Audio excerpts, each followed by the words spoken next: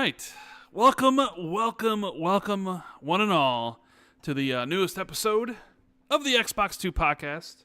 I'm one of your hosts, Mr. Randall Thor 19, the man, with the million, joined as always. This is a bad sign when out of the gate I'm already stumbling over my words. But yes, Mr. Corden is here. Jez, if you're Jez Corden, Mr. Jez the Corden. man with the million. Wait, I don't have a million. No, you don't got a million nothing. You're more like Jez, the man who's never completed a game in his life. Corden. That's false. That is false. I completed a game. I completed many games this year, actually. I think that's a lot lie. of them were 2D indie games, but sure. Hey ho, that's the life of a service gamer, right? How are you, Rand? How are you, good buddy? I'm doing all right. I'm doing because Jez was always worried about me, guys. I am. Chad. He'll DM me out of the blue and he'll be like, "You okay? You all right? you doing good?" You're a quiet boy. And I'm just like vibing with your fine. books. Yeah, I'm just, some people are like, "What's up, man? How come?" Yeah. I'm just like, I don't know. Maybe it's because like I haven't been as active as I could be or whatever. But sometimes you just take a break from it all and just want to chill, with your games or with your books and stuff. And then people get all like, "Well, Rand hasn't said anything in a day or two. Something must be wrong. Are you okay?" I'm like, "Yeah, I'm perfectly fine. What's going on?" I mean, screw me for caring about a friend. Damn. I don't say anything for like 2 days, and it's like, "Did you die? Are you in the hospital?"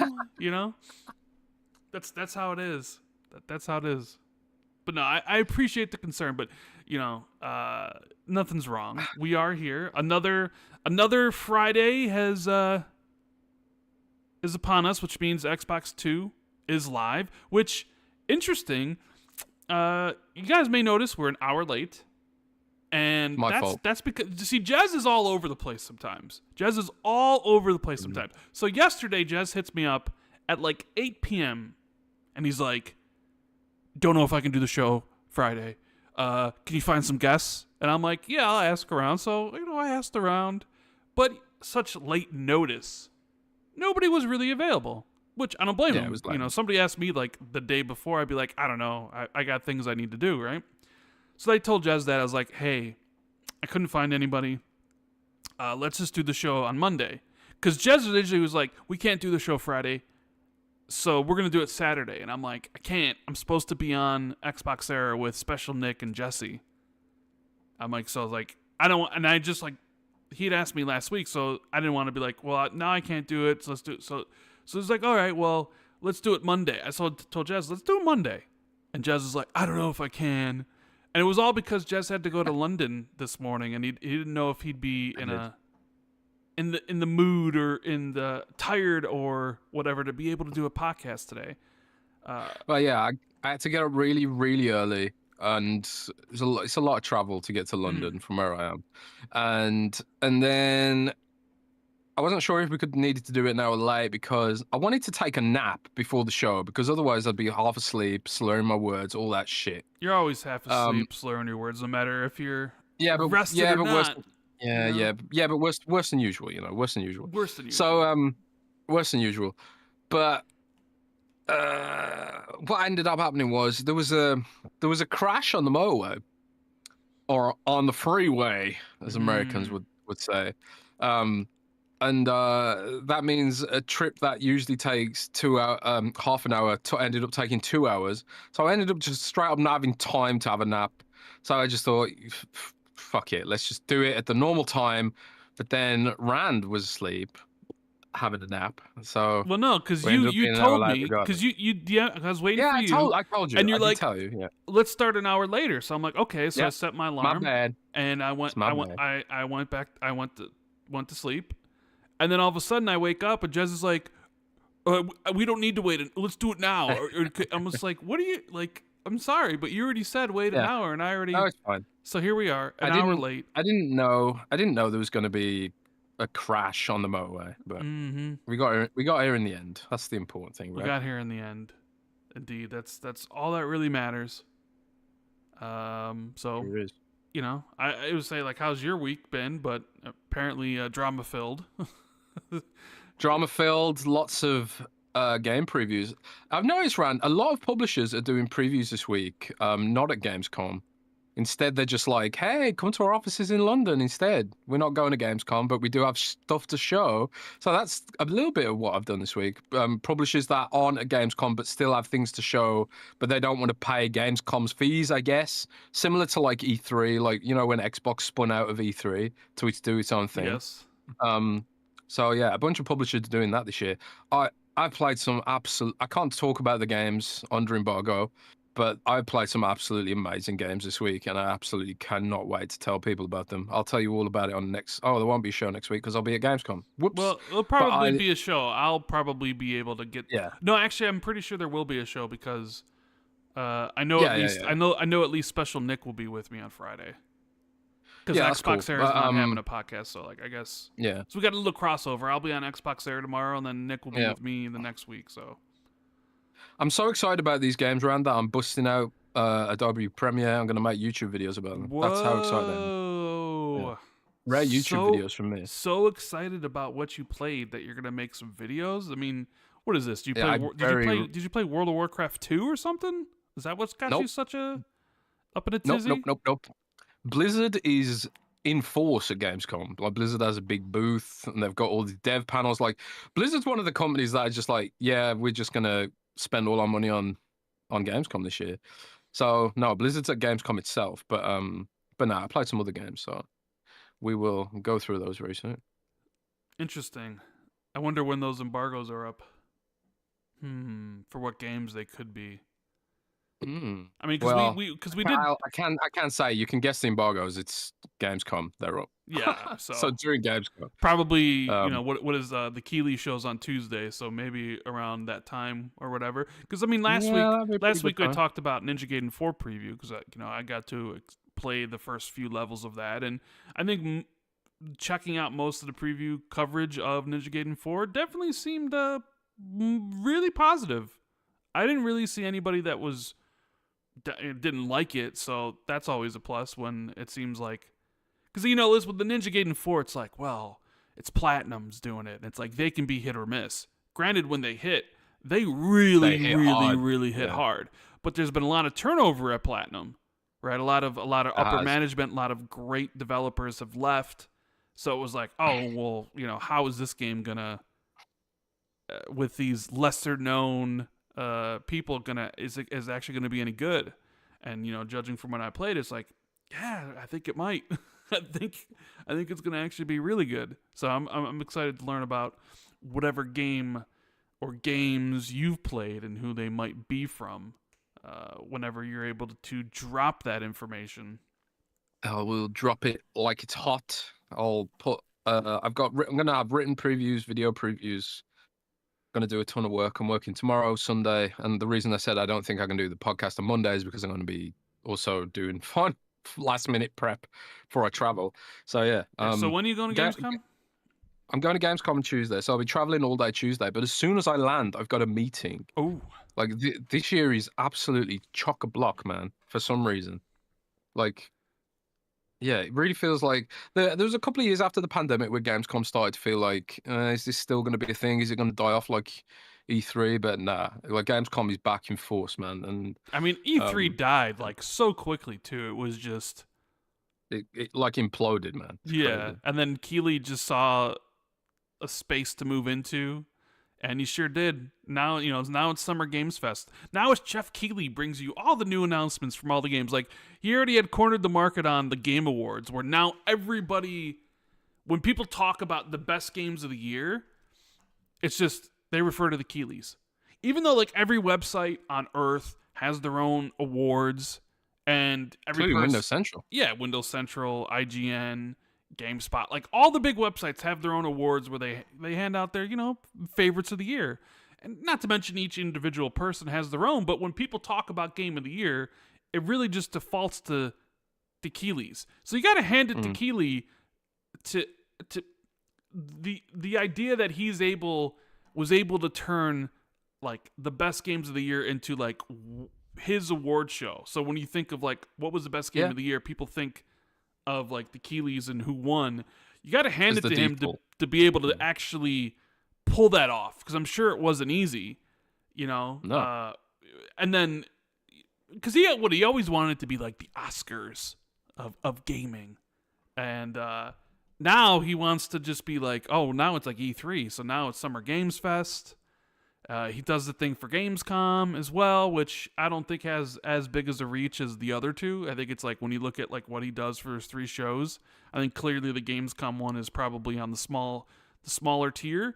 I think mainly because Gamescom still exists. So like, unlike E3 where there's, you know, like where E3 is no longer alive. So yeah. Where it's like, oh no, Gamescom, people still go to Gamescom. It's just like E3 or whatever. And honestly, like Gamescom has never been as important as E3 was.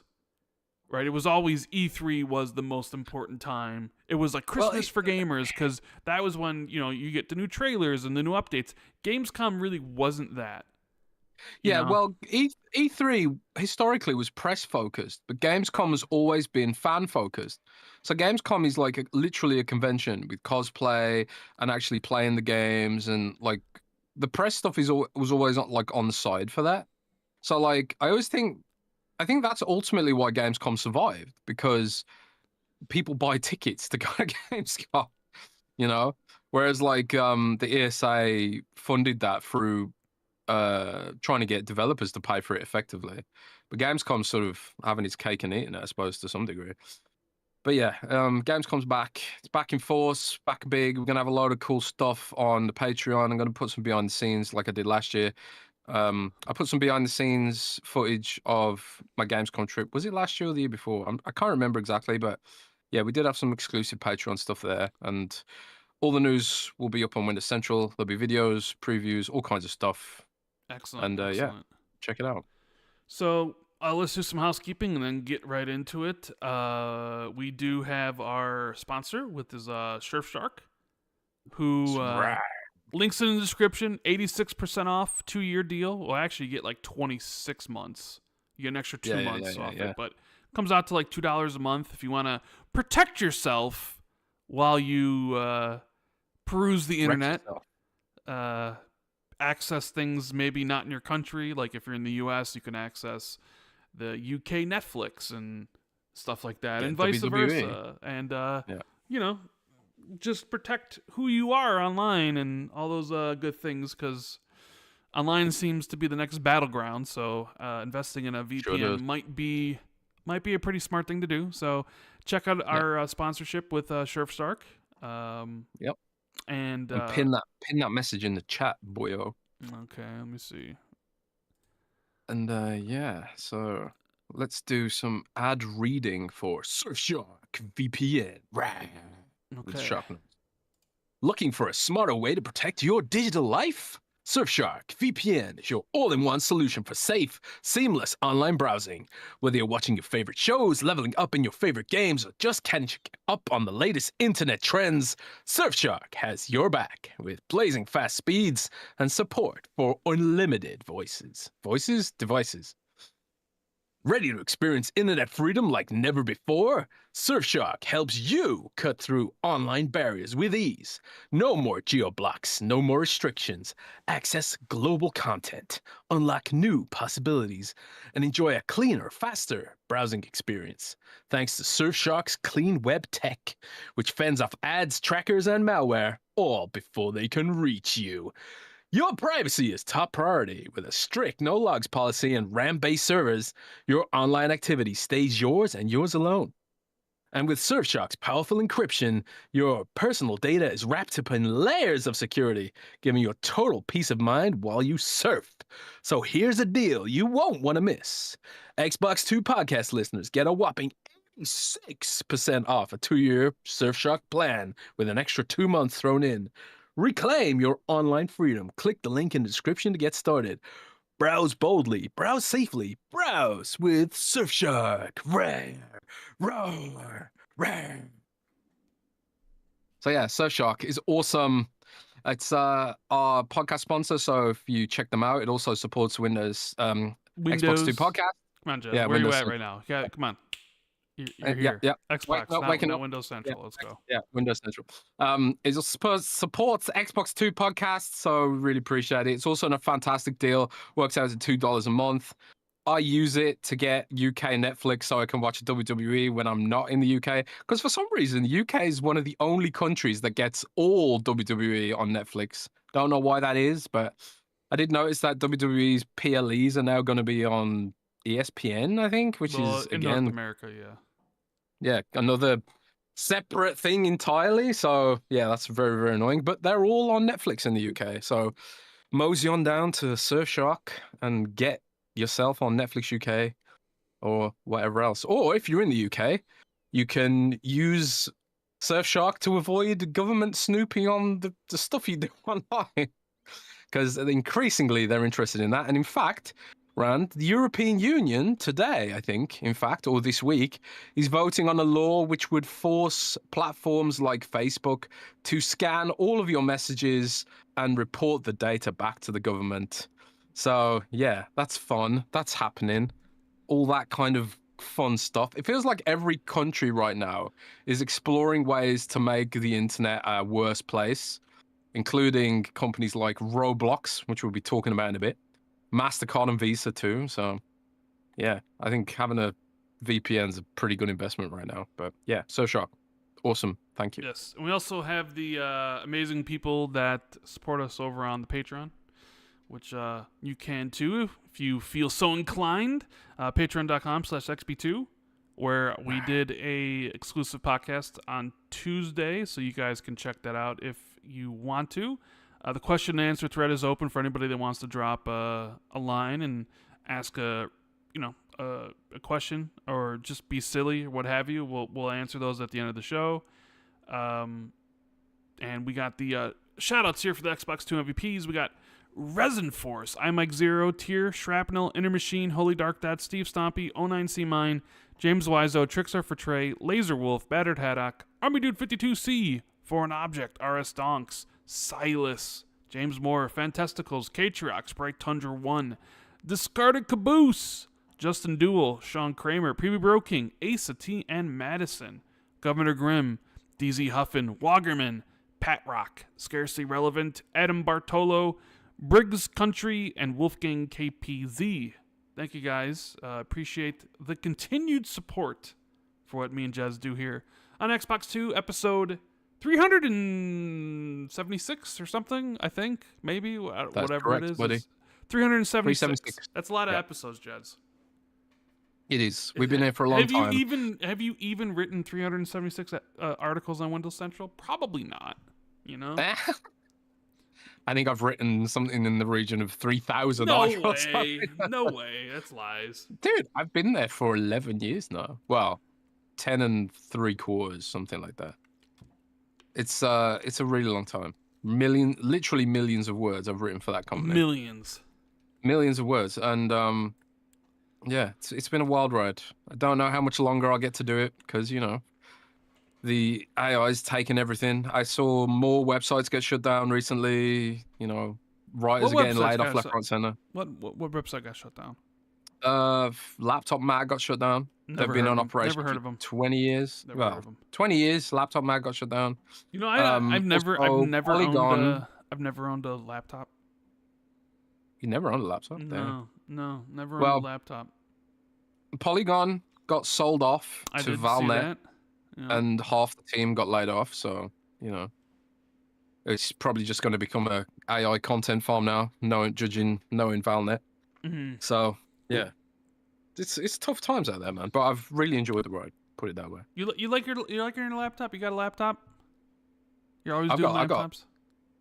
I always do laptops primarily because I'm constantly moving between Germany and the UK, right? So you don't have a desktop at any of the places? No, I don't have a desktop. No. Wow. I used to. I've had desktops in the past, but I don't right now. And you're always complaining about you don't have any room and stuff, and you're playing PC games on a laptop? Yeah. I mean, it's a small laptop. How small? It's is it 16-inch? It's a 16-inch You were laptop. playing Yeah, games it's on a also 16-inch laptop? yeah, What is going on here? it's plugged into the TV. Oh, so you got it. So it displays on your TV. Okay. Yeah, I got a Thunderbolt dock. I got like 10 things plugged into this, man. My setup is awesome. My laptop's raised above the desk, so there's more space underneath. I got this all figured out, bro. All Okay. this shit is figured out, bro. All But right. it does get hot. Hmm. You can fry an egg on this thing when it's, especially if you're playing an Unreal Engine game. You can fry an egg on this thing. You know. That is Blade 123 says 16 isn't small, man. I've reviewed some much bigger laptops, like 18-inch and stuff like that. Like the 18-inch Razer Blade.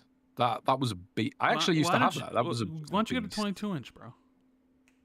I think there is a 22-inch now. Doesn't Asus make one or something? Maybe. You know. There's like there's a ridiculously huge laptop that's just got a massive screen. That is just like it's basically a foldable desktop at that point. Yeah, but I mean, hey, you're plugging it into your TV to play the stuff. Because I was like, man, you're really playing those games on that? But I mean, there are some games I play. I don't mind playing on a smaller screen. Like, I play WoW on it, for example, on the small screen. But WoW looks like a PS1 game, so it's not really a big deal. But when I was playing Silent Hill 2 and Final Fantasy 7 or God of War, I reviewed God of War on my TV. You know, right. Well, let's I did see this report and I wanted to run this by you because we've talked about this in the past about like I think I've mentioned I'm a big fan of what Capcom's doing with Resident Evil. How they continue to like make new ones but also remake their older games. And I think I love that. Right. We've even said maybe Halo should do something like that. Which maybe they kind of are because the rumors have it that there's a Halo CE remake coming next year. Phil didn't during the E3 Xbox Showcase presentation. He did say like, oh, in a franchise that's been with us since the beginning. Like we know what he's talking about. There's a Halo game next year, right? I mean, hell, I've even seen some reporting that a Halo release is imminent on PlayStation. I don't know if you've seen that, right? I haven't. That there's like some API has been discovered and it basically points to like an imminent release, but it's not something old. It's not like Master Chief Collection coming to PlayStation. It's like something new. And I think the article or like the person who discovered it, I'm sure you can probably Google it right now if you wanted to. Like imminent Halo PS5 release, and it probably would pop up. But it was Project Iku by a certain affinity. Iku. Supposedly they're making some standalone Halo multiplayer game. I don't know. That's at least what this article was saying. I don't know how true it is or what have you. I mean, Gamescom is next week. And Xbox has said it kind of like, hey, they have a list of all these things that are going on. And I guess it's possible something Halo related could be announced or what have you. I mean, I don't know if it will be, but I guess that's something to keep your eye on. But we've talked about how like, oh, wouldn't it be cool if Halo did the same thing as like Resident Evil, where it was like a remake of a game and then like the new game and then a remake of, an older game or what have you, like kind of like Resident Evil does it where they remake an older one or a couple older ones, but then you still have the new progress of Resident Evil 7 and then Resident Evil 2, Resident Evil 3, and then Resident Evil Village, and then Resident Evil 4, and then, now it's going to be Resident Evil 9 Requiem. But according to Dusk Golem, the next two remakes after Resident Evil Requiem, which I'm really excited for, I think a lot of people are excited for, that comes out in February, is Dusk Golem put it out there. He's like a Capcom insider, does a bunch of insider for a whole bunch of other stuff. But yeah, and Dusk Golem, like if you guys ever wondered whether you can trust Dusk Golem or not, you absolutely can trust that guy. Yeah. Trust me. He said that the next remakes are Code Veronica and Resident Evil 0, but he doesn't know which one's coming first. That gets me very excited because I absolutely loved Code Veronica. Yeah, Code I never Veronica's finished great. Zero though. I So like, don't think I ever played Zero, to be honest with you. I have Zero. Like I own all the old Resident Evil games on the X. You know, because all the all the Resident Evil games have been ported to every system that could possibly run them. Right. But yeah, I own the OG Resident Evil 4 plus the new Resident Evil 4, RE2, RE3 remakes, Resident Evil 5, Resident Evil 6, Resident Evil 0, Resident Evil Remake. They're all on Xbox. And I think there was a sale at one point where it was like all of them were on sale for like a bundle for $20 or something, or maybe $30 or something like that. It was some crazy sale. And I remember buying it and I was like, I have all these games, but it's like, I never played Resident Evil 0. And I know like that's the one where you're on a train, right? yeah, so it starts off when you're on a train. It's sort of it's parallel to Resident Evil 1. So you Yes. start off as is it Brad and Rebecca? I think, or is it someone else? I think it's Rebecca Chambers and someone else. I can't remember if it's Brad Vickers or someone else. I think it might be someone else. But yeah, you start off on a train, there's leeches. And Leeches. leeches, yeah, zombie leeches. And the hook was that you switch between the two characters or play it in co-op to solve puzzles on different parts of the map. It was an interesting idea, but I don't think it worked that well in practice, especially when you're playing it solo. But it's still a good game, and it's still, like I say, runs parallel to Resident Evil 1. So you do end up in the mansion at you know, later on. Because if you remember playing, if you remember Resident Evil 1 at all, there was some sections where you meet with Rebecca Chambers. I think Rebecca was Rebecca in Chris's scenario? I think Rebecca was in Chris's scenario. So if you played Chris, you met Rebecca, and if you played Jill, you met Barry. I think. Yeah. Oh, so Riffs a lot in chat says Billy Cohen. Yeah. I can't remember his name. Because I think that's the only Resident Evil game he appears in. It does. But yeah, I never finished that one. I'll be right back. I got a package was just delivered. Give me a couple minutes. Package. Oh. Rand's got a package, guys. Drop me some questions in the chat. Did any of you guys play Resident Evil 0? And if you did, are you interested in a remake of Resident Evil 0? Or would you prefer Code Veronica? Billy Game Adaptation Newscast as a criminal, I think. Wasn't the criminal guy, wasn't he in Code Veronica? Because in Code Veronica, it's Claire and a criminal guy, isn't it? If I remember correctly. I could be wrong about that. It's been a long time since I played some of these games. A really long time. So I can't remember them that well. But yeah. AJH says, I played 0, I never played Code Veronica. I would love an RE0 with updated mechanics. Yeah, I think Resident Evil 0 is a good one to remake. Because of those mechanics. The mechanics were weird and they didn't work that well back then on the GameCube. It came on the GameCube, didn't it? If I remember correctly. But with modern tech, it could work way better. So yeah, Resident Evil 0 could be awesome. Night Dog says, I prefer Outbreak remake. I never played Outbreak. Was Outbreak the one on Nintendo DS? Genuinely don't know. It's been a long time, man. Was Outbreak the shooter? There's been so many Resident Evil spin-offs and stuff. It's hard to track all of them.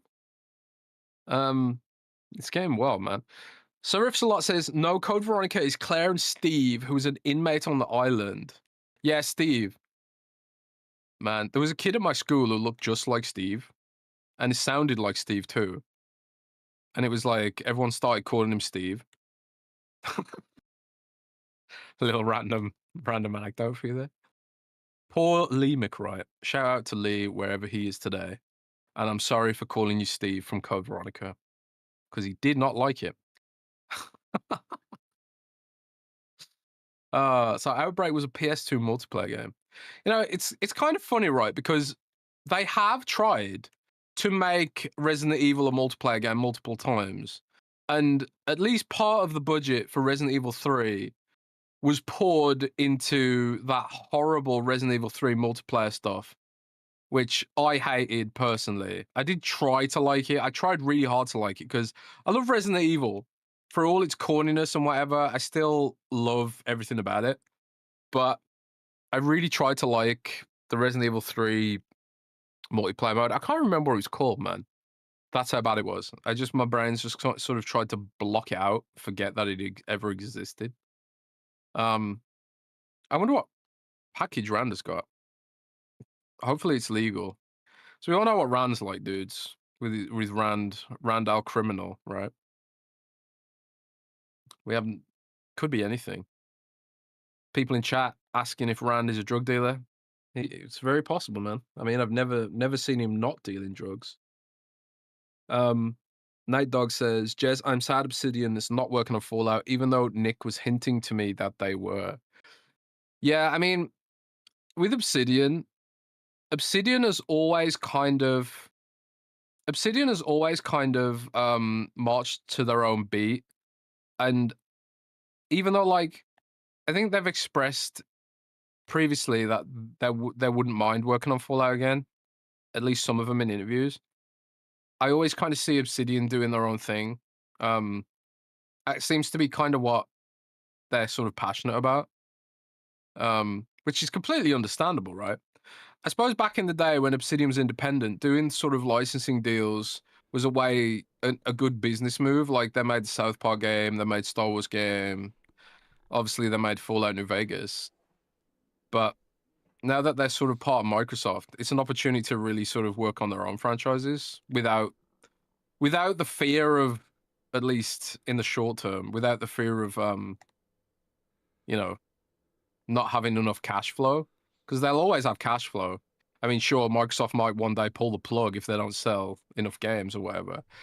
But Obsidian's a studio that's collecting a lot of royalties on old games like Fallout New Vegas, so they can probably get away with it a bit more than like the Initiative could, right? Because obviously the Initiative... They're probably safe. Initiative had no legacy whatsoever. They're probably good as long as they don't take 7 years to make a game. And considering they have a whole bunch of teams making stuff... And they've got Grounded, which is popping off. Yeah, well, it's things like Grounded.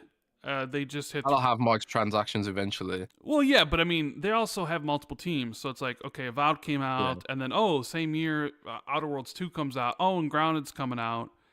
Now, they need to obviously retool, but essentially, if you look at it, they're probably going to have 3 teams working on, or you have the team who's going to be continuously working on Grounded 2, but then the Avowed team and the Outer Worlds 2 team, after the DLC and stuff is done, they're going to be going and working on other stuff. Now, I mean, it could still take 4 or 5 years, because that's what seems to at least be the minimum for AAA gaming. And I know some people even like, is Obsidian AAA? I think they're probably more in that, like, AA plus space, where it's on the verge of AAA, but it's not quite AA. It's like it straddles that line in between.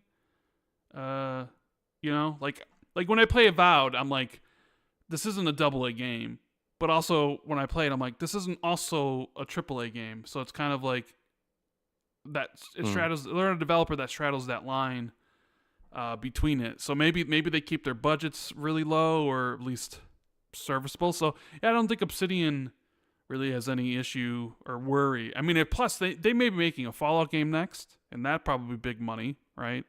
A lot of big stuff. But look how big Grounded's become. They just announced 3 million players pretty fast. Yep. Which impressive, right? You know what I thought when I heard that? What did you think? I want to hear what you think, because when I saw that Grounded 2 hit 3 million players on just Xbox and PC, because it's not on PlayStation, it's not on Nintendo, because they don't have an early access system. For whatever reason, my first thought came to my mind. I was like, wow, Grounded did as well as Doom did. Does that speak more about Doom or more about Grounded, that the 3 million players... Because they, they both announced 3 million players. I think maybe Doom announced 3 million players sooner, but I mean, they both announced 3 million players or whatever. And I was just like, I don't know which one that says that more about, Doom or Grounded. Like how big Grounded's become without PlayStation and Nintendo, where Doom was on everything except Nintendo, but has similar player numbers.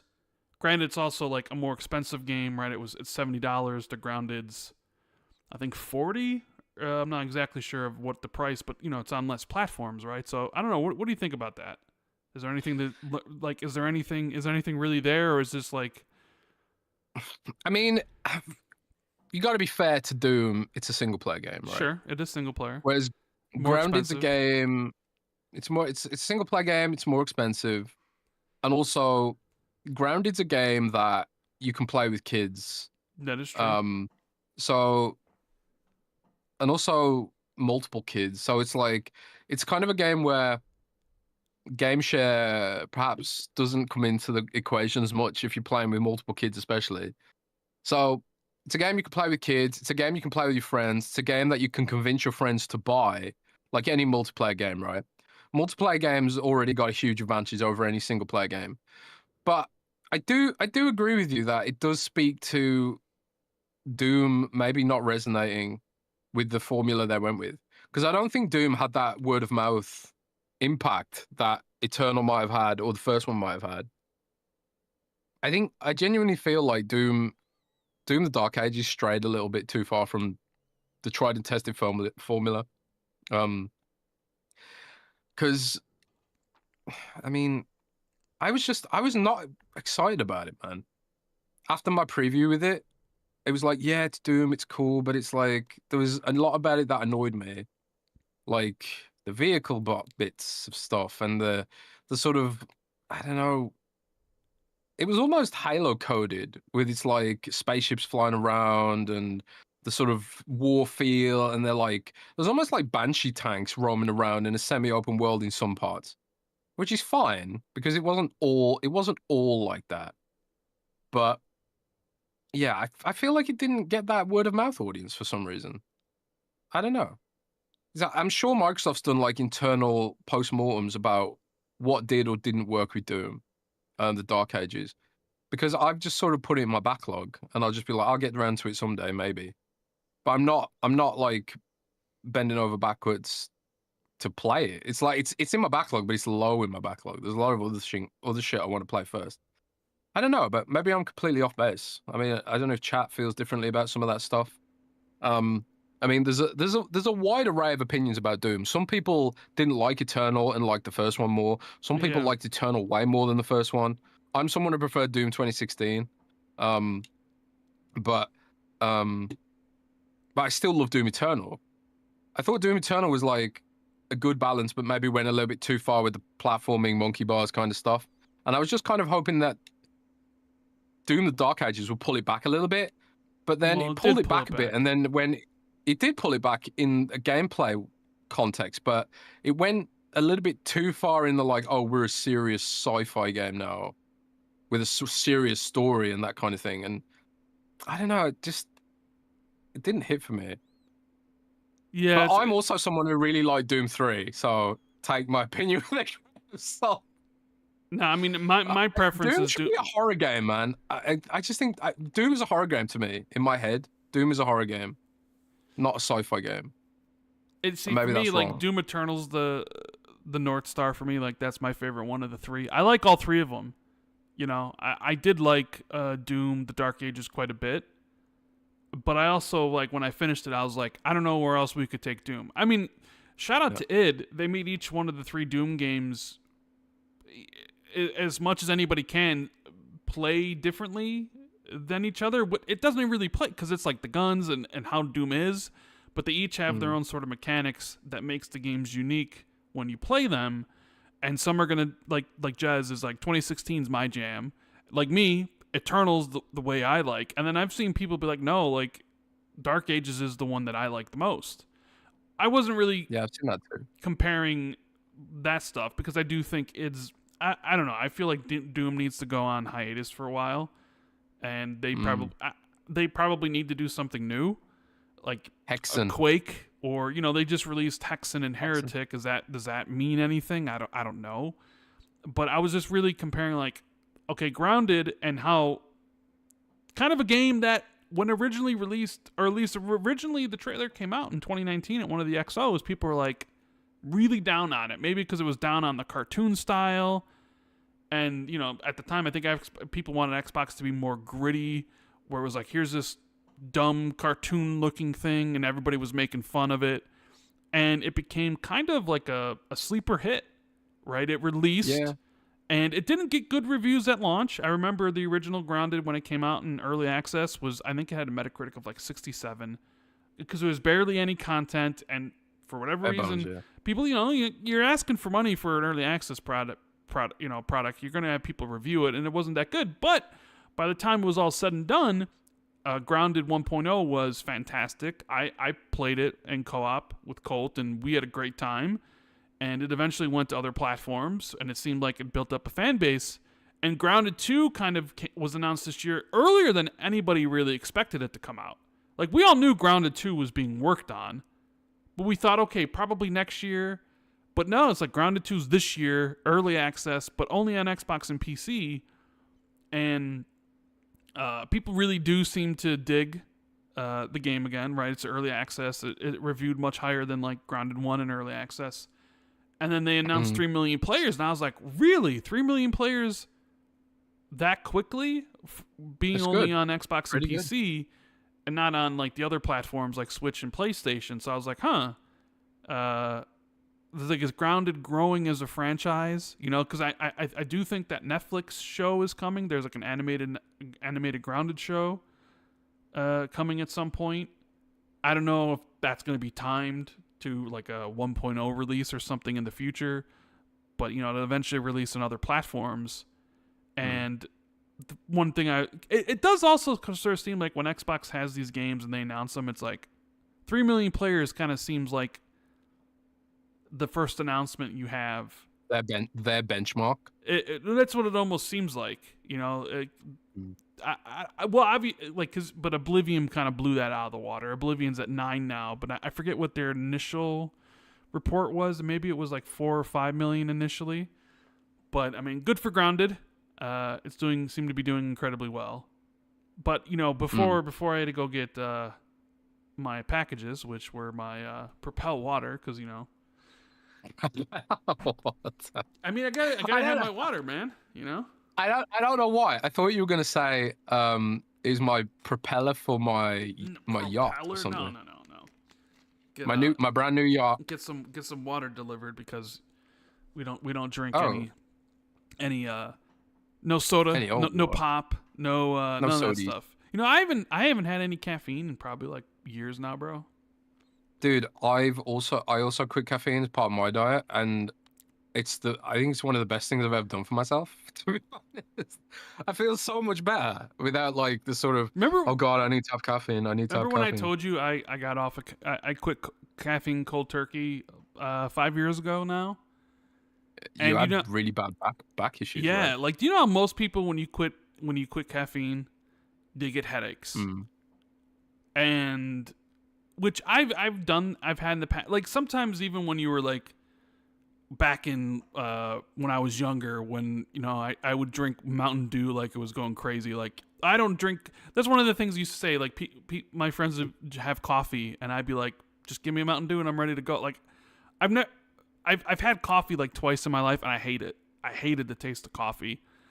But I would always be like, give me a Mountain Dew. But then you drink so much pop, and then if you don't have any for a while or a couple days, all of a sudden you get those headaches.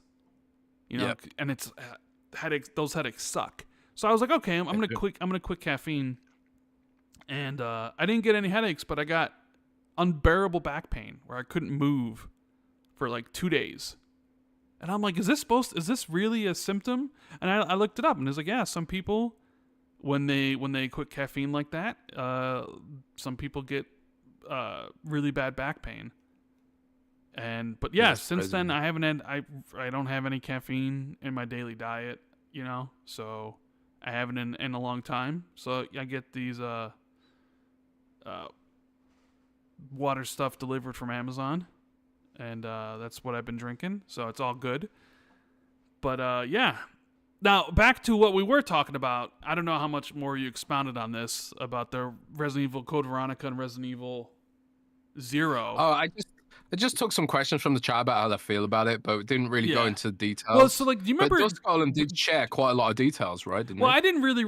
I don't really want to know the details. I mean, because I played.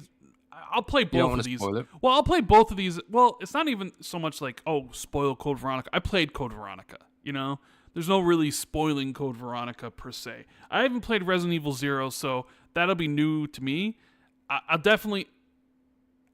I don't know, like when I think about which one I'm more excited about playing, it's like I have Resident Evil 0, which is something I never played. But then Resident Evil Code Veronica, which is something I have played, which is something I also really liked. So, like, you would think I'd be more excited to play Resident Evil 0 because it's at least something I've never experienced before.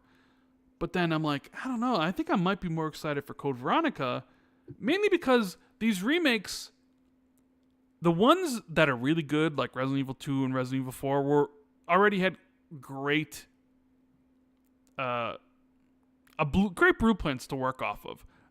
Even though like Resident Evil 3 is really good, the OG game, I don't think it's on the level of 2 or 4. So when they remade that one, the remake wasn't as good. And I sort of wonder... Dude, I'm sorry, but that's not the fault of Resident Evil 3. I know it's not. They removed so much stuff. I know they did. My thing is like... My worm, bro. They removed my worm. The blueprint... Which, out of context, might sound weird. The blueprint for Code Veronica is stronger than the blueprint of Resident Evil 0. So, and my thing maybe. is, so I'm just really excited that we're getting both of them. Plus, we're getting Requiem, Resident Evil 9, and then imagine at some point they're gonna redo Resident Evil 5. I mean, it seems like they sort of have to, but I don't even know if you even bother with 6. But at some point, I guess, I mean, I don't know. Why not just even go all the way back and just remake? You know, like Gears is doing a remaster of a remaster, right? With Gears Reloaded. Why not remake Resident Evil 1? But this is the thing about that, right? At least Resident Evil 1 remake came out like 50 million years ago. The Gears of War remake was not that long ago, I feel like. I think Resident Evil 1 remake deserves a remake. It's a GameCube game at the end of the day. PS2 game, for God's sake. Yes. So yeah, remake that one, but... Did you see he also said what teams are working on it? So Resident Evil Code Veronica has the Resident Evil 2 and Resident Evil 4 team working on it. And Resident Evil 0 has the Resident Evil 3 remake team on it.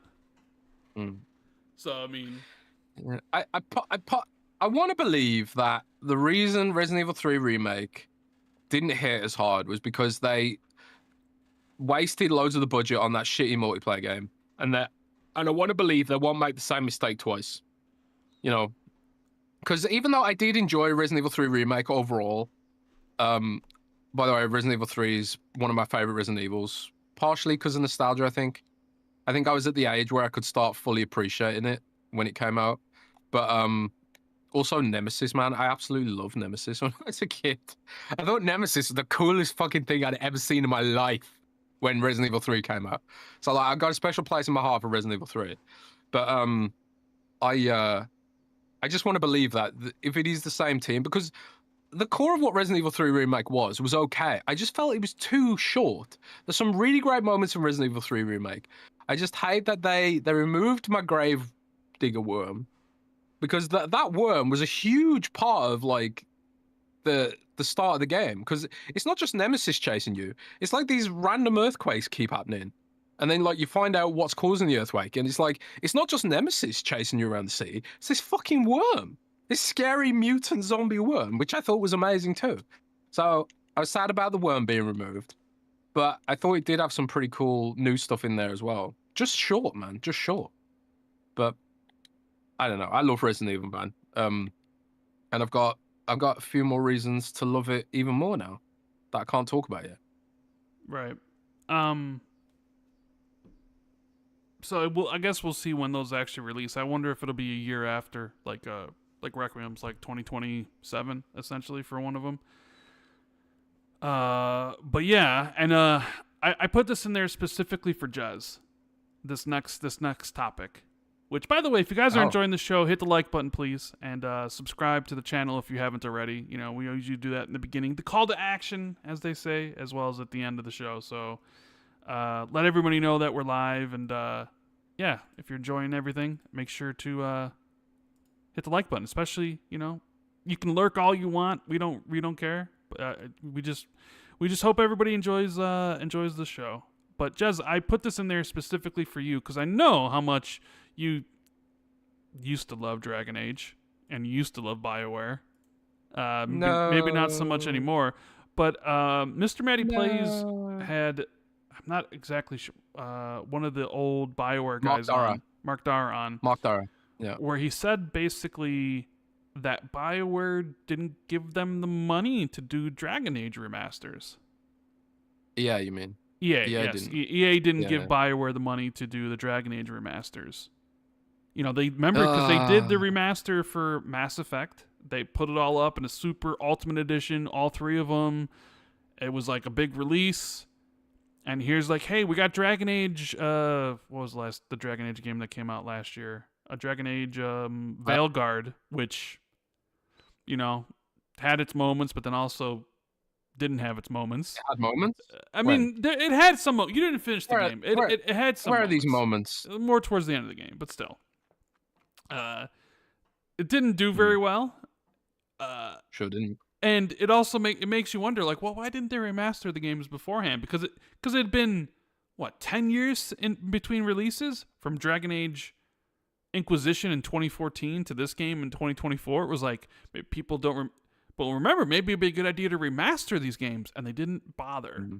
And the game didn't really seem like it did well. And who knows if BioWare is going to be around for however long it takes to make this Mass Effect game, which, do I have any faith that the Mass Effect game is going to be the Mass Effect game that we all want? And I don't know. But Jez, I mean, it definitely seems like EA had a favorite, which everybody does, right? And honestly, I can't blame them because Mass Effect is leagues better than Dragon Age in every way. So I'm not surprised Mass Effect was the one that they kind of like, yeah, do the remaster. We'll do another game. And they kind of were like, ew, Dragon Age? Yicky. You know? How do you feel about that? Well, I feel like with Mass Effect, right? Mass Effect had already a good foundation, right? But you have to remember that Dragon Age Origins was built on the remains of the KOTOR engine. I can't remember what the engine was called, but it was BioWare's proprietary RPG engine, right? That's what that was built on. It was not, to say that it was outdated is an understatement. Even back then, it was rough. It wasn't a very good engine. Especially from a gameplay perspective. If Mass Effect 1 was archaic in its shooting systems, then Dragon Age Origins was a dinosaur, I suppose. So I kind of feel like when you're making a game on Unreal Engine and, your whole team knows Unreal Engine upside down, inside out, and backwards now, and also it's pretty obvious what parts of Mass Effect needed to be improved from a shooter perspective. Yeah, Didact says Aurora Engine. Yeah, the Aurora Engine. So thanks. I couldn't remember what it's called. The Witcher 1 was on the Aurora Engine as well. I didn't play Witcher 1. The first Witcher I played was 2. Yeah, right. So the very first Witcher game was also on the Dragon Age Origins engine for some reason. I think there's a story behind that, but I can't remember it. But anyways, yeah, so I feel like it was probably cheaper to remake Mass Effect than it would have been to remake Dragon Age, because remaking Dragon Age, you would have had to basically build a whole new everything for that game. Whereas with Mass Effect, it's already on Unreal Engine. It's more popular anyway. It just makes way more sense. So even as a huge Dragon Age stan, I think it's hard to argue against that decision. I think if you're doing a Dragon Age remake, you have to go balls to the wall, all out, kind of like what Larian did for Baldur's Gate, because that's the kind of game it was at the end of the day. It wasn't turn-based, but it was like real-time tactics, kind of very, very, very heavily RPG, I've got this much speed, so I'm gonna attack this fast. Melee combat was notoriously awful in Dragon Age Origins as well, you know. But EA, to be honest, EA's mishandled the Dragon Age franchise all the way through. From Dragon Age 2, they've been mishandling it, you know. But it always had this like undercurrent of like great characters which held it together. The great characters is what really held that franchise together, even if the gameplay wasn't always very solid. I mean, Dragon Age 2 was panned, man. I remember like Dragon Age fans were like really split on Dragon Age 2, but it's only after like tons of updates, books, DLC, that Dragon Age 2 kind of came into its own and ended up being a beloved entry in the franchise. Even myself, I was a huge hater of Dragon Age 2, but I ended up loving that as well. And Inquisition had the same issue.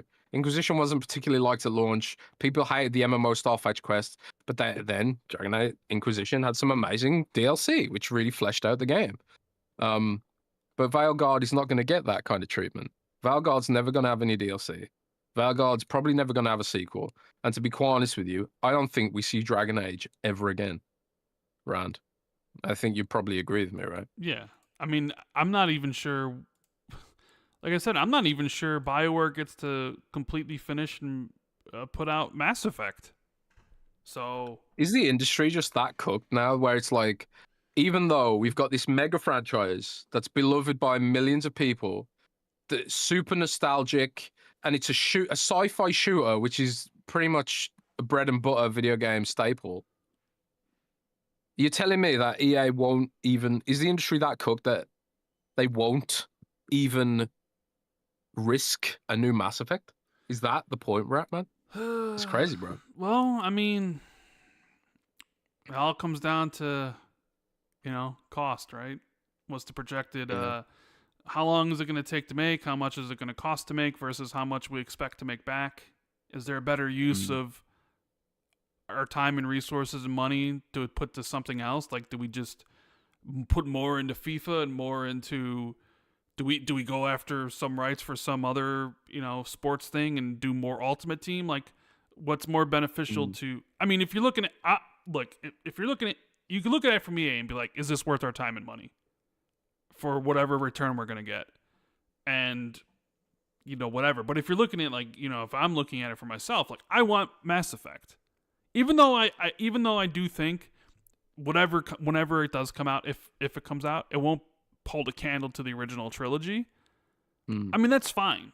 The original trilogy also came out at a time where games were different, and even still, like,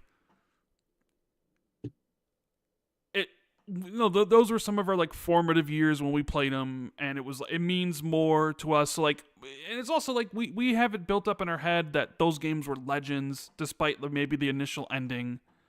So, like, how could something new actually compete with our rose-tinted glasses of what Mass Effect was? Rose-tinted is a big issue as well. Well, there's that. I mean, and plus, like, I recently replayed Mass Effect a couple years ago with the remasters, and the games are still as great as they've ever been. The story and stuff. Sure, the gameplay is like whatever. It's a tad bit dated, but it's going to be very difficult for a new Mass Effect game to come out in this day and age and be considered better than the original one. But obviously, they're hoping, like, we have another story to tell. People still love Mass Effect, and it still could be, like a make us money, right? Clearly Dragon Age didn't, but I mean, I don't think Dragon Age was ever considered on the level of popularity as Mass Effect was, but no. I think Dragon Age enjoyed a time when games would have a long tail, especially RPGs. I think like even if Dragon Age didn't do spectacularly well at launch, it's the kind of game that would have done better over time with DLC and that kind of thing. But increasingly, I just wonder, does that market even still exist anymore? Is that market just not viable? Is the long tail dead? Well, it also existed at a time where you could put out a game in 2 or 3 years. So you could have Dragon Age, and what was it, 2009? Like the original Dragon Age Origins? Was it 2008? What do you remember what year it was? It was like 2009, right? I can't remember, bro. There's Mass Effect 1 was 2007. I think Dragon Age was 2009. No, Mass Effect 2 was 2009. Yeah, and I'm gonna Google this. We have to get this right, Jez. When was Dragon Google Age? it, bro. It's 2025. Don't you ask Copilot? No, because I can type this. Don't in. you ask Chat GPT? Because I can type in Dragon Age faster than I could. Dragon Age. Okay, Dragon Age came out in 2009. Hey, Copilot. Oh shit. So yeah, I already have. Give me a list of Dragon Age release dates.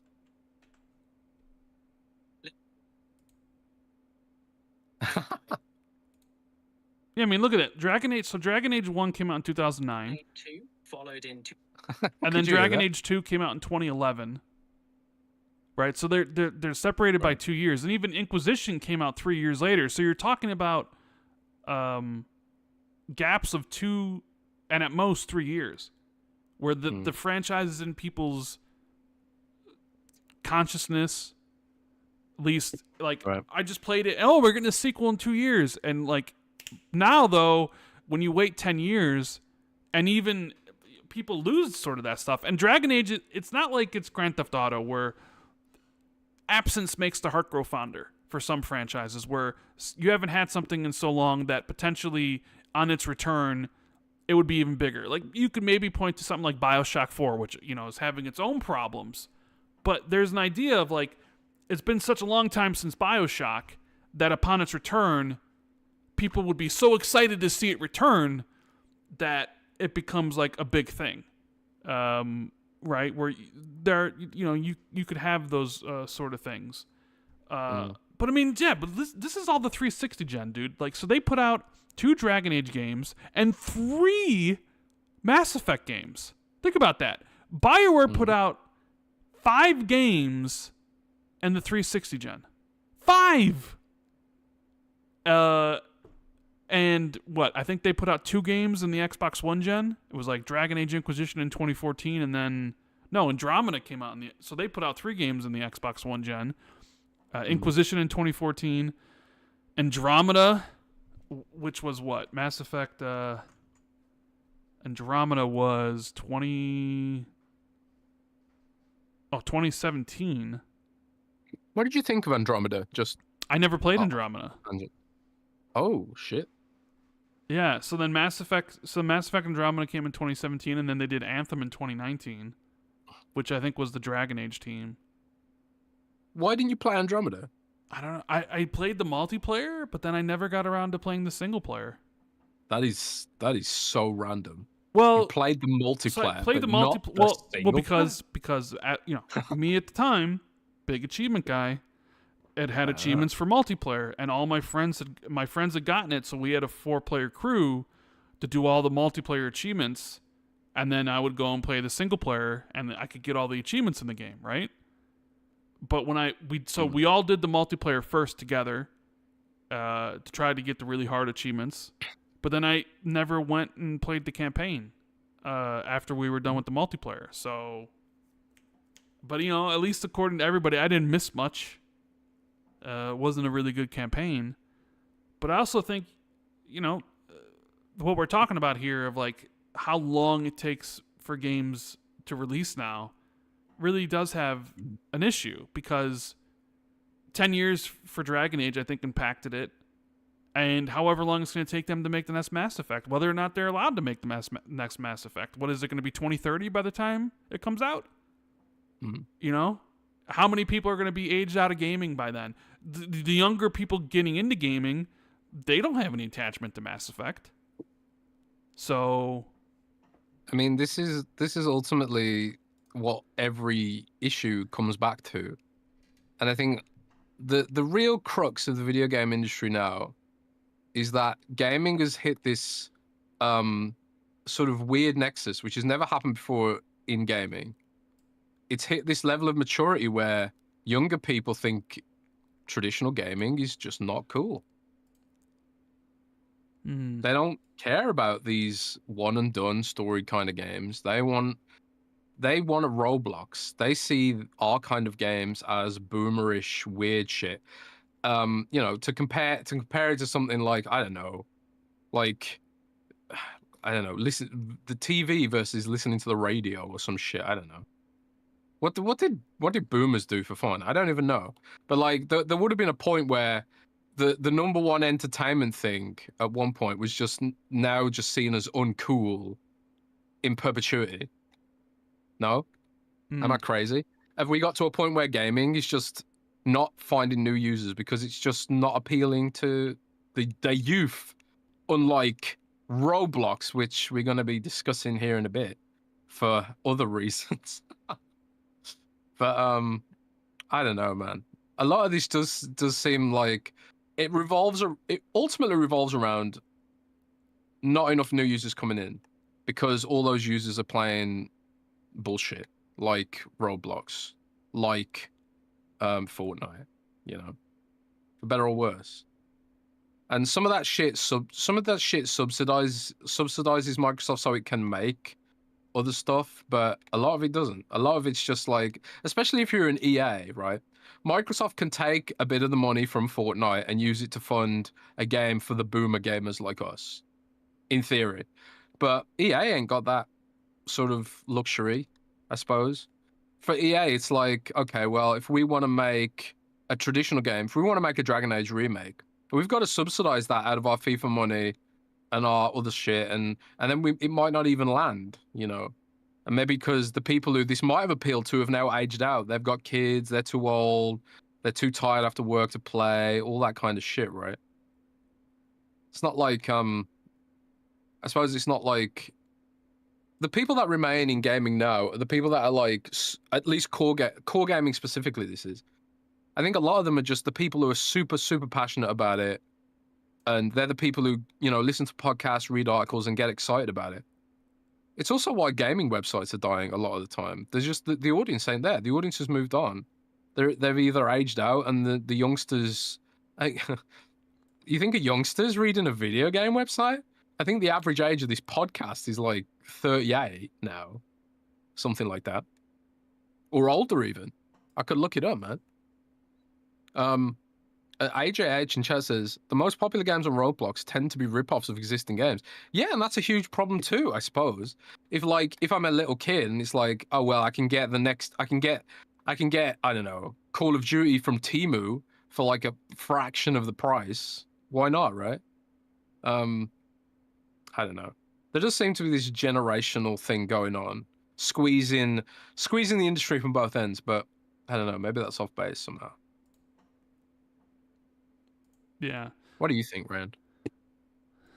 I mean, is the generation gap a big issue for gaming, or is it overbroad? No, the generation gap is going to be a big issue. When more and more people, older people, start aging out, and they're supposed to be replaced by the younger generation, and the younger generation doesn't care, they don't have an affinity for a PlayStation or Xbox or Nintendo. That's absolutely going to be a long-term issue that they're going to have to figure out. But you know, I wanted to talk about Call of Duty, Jez. I don't know, briefly, maybe this. Well, because there was some information that came out. It's kind of relevant, and it ties into a lot of other things, right? So, Billy, I always forget this guy's name. Billy Cunn. Billy Cunn, I think. He leaked the release date of Call of Duty, which is so it's coming November 14th, which is about when I expected it. And he leaked the platforms it's coming on. So the Xbox Series X, the PS5, the PS5 Pro, the Series, the Xbox One, the PS4, but no Switch and no Switch 2, which is odd, I guess, because I remember Microsoft making a whole big thing about their 10-year pledge to bring. That was one of the things they pledged to regulators, right? Is that they were going to bring Call of Duty to the Switch, and they made a big thing about it. Oh, bring in Call of Duty to 150 million players on the Nintendo platforms at the time. And you know, sure, the deal closed in 2023. We're about to be 2 years into it. And still no Call of Duty game on the Switch. Now, granted, Switch 2 just launched. I don't know if that has something to do with it. I don't know if like maybe the devs didn't have any dev kits on time to be able to release a Call of Duty game this year or whatever. I would assume that's the case, because that's what seems to be the case for almost all the Xbox studios, because everybody was wondering, where's all the Xbox announcements for the Switch 2? And they haven't happened yet. And we had talked about this in beforehand, where I was like, I'm pretty sure they didn't get any dev kits. And I think that's probably the issue here, is that those teams probably didn't get dev kits in time to be able to release Black Ops 7 this holiday. I don't know if that necessarily means that they'll be able to release it sometime in the spring next year. I don't even know if that's a good idea, because that's when Grand Theft Auto is not going to be on the Switch, so maybe you could still do it like that. Do you think that's a pretty solid reasoning for why Black Ops, considering like the commitment they made to Nintendo and to the regulators, being like, we're going to do this, and it's been 2 years and they haven't yet, right? Dev kits is definitely an issue, but honestly, I think even if they did have dev kits, you have to remember, this is a team that has no pipeline for Nintendo. They've never made Nintendo games before. It could even be like you get an outside support studio who's familiar with Nintendo shit to do it, honestly.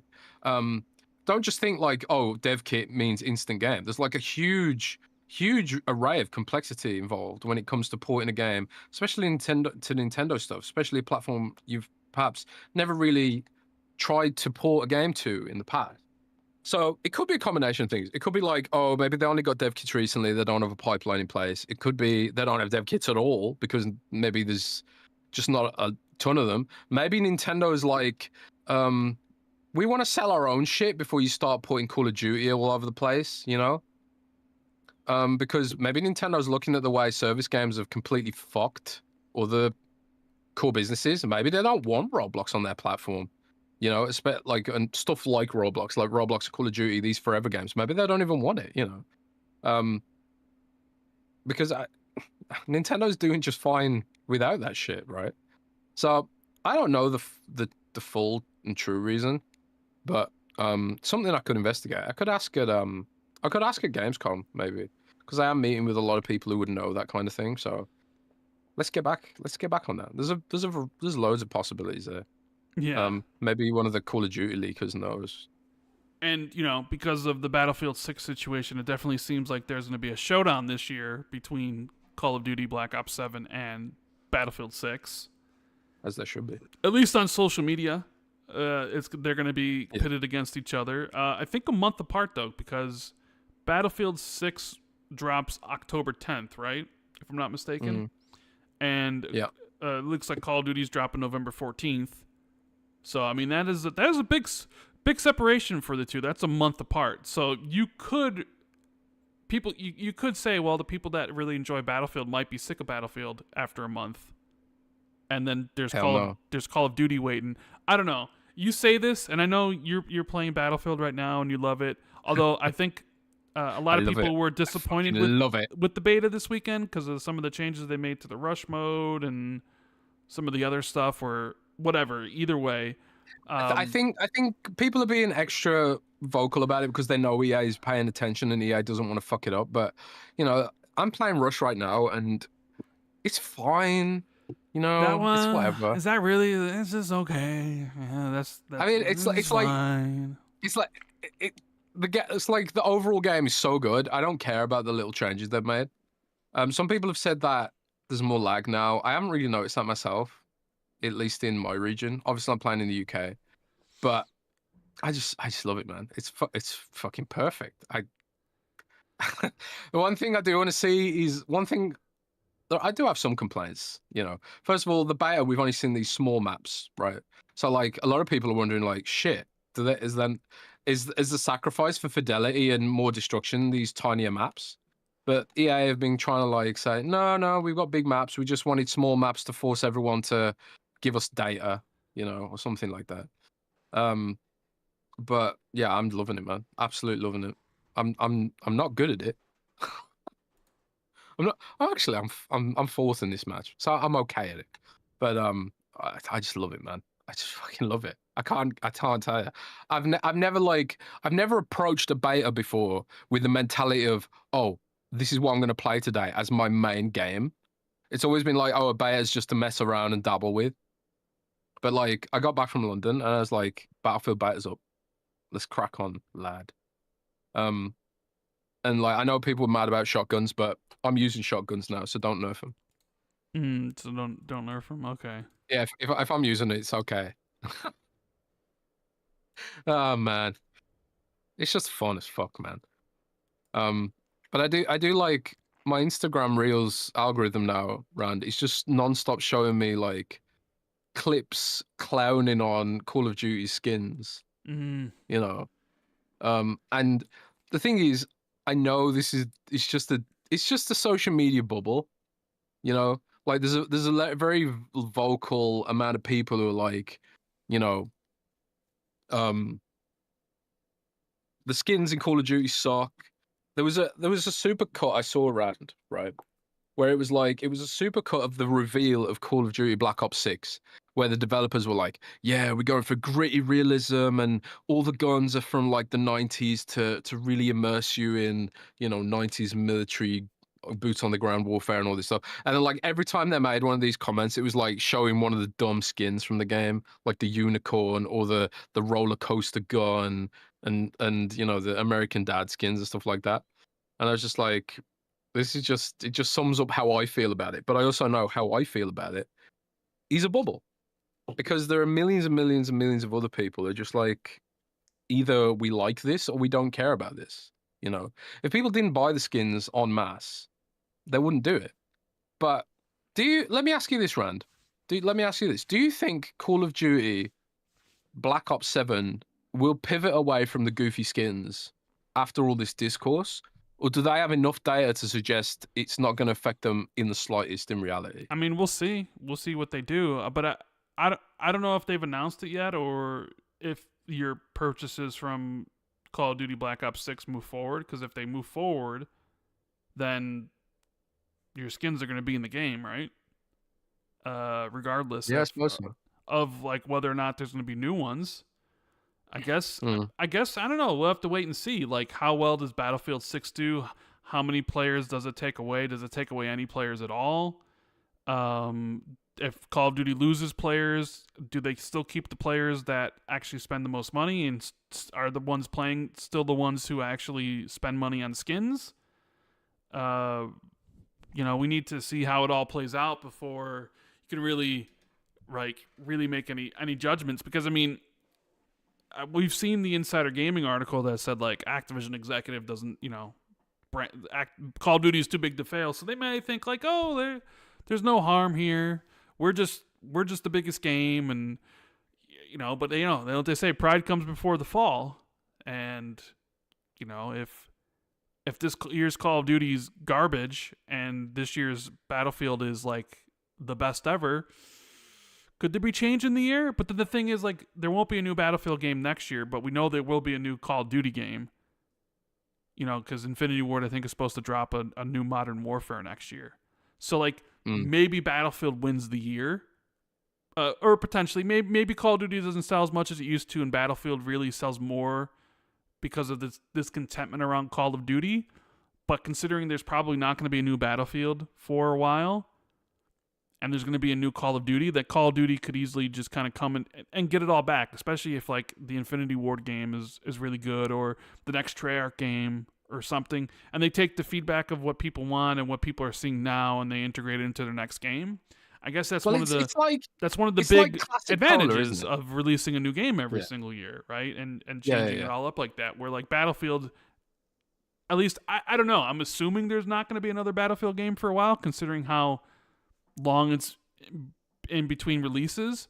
So it's like this is it, and you know, how will that play out next year, potentially, when the new COD's coming with new things and it's the new shiny thing and people have FOMO, and you know, maybe, you know, is the roadmap really robust for Battlefield and all that stuff? That's something that we'll have to see, and I think probably will play a role eventually. But I think you've hit the nail on the head there, where it's like, even if this year's Call of Duty does bad, they can pivot next year's Call of Duty. And we've seen this happen in the past, like with Call of Duty Ghosts and stuff like that. And there's also like this new Coke effect, right?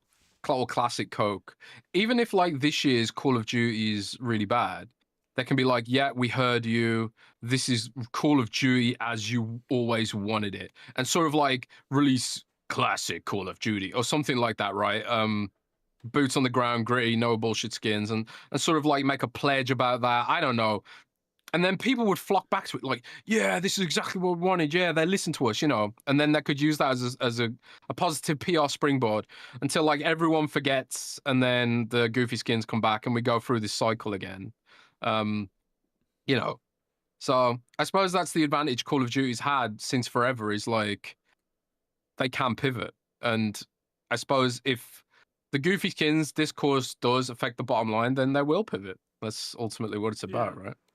Yeah, but the other thing about the whole Call of Duty thing, that doesn't necessarily have to do. Well, it kind of does have to do with Call of Duty, but it kind of has this other thing about.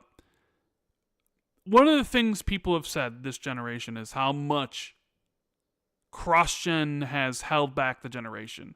You know, people love to say the Series S is the problem, and I'm not saying the Series S doesn't have its issues. You know, RAM being one of them, right? Yeah. But it's kind of.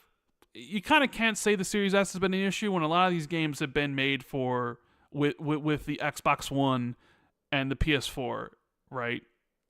Considering how old those are. So it's like, yeah, Series S is its own set of challenges, but come on.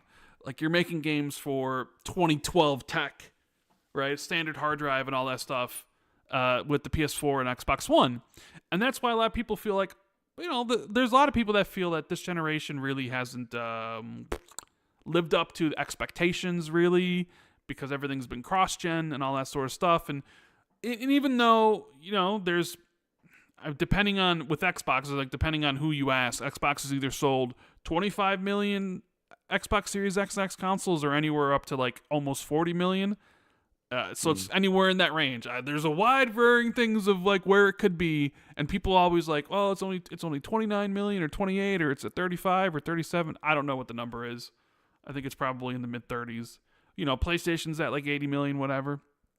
And you'd be like, well, one of the things that you could do to get more people in the next generation, which we saw last year with college football, was release games that are only on current gen.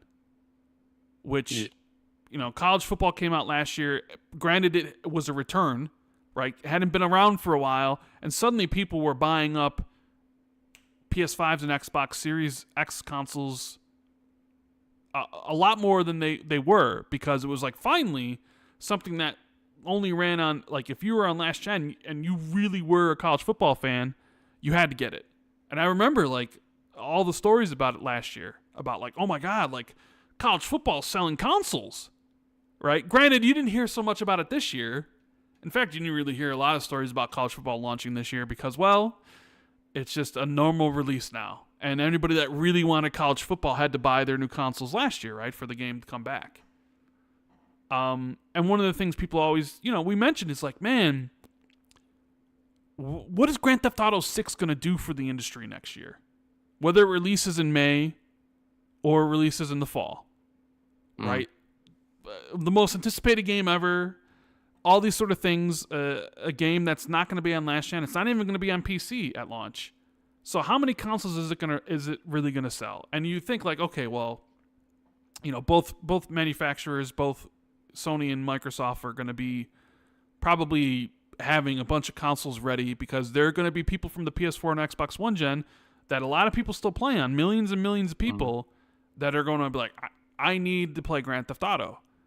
And that's going to be a big, huge shot in the arm for the industry, because you're going to have new people jumping on these new platforms, and maybe the only person that benefits is Rockstar, because maybe those people dump their old consoles and the only thing they're interested in is Grand Theft Auto 6, and they don't look at any other games.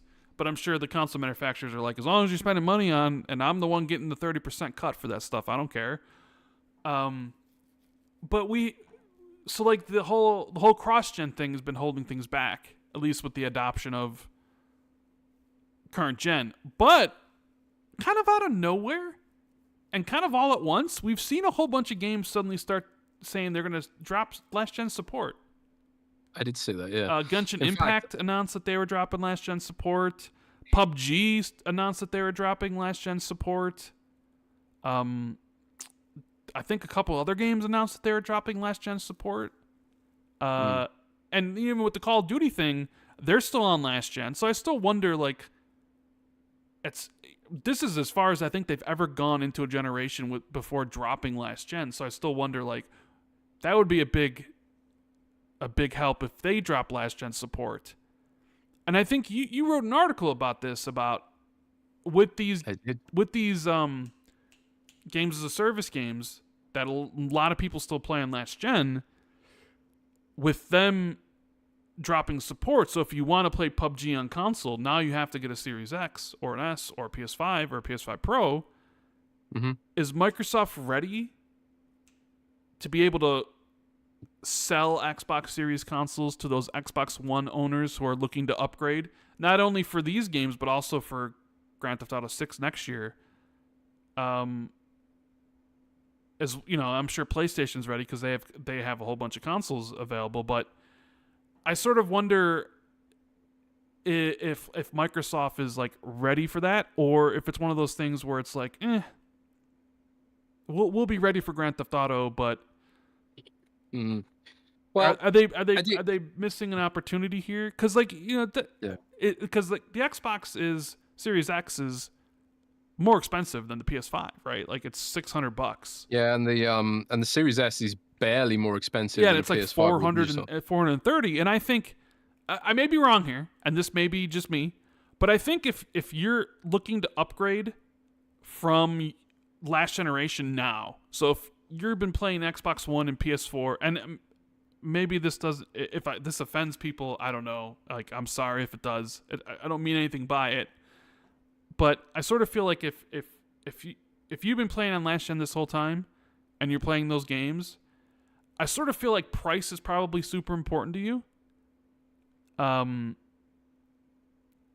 Or maybe that you're young. Maybe like the PS4 and the Xbox One was a hand-me-down from an older brother or an older sister, or a present that you got, and you don't really have your own money. Like, you're still maybe a young kid who doesn't have his own job, so it's like you kind of play what you're given, and it's like, oh, I would like to have an Xbox Series X or a PS5, but I don't have any money, or I don't really think I need it. So you would think maybe the one thing that if you're looking to be like, okay, what console do I want to graduate to, then price might be something that you'd be looking at as one of those things where, like, well, you know, this one's more expensive than the other, so maybe, you know, and everybody was kind of pushing this idea that the PlayStation 5 was going to raise in price because of the tariffs, and they haven't done that yet, at least not yet. I mean, I don't know if they end up, and they will. I mean, the Nintendo Switch 2, they're trying to do everything not to increase the price of the Switch 2, so they increased the price of the Switch 1 and the accessories of the stuff of the Switch 2 to try to hold off on increasing the price of the Switch 2 at any point so far. And Microsoft used the economic uncertainty in the tariff situation not only to raise the price of their consoles, but then also to try to raise the price of their own games. And they had to walk back the price of their games from 80 to 70 real quick. It didn't take that long. It was like a month for them to walk that back. So I don't know. Like, what do you think with them, more games dropping last gen support? What does that mean for current gen? Will we see an uptick? What do you think the people that are upgrading are looking for in their next purchase? Are they just going to go right to PC? They're like, well, I got a PS4, so I might as well get a PS5. If I had an Xbox One, I might as well get an Xbox Series X. Like, how do you? Well, as you've been, you know, outlining the issue, and yeah, I did write an article about this because, you know, as soon as I did see PUBG and Genshin sort of back to back announce depreciating last gen, I was kind of like, oh wow, people might start upgrading now. But you know, while you've been sitting here explaining the situation, I've been doing some armchair analysis, Rand, which is, you know, what we do as game journalists, armchair analysis. But I went onto Amazon to look at the stock situation. So the Xbox Series X and Series S are both in stock right now. which is often rare. Like even in America, it seems like sometimes the Series X can be sold out for really long periods of time even in America. But in Europe, obviously, we all know the situation's way worse. The Middle East, way worse. In Asia in general, way worse. Microsoft doesn't stock these things, right? And you know, there's theories about why that is. Part of it could be the silicons going to the cloud. A lot of the silicons going to the cloud to handle cloud capacity. A lot of the silicon, maybe they because there was one point at the very start of the gen where Xbox beat PS5 in a couple of MPDs. They also beat them one Christmas, and they beat them in spring in the very early days. But that was mainly because this PS5 stock situation was really bad. Like there was no PS5 stock because for whatever reason, coming out of the pandemic, there was a huge rush on silicon because everyone was buying laptops so they could do work from home. The whole concept of work from home became a thing, right? Which sent the demand for silicon skyrocketing.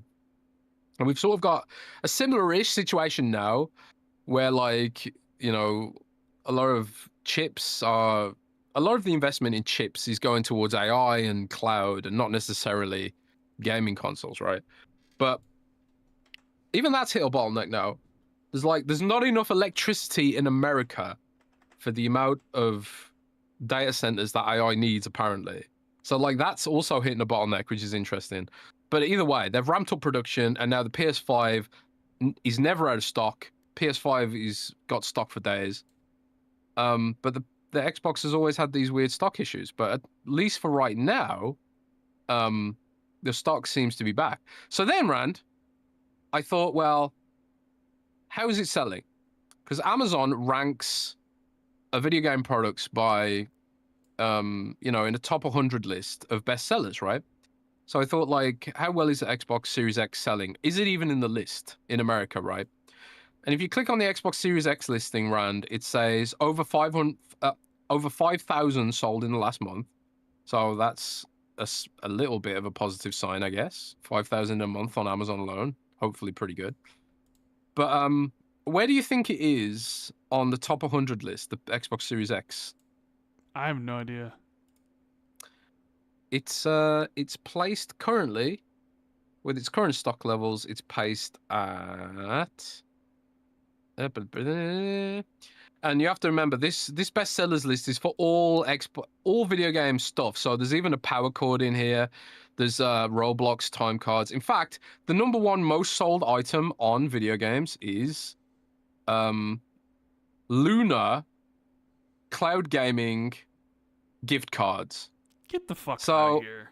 So yeah, seriously. So I'm questioning Luna gift cards are the most, like, is this a UK chart? Are you UK guys like buying Luna? No, Luna doesn't even exist in the UK. So this is just Amazon. The best sellers in video games, number one, Luna Plus.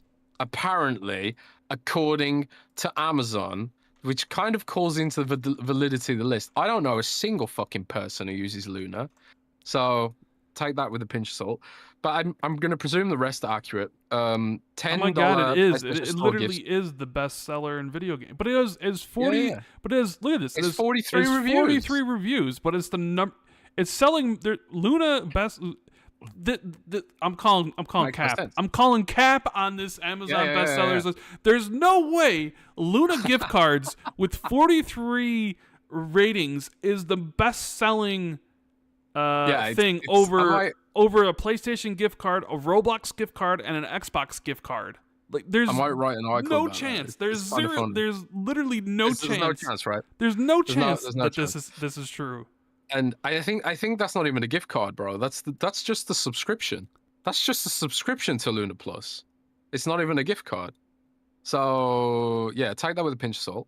But I'm going to presume the rest of the list is at least relatively accurate because you've got PlayStation Store gift card, Roblox, Xbox, Roblox again, and then Mario Rabbids Kingdom Battle DLC. Is that? Okay, that's random. Yeah. Roblox again. Then you've got a screen protector for Nintendo Switch 2 and a bunch of other stuff. Roblox. And then if you scroll, a lot of Roblox. A lot of Roblox. If you scroll all the way past all that shit, you can find the Xbox Series X, number 63 on the bestsellers list. So honestly, Rand, I was surprised for it to be there at all. The Xbox Series X is currently outselling the PlayStation All Digital, the PlayStation Slim Digital Edition, despite the fact it's more than $100 cheaper. The PlayStation Slim is also in stock, but that's only at $450. However, the actual PlayStation is on the front page. I think that's like number 40 or something like that. But the Series S, Rand, is nowhere to be seen, and that is in stock. So the Series S isn't in the list at all. So I think like increasingly you have to wonder like how much of a smart play was the Series S? I mean, I kind of appreciate the fact that they tried and it exists for people and youngsters who do want to save a bit of money, you know, to get their service game on. But it's not even in the top sellers list. So I think a lot of people who do play on console, they just rather have the power. And I think the Series X outselling even the PlayStation Digital kind of speaks to that in a way, at least for right now. I mean, it could be that there could be lots of factors affecting the ranking of this list. For example, it could just be a bullshit list for one thing, because Luna, there's no way Luna's the best selling thing in video games. That's just crazy. So it could just be a bullshit list for one thing. Another thing, it could be like maybe there hasn't been any stock of the Xbox Series X forever, and people are buying it up while they've got the chance. Maybe even scalpers and shit like that. Maybe they're like, I can flip this on eBay when the stocks are low. I don't know. So maybe that's a factor. But it's still selling 5,000 units a month, at least, according to this list. So you have to expect that Microsoft at least wants to keep it stocked in the United States. But I don't know what factors have gone into keeping the stocks low for so long. Is Microsoft doing it on purpose? Have they been dividing it up with the cloud? Have they solved the stock issue in America now? Is that not going to be a thing anymore? Honestly, don't know. It could be any one of those, and I suppose it's something I can ask at Gamescom. But I mean,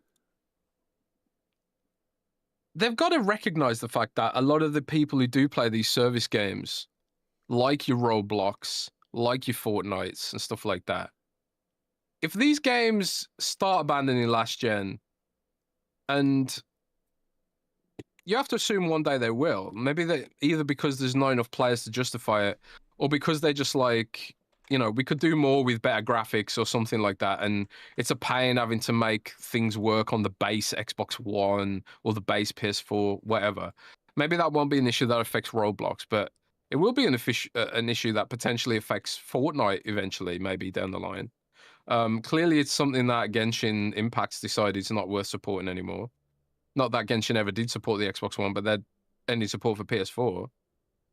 Is Microsoft prepared for that shit? I don't know. But even if they were prepared, would it matter?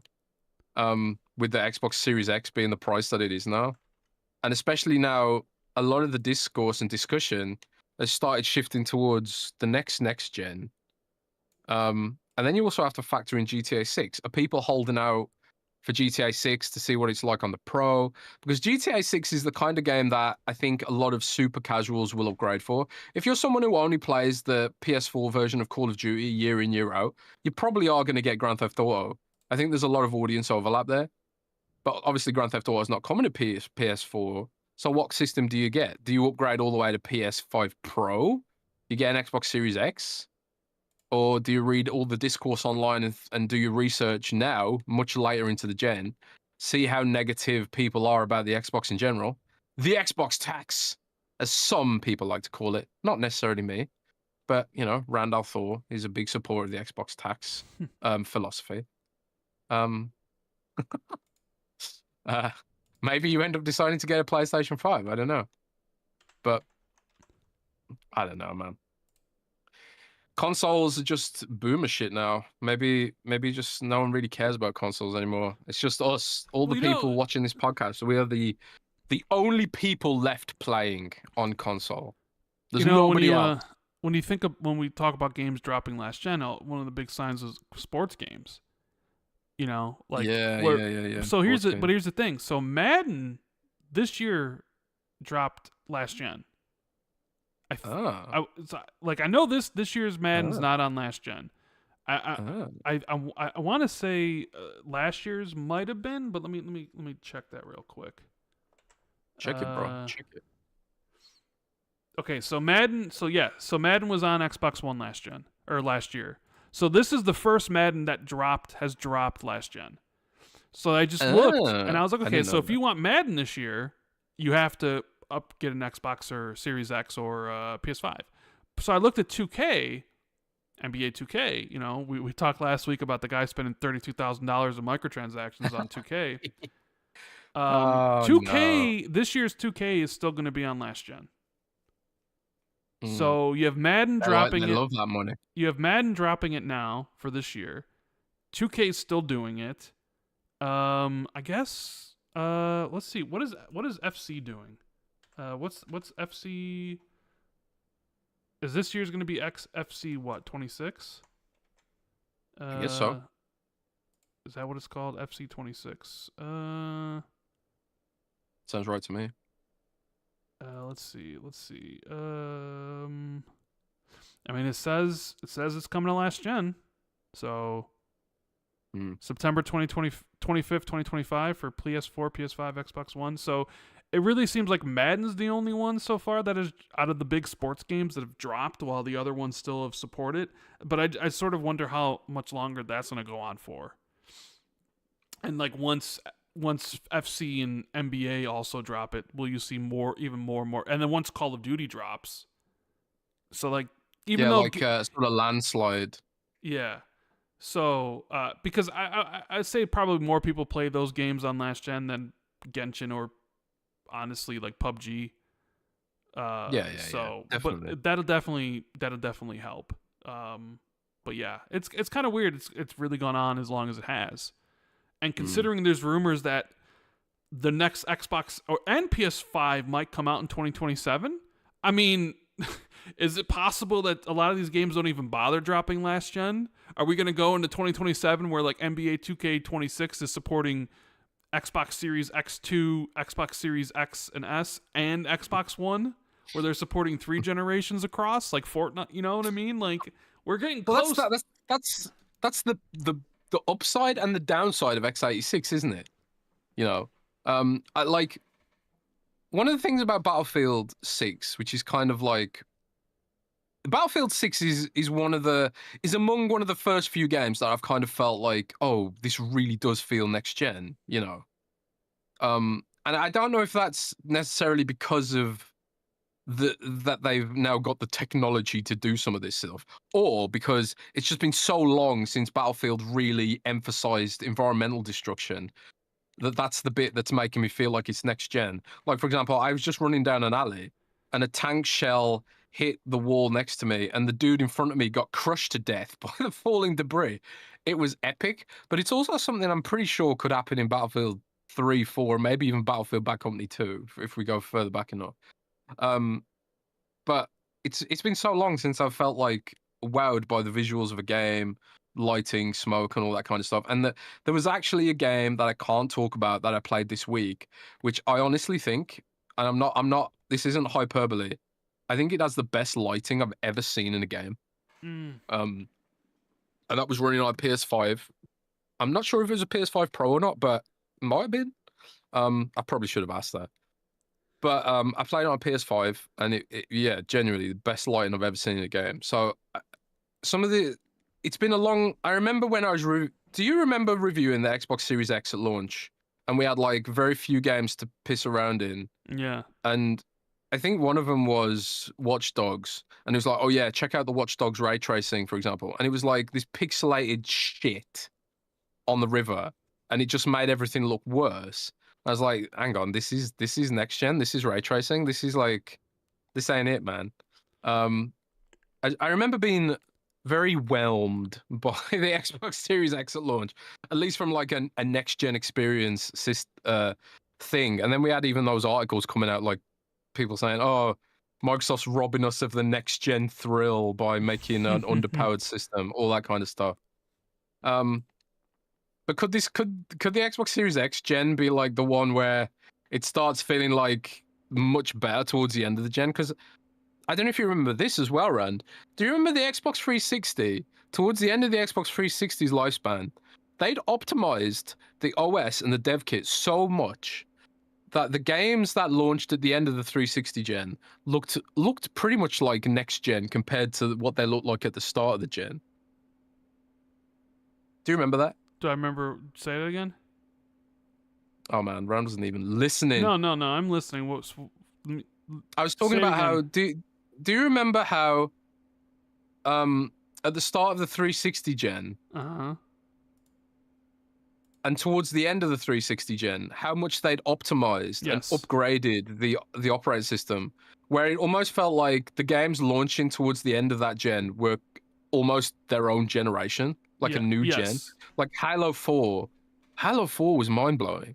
Like Gears 3 was mind-blowing. Yeah, like and GTA 4 as well. Yeah, like the games that towards the end of the generation were head and shoulders above the stuff that that released in the beginning of the generation. But that's usually how really stuff happens. Is like once devs got it's because they're only making one fucking game this generation now. You're spending 5 years working on one game, and then you got to support that game for a long time. By the time you work on the next game, it's already next generation. So, we mentioned earlier, BioWare released like 5 games on the 360. And you look at how remember what Mass Effect 1 looked like, but then remember what Mass Effect 3 looked like in 2013 or whatever year it was. There was a significant difference. I don't even remember what Mass Effect 2 looked like. I'm just saying, like, I remember Mass Effect 1 to Mass Effect 2, I thought like every sequel was going to be like that kind of leap. And obviously that was like unrealistic expectation, but it felt like we got generational leaps between games back in the day, and now we rarely feel that. Well, like Battlefield 6 has given me that feeling, bro, for the first time in a long time. We're 5 years into this gen, and this is the first Battlefield game. This is the second. I was thinking there hasn't been a Battlefield game yet this gen. I was like, oh yeah, I forgot Battlefield 2042, but nobody remembers that game. And when did that game came out? What, 2021? I think, right? I don't know. Or maybe it was 2022. Either way, like, yeah, just because everything just takes so long now to come out, which is unfortunate. Yeah. But yeah, we got Gamescom coming up, and Xbox did put out a little, not only Xbox but Jeff Keighley. Xbox.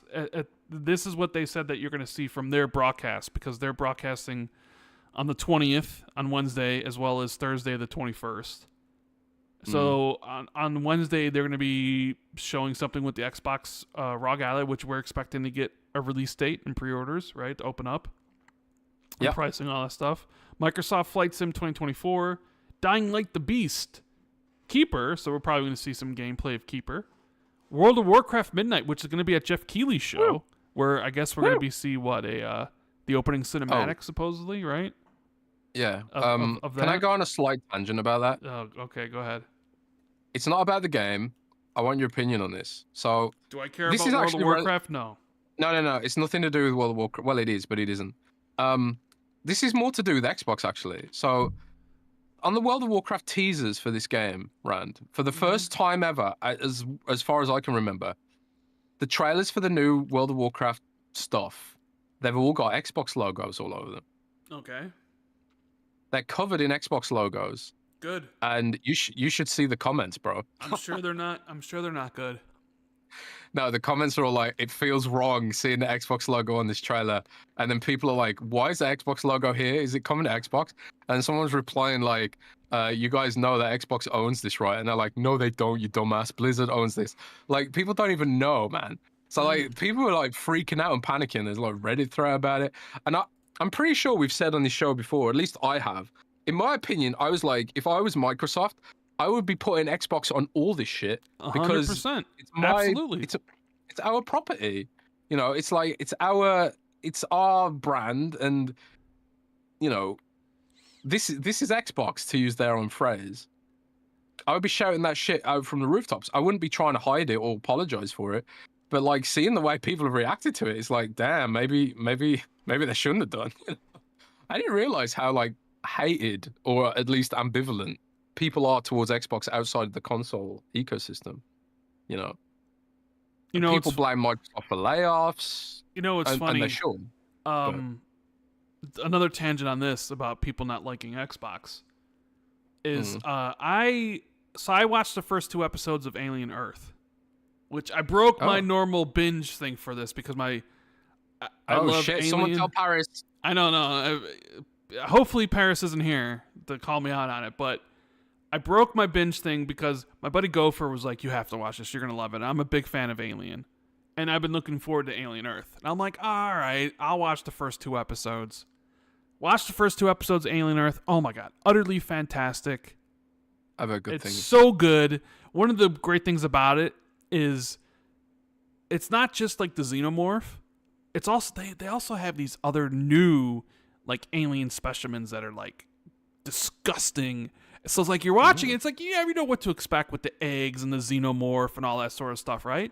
But there's this kind of like new factor, this unknown thing going on here because you got these new alien specimens and you're like, oh, what do they do? What are their things? Like, so that adds a lot to the overall like tension building and the dread that the show has. But it's absolutely amazing. If you're a fan of Alien, if you just want to watch a good sci-fi show, Alien Earth so far, first 2 episodes, like so great. I've seen people say that this is the franchise's Andor moment,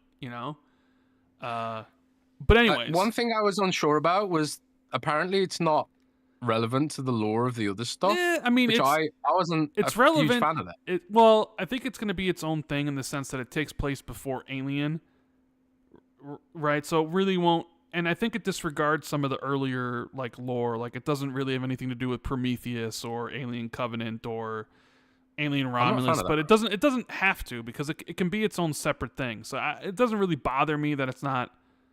There won't be winks and nods to promote Prometheus and stuff like that. Like that doesn't. I don't care about that. Can I ask you? What? Are you a Prometheus apologist? Because I am. I fucking love Prometheus. Well, bro. I do like it, but there are definitely problems with the movie. Like we got all these smart people. I'll give you that. They're definitely you got all these smart people out there, and the first time they see alien snake, dude takes off his helmet and starts petting it. Like it's like, what are you doing, man? Like there's like those dumb things. Like these are supposed to, and they get lost even though the thing is like mapping the tunnels and stuff. A lot of dumb things happen in that movie just for like the movie to happen the way it happens, right? I mean, I get that. I also really didn't like how the aliens basically like. I always more enjoyed it as like the idea of like, oh, the aliens kind of been this like thing that's been around for like millennia, and it's just kind of just like, oh, it's there to like punish civilizations that discover it or whatever, when in reality like it's just like, oh, it's just some black goo thing and it's like across it just I didn't really like how it kind of twisted the origin of like where the xenomorph came from. I mean, I do like aspects of it, but there are also other aspects I don't care for. But I love that movie. But moving on. And my favorite Alien movie is Alien Resurrection, by the way. Oh, Alien Resurrection's awful. But everyone says that when I say that I love Alien Resurrection, they're all like, it's "What awful. the fuck's wrong with you?" It's awful. I mean, do you not like Alien 1 or Aliens? I like all of them, but Resurrection's my favorite one, bro. All right. Well, either way, how I'm going to tie this back to Xbox and how people hate it, like Jez was saying. So I watched Alien Earth, and I'm like, man, this is really good. And I do have a couple like reaction channels I do like to see, what if they enjoy something. So I watched one of them just to see people's reactions to it. And the very beginning of it, when because this one explains like the 3 different types of artificial intelligence, where it's like a cyborg, an android, and a hybrid. And whoever wins sounds like the start of a joke. A cyborg, an android, and right. hybrid. That's even what they said in the video. It was like, oh, it's the beginning of a joke. And whichever one wins is going to dominate the galaxy. And then they make this joke where it's like, oh, it's like the console war. Microsoft, it's Xbox, PlayStation, Nintendo. Which one's going to win? And then the one guy says, well, it certainly isn't going to be Microsoft because they completely dropped out of the race. And then the other guy goes, yeah, you wouldn't know it, though, based on how these Xbox fanboys react in my comments. Like, get over it. It's dead. And I'm like, oh, you know, like just out of nowhere, beginning of a joke on a channel that has, I don't know, 500,000 subscribers, just a joke about how Xbox is dead. You know what I mean? Yeah, it's. It didn't even sound like a joke. It was just bad. It was like, here's this thing where it's like they just like, oh, the console, oh, and Xbox, you know, Xbox is out of the race, and then the guy's like, yeah, but you couldn't tell the Xbox fanboys that it's dead. I was just like, oh man, I was like, whew, is this really getting to like regular people, the mainstream? Is this how people feel about this? You know, there was a viral tweet up from some big Twitter account where I can't remember even what it was. Oh yeah, someone put out a tweet, delete one of these forever, and it was Steam, PlayStation, Nintendo, or Xbox. Yeah, I saw that. And then the guy was like, I speak for everyone when it says Xbox, and it's got like 30,000 likes. Mm-hmm. And then someone quote tweeted that and was like, man, the Xbox hate is real. And it's like, it kind of is, isn't it? Well, you know what? I didn't say anything. I didn't, you know, because I don't use social media like that. But honestly, delete one of them. Nintendo, get the fuck out, bro. Yeah, I don't. Donataku, you listening? Any of the like, get out of here, like. Bro, don't say that. Donataku just resubscribe to the Patreon. Don't upset him. We love you, Don. Don, we love Nintendo. You're the great. Keep Nintendo Mario around Rabbids just for you, I suppose. Yeah. Maybe get rid of Steam. Steam, you're out of here, right? Yeah, screw Steam. Who cares like, about? Do we have any Grace Steam guys subscribe to the Patreon? I think Silas is a Steam guy. Is he subscribed? Maybe we should be okay. Not say anything about Steam or whatever. Oh man. Yeah, I mean Mario Rabbids is just like the best fucking game I've ever played. It's genius. It's Mario with rabbits. Fucking genius, bro. It's fucking genius. No, I know if I would have said something like that, but like I speak for everyone when we say get rid of Nintendo. I would have had the Nintendo cons be like, oh, Donkey Kong, they still have exclusives and stuff. Like, come on. You know? You'll have Jeff Grubb in here in a minute. He's got a Gene whole Park, Nintendo Gene podcast, Park will bro. come in here and be like, Red, what the hell, Nintendo? I'd be like, yeah. Dude, You know? I fucking love Kirby, man. Kirby is so cool. He's pink and he sucks things up. That's just so creative, bro. Like, oh man, Nintendo just so good, dude. So good. They put a kickstand on their Switch, you know, bro. It's genius. Kickstand. It's genius, bro. Kickstand on the Switch. Kickstand's genius, bro. So, I need to call out Silas. We need to do some super chats. They're getting backed up, but I know. I want to call out Silas at the moment. What did he do? Silas says, Jez, you should be embarrassed for your country that it can produce something as hideous as a Scotch egg. Dude, unless you've had one, don't chat shit, bro. What's a Scotch egg? What's that? Scotch eggs just not exist in America. I don't know. I mean, I've never heard of it. Is it an egg full of Scotch?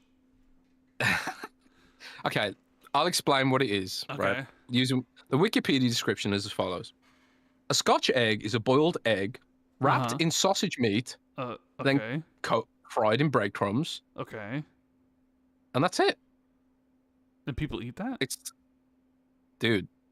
It's fucking incredible, bro. So it's a hard boiled egg, obviously with the shell peeled off.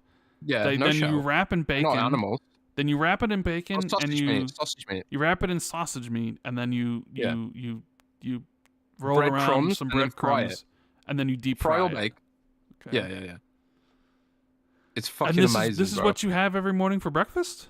There's a few of these things? Nah, it's pub food, man. You eat it in the pub usually. Yeah. How good is it? I mean, is it good? Yeah, it's fucking fantastic.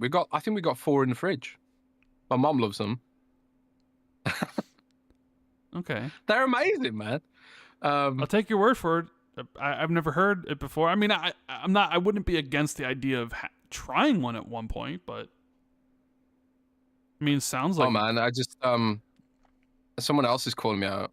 Stone Patrol says, "Don't chat shit, bro. Lol, don't chat shit. I've never heard that term." Yeah, so I went proper British there, so I apologize. I've been to London a lot of times this week, so I think that's where that comes from. I blame Gaz for that shit. That's how Gaz speaks. Yeah, Gaz is too busy playing Battlefield 6. Mr. Games as a Service, Gaz. Yeah. He loves his multiplayer games so much, Mister Gaz. I mean, on this run, Gaz is absolutely right, man. Battlefield 6 is really great, but I think Scotch eggs are even better, man. Yeah, I was actually driving when I was going from taxi from the train station back home. I saw a new Heinz baked beans ad billboard, and it was just a picture of beans at like a texture, and then the text on it said, with some toast. That was the ad. That was it. Mm-hmm. In the Heinz baked bean font, and I was like, that is genius advertising, because now I want beans on toast, man. Awesome. And I thought I'll take a picture of that and be like, this is why Britain is just the best place in the world. You drive around as beans at home, beans in the fridge, next to your Scotch egg. Man, I wonder, has anyone ever mixed Scotch egg with baked beans?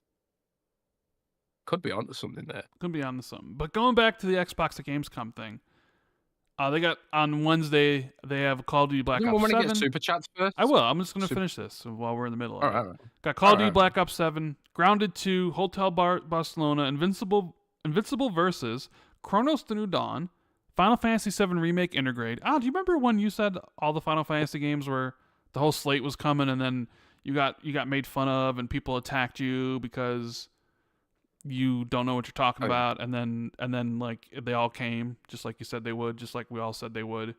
And I do remember nobody apologized, and No. people still say that you're full of shit, and that only to believe you when it's bad Xbox news, but if it's good Xbox news, you're just a shill. And yeah. Outbound, world first exclusive on the Xbox Ally, Power Wash Simulator 2, Star Sand Island, Indiana Jones and the Great Circle, Order of Giants. So that's Wednesday. And on Thursday, they have Ninja Gaiden 4, At Fate's End, Amnesia, Way of the Sword, Age of Empires 4, Overwatch 2, High on Life 2, The Outer Worlds 2, Jurassic World Evolution 3, which is going to be Jez's Game of the Year, Fragpunk, Mistfall Hunter, Mortal Kombat Legacy Collection, Final Fantasy Tactics, My Hero Academia, Silent Hill F, Lego Voyagers, and Metal Gear Solid Snake Eater. So that's what's showing up at Xbox's thing. And I think Jeff posted at least some of the stuff that's going to be at his event on Tuesday. This is what confirmed for Jeff's opening night live, I guess.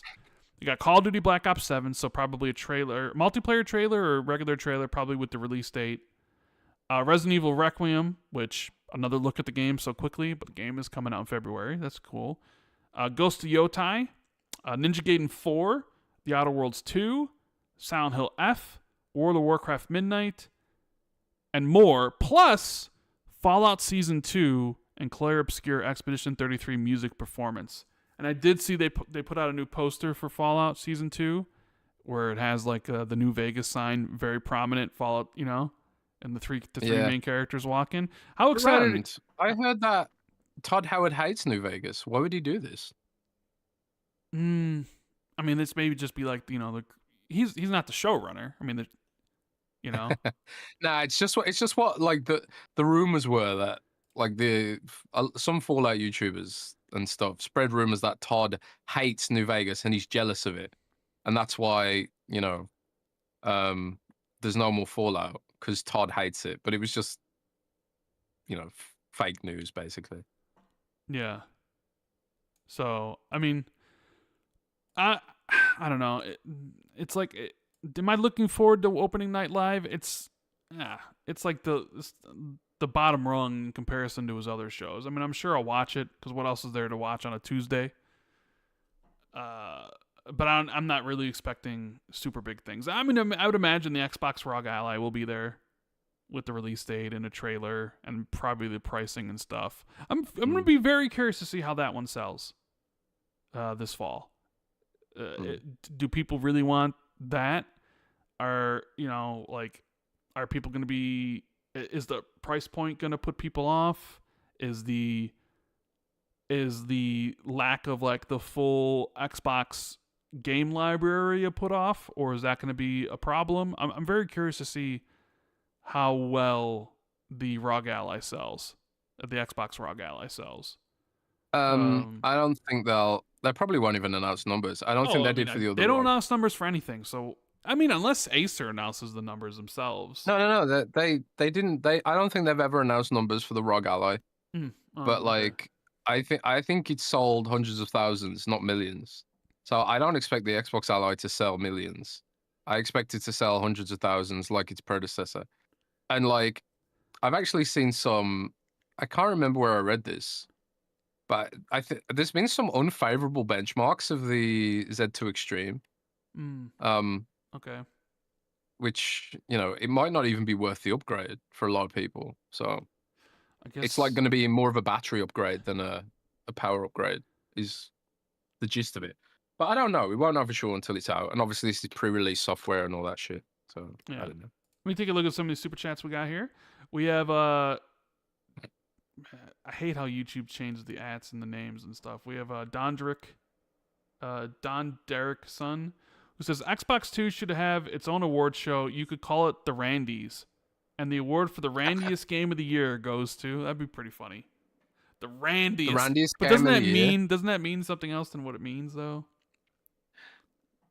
No, yeah, that might be the joke he's getting at. In the I UK, know. Randy means horny. Yes, I know what Randy means. Does it mean that in America as well? No, but I think the reason I know that is because it's from Austin Powers. Oh, Randy baby. Yeah. I fucking love Austin Powers, man. Austin Powers is great. I'm surprised. I watched that movie like 1,000 times. They never ever came back to it. It's been a long time. I don't know if it would do well at the box office. Superman came out. Bring it fucking back. Make a new one. Superman came out today in digital, 35 days after being in the show, and people wonder why I don't go to the movie theaters anymore. Like, what's the point? I got a great TV here. I can wait a month or 2 months for it to come out on streaming. I don't need to go to a show. I mean, tickets here are also super expensive. They're like $20-$25. Granted, if I wanted to buy it, it's 30 digitally or renting. The renting price is absurd. It's $25 to rent it, but still, I'd much rather watch it here than over there. And I do want to watch Superman, so I probably will end up renting it. Although, I don't know, at that price point, it's like I just buy it. But either way, I'm probably gonna watch Superman soon, or maybe I'll just wait till it's cheaper. Let's see what else we got here. We have Frosty who says, "What are the expectations for the next Halo multiplayer iteration from Xbox and Microsoft leadership? If they're aiming for one of those Black Hole live service games, surely it needs to be on mobile day one." What do you think, Jez? Which franchise are you talking about? Halo. What are the expectations for the next? I don't know. No, I don't know. I mean, Battlefield isn't on mobile, I suppose. I suppose like there's got to be a degree of realistic expectations with a lot of this shit to some degree, because I think Halo is. They've tried Halo on mobile before, and yeah, it was a twin stick shooter. But I think if there is going to be a Halo game on mobile, it's going to be made by a Tencent or a NetEase or something like that. Microsoft just doesn't have the DNA to make a mobile game successful. They've even Blizzard shutting down Warcraft Rumble after it's kind of fizzled out and died. So I don't think they have aspirations for Halo on mobile, but I don't know. We'll see. I think if there is a Halo on mobile, it needs to be big in its traditional markets first.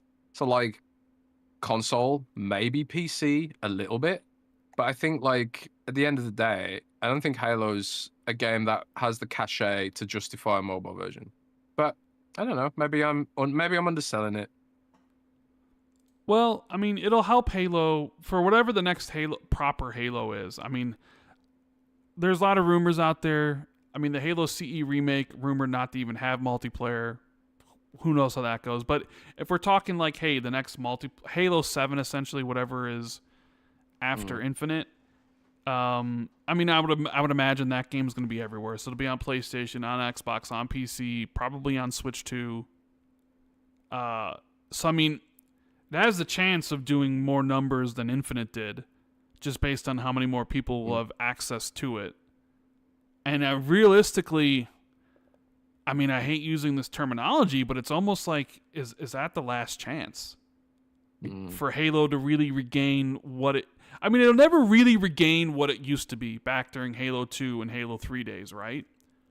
No. But it still could carve out... I mean, Halo Infinite was great, and it seemed like the resurgence was there, and it like died off because they just didn't have a post content for the game.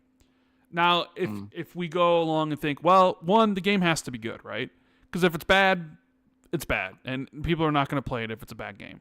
So I'm going to go on the assumption that the next Halo game is going to be good, and the multiplayer is going to be great. And you're on the Switch, you're on the PlayStation, you're on Xbox and PC, and maybe they can carve a niche out for themselves, and maybe it can be successful. Maybe being on more platforms and more audiences helps them, to attain whatever, financial goals they need to make. But I mean, if you're expanding the franchise to more places and it's only continuing to decline, well, then you probably got some really tough inner soul searching to do, right? I mean, you could look at, okay, like where Halo 2 and Halo 3 were, where like the 360 was at the top, and okay, the Xbox One kind of wasn't as good or didn't sell as much as so it's like, okay, Halo declined, but it was declined within like, well, it's because the Xbox One's not selling as much, so how could it, Halo, it's not going to reach those heights. But now you're probably going to be in a situation where you've just released the next Halo to more people that's ever had access to it, right? Because even when Halo 3 came out in 2007, there weren't that many 360s out at the time, No. So, like, you're essentially going to be releasing Halo Infinite to however many let's just say Halo 7 is, I don't know, let's just say it's 2027. So let's say it's 2 years from now. Whatever Nintendo Switch is at that point, whatever the PlayStation 5 is at that point, whatever Xbox Series X and S is, the PC audience, so you'd basically have its like greatest number of potential customers. So they need to really, really put their best foot forward. And they always say like, hey, you only get really one chance. You need that first impression needs to be meaningful and substantial on the other platforms, because otherwise everybody has all the they have all these things that they could do. Like, this isn't like 2007 where like there are hardly any multiplayer games. Like, you have all these forever games and all these things. Like, if I don't like Halo, well, I'll just go play my Fortnite or whatever else. It's like, or I'm just gonna go doom scroll TikTok or whatever. All these other things that take up people's time. So it's like, you need to really put out a product that... Reading books, watching TikToks, making videos. Like, there's so much you can do outside of just playing video games. And then even the video game space is just constantly filled of products competing with each other that, even though you might have this huge, wide audience to sell your stuff to, they just might not care for whatever rhyme or reason. So it's like, yeah, like, you need to make sure the next Halo is great. Like, I'm not even like even referring to remake, because remake, like, you have the blueprint. The blueprint's there. Like, you just need to make it look pretty, essentially. You just need to make Halo CE Remake look like a modern day game, and it'll basically sell off of like the novelty of it being on other platforms. The first Halo game on PlayStation, it'll sell on that factor alone, right? The first Halo game on Switch, people will buy it just for that factor alone. Like, oh my God, this is a moment in time. Oh, if you would have told my 15-year-old self back in whatever year it was that Halo would be on these systems, I wouldn't have believed you, right? That type of shit people will say. And it'll sell it'll sell based on it because, one, Halo CE in a lot of people's eyes is an amazing game, and it, if you make it look modern, people are going to buy it for those reasons. But it's going to be the next game, the next continuation of Chief's journey and stuff, and the multiplayer aspect that's like, well, we need this to be successful, because if it's not successful, what are we going to do with the studio and the IP moving forward? We got to get it to grow. You have all these things. You have all these potential audience. Like, it needs to hit. So, but then again, with me saying that, I don't know what their expectations are. We don't even really know their plans outside of what's rumored. We don't know like tentative release dates outside of something Halo related is coming next year, which we all think is a remake. For all I know, like the next Halo game, proper Halo game is 3 or 4 years away. But yeah, I mean, I do think there is an opportunity for the next one to make a splash and connect with people that's never really played it before or whatever. But also at the same time, if you don't hit, I mean, I don't know. I don't know what the future holds at that point, because then you can probably definitively say like, well, this ain't. We have to cut budget, which means getting rid of people, and then you're just like, man, what happened to Halo? Like, they already got rid of a bunch of people at 343 during the last wave of layoff. And I mean, they use the contractors and stuff, but then you have to look at like who like was in charge of Halo during like those years and be like, man, they really mismanaged this. But there is, I think, like, there was a point in time where Halo was so big, publishing companies wanted to make, production companies wanted to make TV shows and movies about that shit. And now it's like, it's been run through the mud so much, like... Well, I mean... it really is a stunning turnaround. Well, it's funny because they wanted to do it then. Like, Steven Spielberg wanted to make a Halo movie. I think the guy who made District 9, Neil Blomkamp, wanted to make one. And I think he almost kind of did. And then it's like, okay, Paramount made the TV series and nobody seemed to care.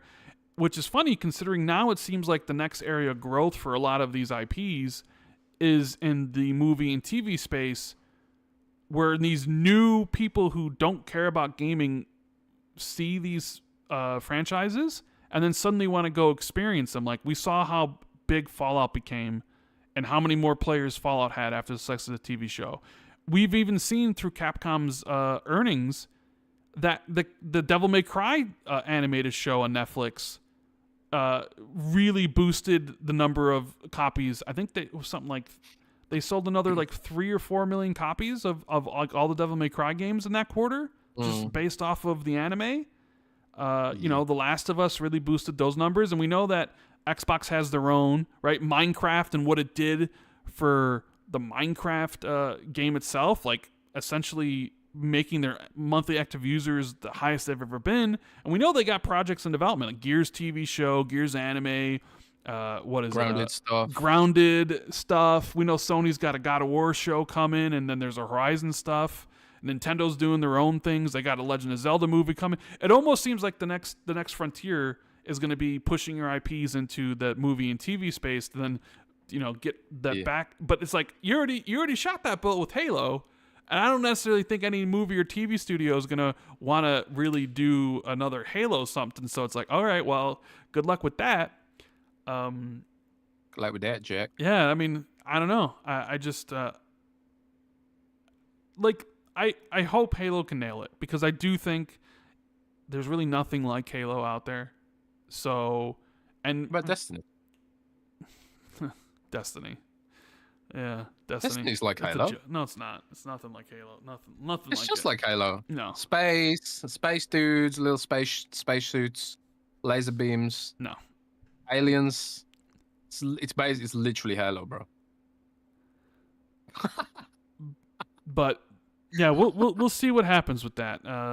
But they need to make an amazing game, because nothing less than that will work. If it's just then nobody's gonna care, and who knows where Halo goes from that point forward. We have Mr. Web Dave, who says, member performance says, Jez and Randall Thor, thank you both for being the voice of reason. It's an amazing gaming community. You guys rock. Everyone hit the like button. TTS. Thank you, Dave.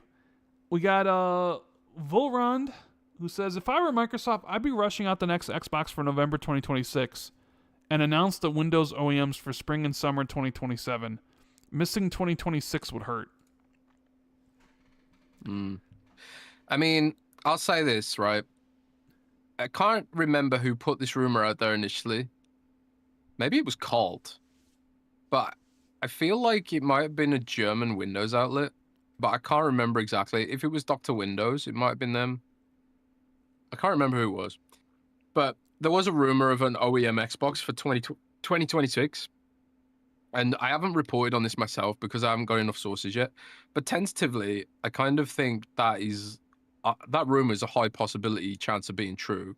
That there will be an OEM Xbox next year. But you don't think the actual Xbox from Xbox is coming next year, right?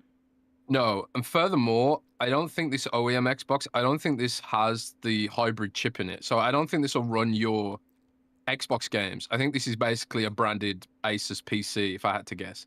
Because I don't know if you saw this, Rand, but Asus is not just making the Xbox Ally. They're going all in on Xbox accessories too.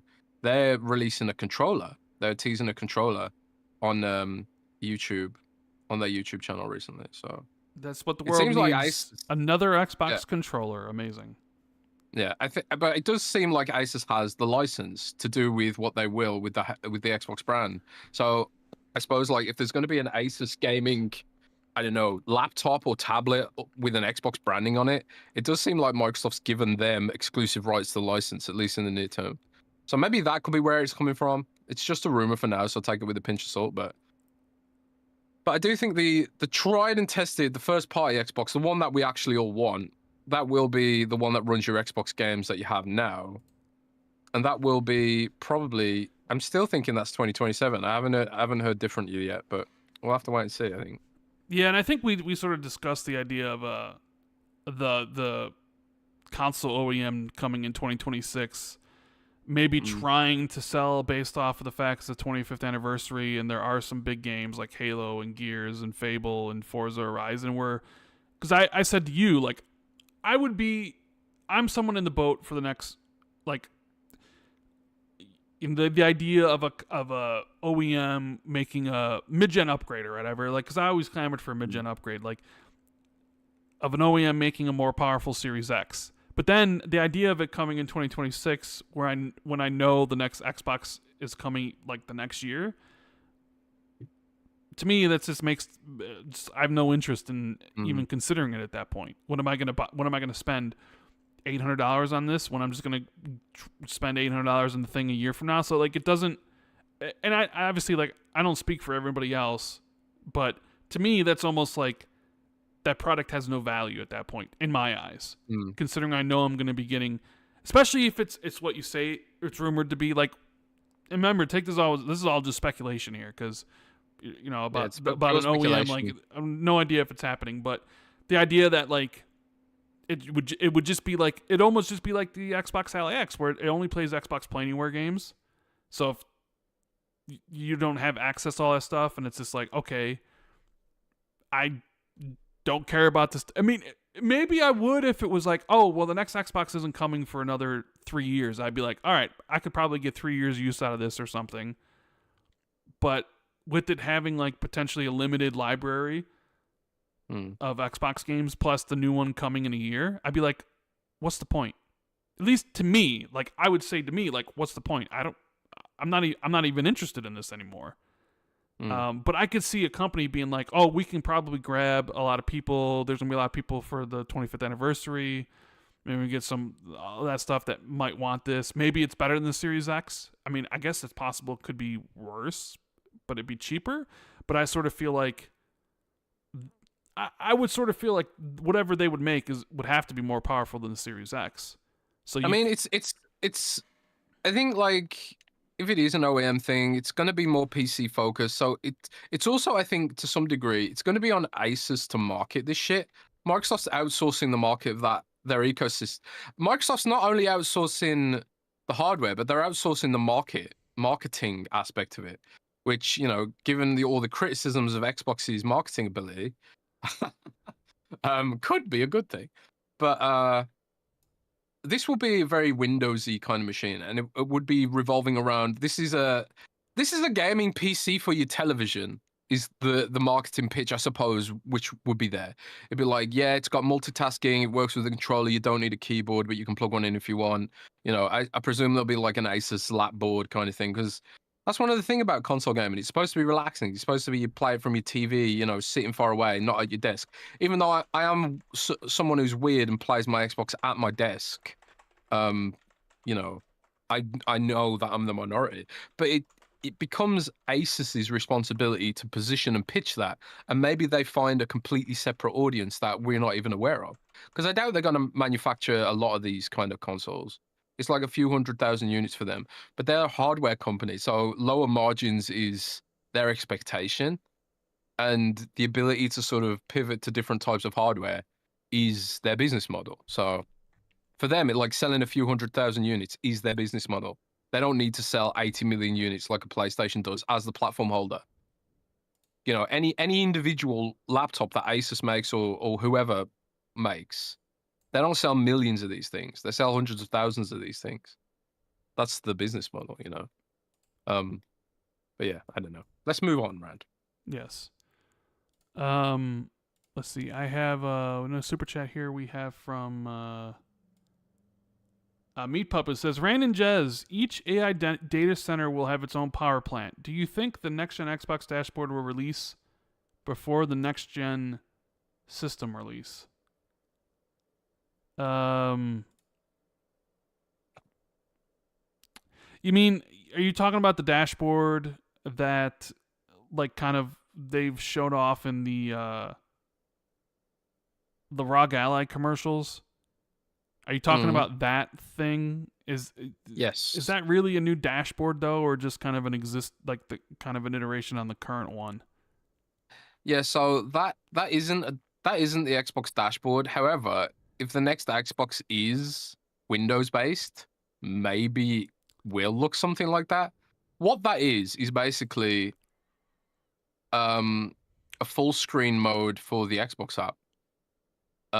So when you set the Xbox app into full screen mode, it kind of like it uses some probably exclusive Windows hooks to basically take over your PC, but also take over like your Alt Tab experience. So if you press Alt Tab on a Windows PC right now, it cycles through your windows. That's basically what it'll do, and it'll force all the windows to be full screen on your TV and probably scale them as well to like 200% or something like that. So it's a cosmetic thing for Windows, really. But if the next Xbox is fully Windows based, then it probably look quite similar. I could find that out probably if I looked into it a bit. So watch this space. All right. Let's see. We have one from Lotus Spirit. They say Alien Resurrection and Aliens are the best. Alien and Prometheus are the worst. So he's got some. They have some opinions on that. So he's with you, where Resurrection and Aliens are the best, and that Alien and Prometheus are the worst. I just love Resurrection. I love how it's like a Dirty Dozen kind of story. I just love that aspect of it. It feels almost like a Western. I just fucking love the movie. I know it's dumb. I like a lot of dumb movies. You know, Rand, my Celine Dion shame from the other week. Yes, where you admitted that the first CD you ever bought was from Celine Dion. Celine Dion. Yeah, that's right. We know. Your heart will go on. Movie. Yeah, one movie I really loved as a kid was the Spice Girls movie, Spice World. I had that on VHS. I thought it was the funniest thing I'd ever seen in my life when I was a kid. And so I suppose take my opinions on movies with a pinch of salt. Have you seen? That's true. You haven't seen Spice World, I presume, Rand? No, I've not. You know, the thing is, you see a bunch of people with different opinions on which one's their favorite Alien or the worst Alien, but nobody ever says Alien 3 is their favorite. Yeah, I quite liked Alien 3. Isn't that the Dune director, Dave Villeneuve? No. That's David Fincher. It's one of his first Hollywood projects. Oh, right, yeah. He went on, I got mixed up. before he went on to go do Seven and stuff like that, right? I knew it was a Dave. Put it that way. Alien 3. Yeah, a lot of people upset with that movie. I didn't hate Alien 3. Well, it depends on which version of it did you see. Did you see the theatrical cut? Did you see the assembly cut? Because I saw the theatrical cut. I haven't seen the assembly cut. There are a lot of changes in between, like, certain cuts of the movie. Oh, I didn't know that. I haven't seen the assembly cut. I thought there was only one cut. I presume I've seen the theatrical release. But I really like the vibe of it. It was really kind of gritty. Mm. What other movies has that guy made? David Fincher? I mean, Yeah. geez. Seven? Fight Yeah. Club? Yeah. Social Network? Yeah, man. I like all the Alien movies, man. I mean, he's one of the I haven't seen best Hollywood Covenant directors yet, out there. It's amazing. I liked Alien 3. I watched the assembly cut though. Let's see what else we got here. We have Andrew says, Jez, is Beans on Toast your favorite band? There's a band called Beans on Toast. There probably is. You should Google it and see if there is one. I should Google it. It's my favorite, like, sort of snacky kind of meal. I fucking love beans on toast, man. You lose loads of weight on beans and toast diet. I might invent that diet. Beans on toast diet. Let's go. You might. You know, one of the things I also want to talk about was my experience so far with Mafia Old Country. Oh, right. Which came out last week, but I didn't have any time before the podcast to play it. So I played. So this week, we finished up Ready or Not. Like I said, we were working on the hard playthrough, which we finished. A lot of fun playing it with the boys.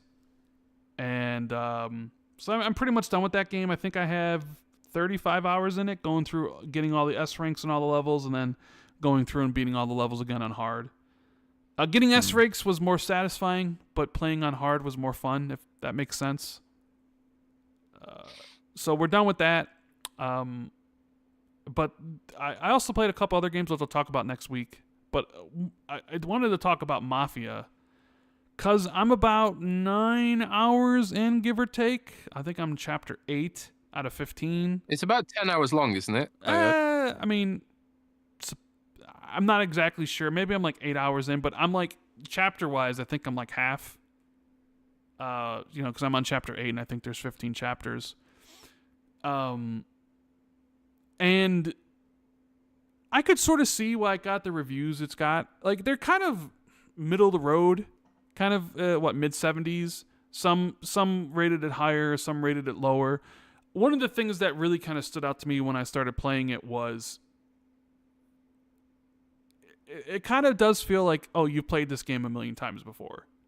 You know, the beginning of the game. The beginning of the game is actually pretty slow for any game, because it kind of, okay, you need to set up the characters, you need to set up like the time frame, the location, right? It's 1904. It's in Italy. You're this young kid who's working off a debt in the mines for this Italian family. So it's really kind of slow setting it all up, introducing you to a lot of like the tutorial stuff of like sneaking around and all those sort of things first. And you don't even really pick up a gun until chapter 4 or 5, and even still, like the combat sections in the game, they're not, at least where I'm at, like it's not where it's like constant action. There's a lot of story building, a lot of character development going on. Because what the game is, it's telling a story of I'm assuming rags to riches, of a unknown kid who is sort of taken in by this family and becomes, rises up the ranks of this mafia family. I don't know how it's going to end up or whatever, but right now you start up in the low thing. So a lot of the early stuff is, pick up this crate, walk this crate over as I speak to you, go back and grab the crate, right? There's a lot of those kind of cinematic low impacts. Yeah, like it's like any sort of AAA over the shoulder cinematic game where they introduce you to stuff, so you're walking slow, you're doing like basic things while somebody's speaking to you and giving you the lowdown and stuff, and it starts off very in like a slow simmer, and then you reach the position where they trust you more, and it's like, okay, now I'm doing more things. I need to take out like the Don's daughter, but she gets kidnapped, so now things are popping off, right? You got guns, and now you're doing that stuff. But then even with the chapters, when they when they break, you get chapter 6 to 7. Then it's like, hey, a year's passed or whatever. So I could see why it's gotten like some of the what people would say. Oh, the reviews aren't great, but I do enjoy. Like I like a good Mafia game. I like a good Mafia story. I like the idea of a kid who had nothing going for him in the world and committed himself to this family, and he gets more respect and more responsibility and starts rising up the ranks. Like, I mean, it's like a Goodfellas. yeah, it's a basic story, but if done well, it can be great. And I'm just kind of at the middle of that, where like he's starting to make a name for himself a little bit. So I'm like to see where it goes from that angle of like the characters, the setting. I think is great. The dialogue and all that sort of stuff. Like the stuff where I think the game shines is more the cinematic presentation and the storytelling that the game's trying to achieve with like an authentic Mafia experience. And the gameplay is kind of just, it's okay. It's serviceable. Like you're not going to be like, you're not going to play this and be like, man, I wish every game controlled like this, or at least the gunplay in this stuff was, I wish it had, and all these other things. Like, there's a big world, but it's not, you're not traveling to, you can't really go wherever you want. It's like always like it's part of a story where it's like, yeah, there's this big world and we're driving around and like, oh, we got to go pick up money from this guy and then go pick up money from this guy. All right. So it sounds like a lot like Mafia 1. Yeah, the Mafia 1 where it was like, yeah, there's this big world, but like the missions are all contained, so you're driving around this stuff. And then when you do get in the gameplay where it's like, we need to infiltrate this, you need to make them pay. It's your typical cover-based shooter in that sense. Like you will like die easily. Use like bandages and stuff to heal that, and you can only carry 2 weapons and your knife at the same time, so you can pick up like pistols and shotguns or rifles. And because you're a young kid, the aiming, he's not the greatest at aiming, so when you do aim on somebody, like the accuracy is all like the crosshairs start to like waver, so you need to kind of be still and wait for it to collapse on where you want to shoot, right? So the combat's not difficult, but because like even the enemies, when they're all hiding behind cover, so you kind of like pop up and it's like, all right, the focus, boom, shot in the head, dead. But the strong suit of the game is the like the cinematic aspect of it, at least where I'm at. I'm very much looking forward to how the story is going to play out, like because clearly stuff's going to happen, right? Because you kind of have a secret relationship with the Don's daughter, but he's really protective of the daughter. So at some point that secret's going to get out and he's going to be pissed at you. And I would imagine things happen, and there is this other family that you kind of escape from in the beginning of the game. I would imagine that thread will come back. So I'm kind of interested, like how far up the family chain do you go, and do you betray certain people? Like, so it's really the story I'm invested in more so than the basic gameplay that it offers. Like they have a lot of stealth elements too, even like a lot of elements where it's like if you fail the stealth, it start over.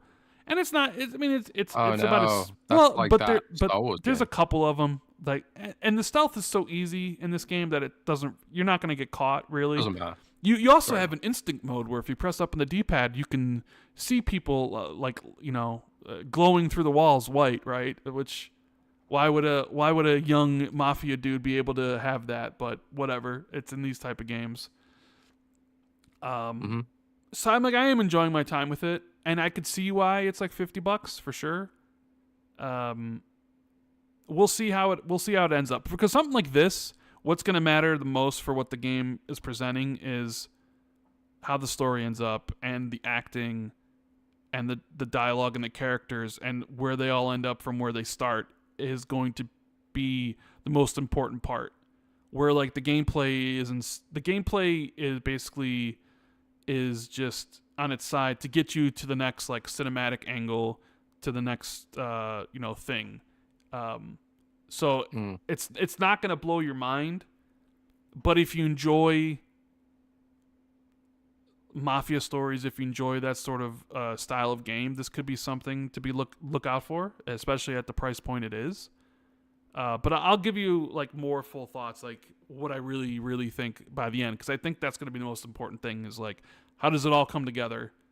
How do the characters evolve and change? How are the performances? Because I would imagine the stuff that's really going to grab you, and is going to be the stuff that happens towards the end when like everything goes wrong and everybody's out to get you or whatever. Where now I'm just slowly climbing up the ranks, right? Slowly doing these things, slowly having a mission where I infiltrate somebody's house, and that's the combat I just get for a bit. Like, I haven't really done that much combat in the 7 or 8 hours I played in Chapter 8. It's really been 3 encounters, I think.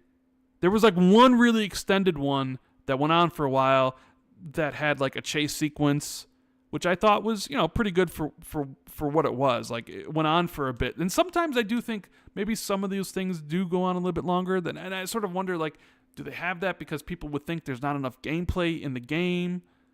Because I did have that thought of like, well, this chase is going on for a long time, and this sequence is going on longer than maybe I think it should. And I sort of wonder if that's a deliberate choice because there's so much downtime in between these things, where you're carrying cases to the truck, and you're driving around talking to your friend, and you're listening to this, and you're cleaning out the stalls with horse shit, or where it's like, we need to have more adrenaline pumping moments and keep them going longer, because we know the downtime in between the storytelling is gonna be a while before the next like really heavy action piece. That was something I was thinking when I was playing. It's like, man, this section's going on longer than I really think it should. It's kind of overstaying its welcome just a bit, But then it was like, it's because like the next action segment, it's going to be probably another X amount of time after this, because they're trying to set up the story and all that sort of stuff, and the characters and the interpersonal development between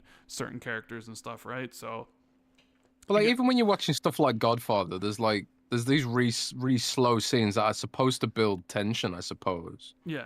Where not a lot of stuff happens. No. Is it like that, or is it just bad? What do you mean? It doesn't matter. It doesn't matter. I mean, the parts that you said were outstaying their welcome. Well, outstaying the welcome in the sense that they serve a purpose, or is it just just too much so padding? It was really just this one like action segment where I felt like the chase, and anybody who's played it knows what I'm talking about. I felt like the chase went on longer than it should have. And I was just like, man, this is going on longer than I like you would think it would go on. But then I thought to myself, well, it's also because the game is trying to tell this story where, like, because it is a guided experience. It's not like you can go in the open world and go find people to kill. So it's like this happens and like, oh, thank you for saving my daughter. And then you'll have this like next setup where like the next 10, 15 minutes is just talking and setting up characters and their growth and their relationships, where there's no action happening. And I sort of wonder if they extended some of the action sequences just because they know that the downtime will just be, for some people like you, where you're like, oh, these scenes are supposed to, like, whatever, they're bad, because you're like, if I'm not shooting my guns and killing people, then game bad, right? Like, for people like you, the Philistines who can't appreciate a well-told story, that I just want chainsaws and I want blood and I want all these things because my TikTok brain, if I'm not engaged, I'll just do something else or think about something else. The people that don't have any attention spans anymore, like people like you. That is me. No attention span. Yeah, that is you. Well, I'm not going to say this next person doesn't have an attention span, but I don't know. Did you see all the waves Mr. Sean Layden's been making? Sean Layden has, he's kind of been going in a lot about Xbox's strategy, but honestly, just in general. I think. Like, first off, he talks about game prices and how they should have increased with every new generation. And he goes on to say, like, oh, used to make games for this amount, and now games cost this amount, and blah, blah, blah, blah, blah. Which is like, I'm sure they wanted to do that. Yeah. So there's that one thing he's been a proponent of. Purchasing power is is an important metric within this universe. But continue. Well, so like he's like games price. It should have raised every gen, but they kept it steady because, you know, whatever reason they thought the industry would go on forever or whatever. But we've seen recently, like Microsoft had to back off on their price increases. So with all the things that you have at your fingertips at gaming, if something's $80, you might just be like, screw this. Like I have all these free to play games to do. I don't, you know, if I can easily not need $80 games, but I'm sure there may be some people in the industry that are like, maybe we should have done this. Maybe, you know, we should have, like the Xbox One, the 360 and, you know, PS5 should have been 60, Xbox One should have been 70. So when you get to Series X and S generation, it would have been 80, and people would just accepted that or whatever. But well, there's talk about GTA 6, isn't there, being $100 and the CEO refusing to rule it out and all this kind of shit, and now people's like, oh god, it's actually going to cost that much, you know? Yeah. So it's interesting. But that's not the only thing he said.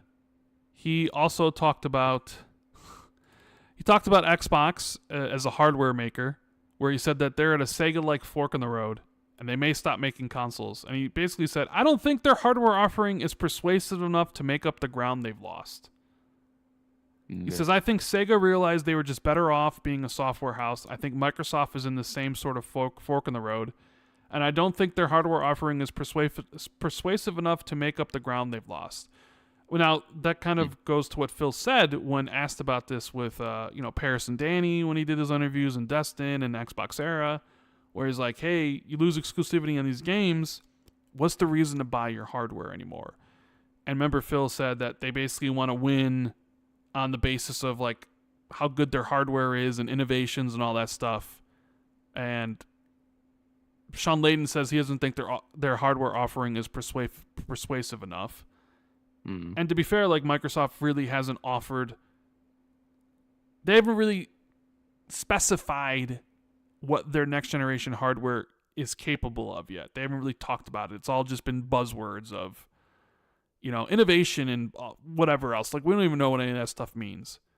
So, I mean, I'm not surprised that he would say something like this about, like, I mean, because even we've looked at it, like, are they going to be making consoles that much longer? And I think both me and you feel that the next Xbox console coming in 2027 is probably the last one they make themselves.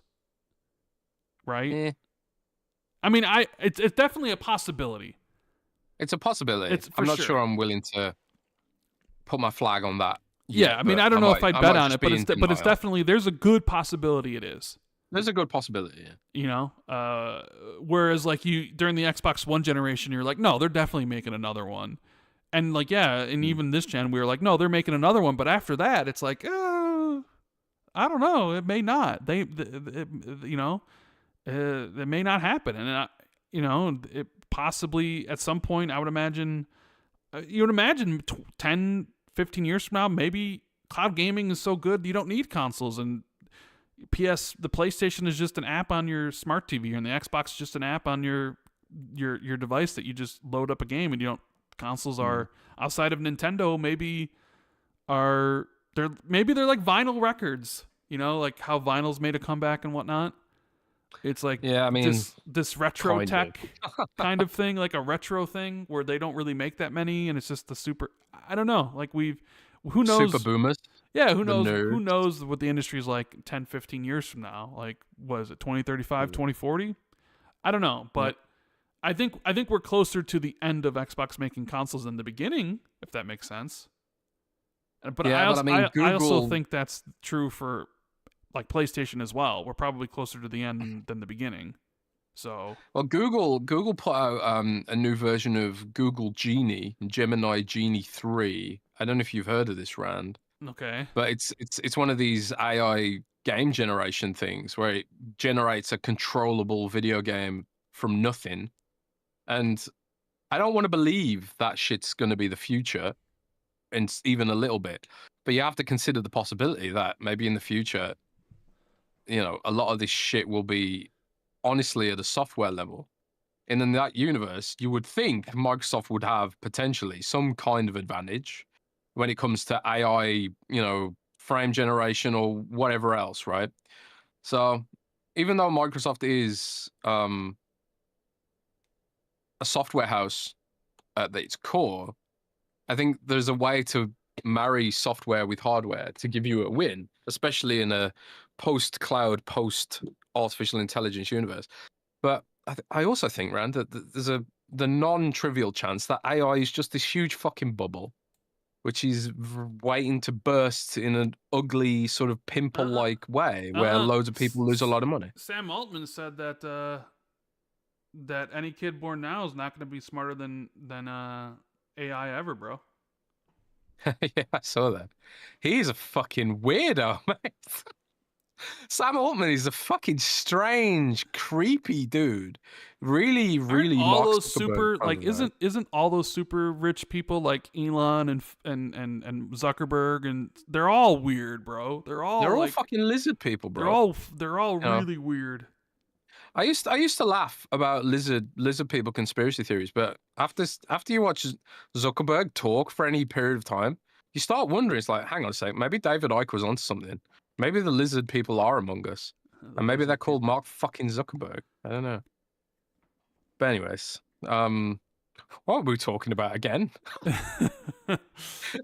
We were talking about Sean Layden and lizard people. We were talking about lizard. We were talking about Sean Layden and what he said about like the Xbox console stuff and Sean Layden's Sean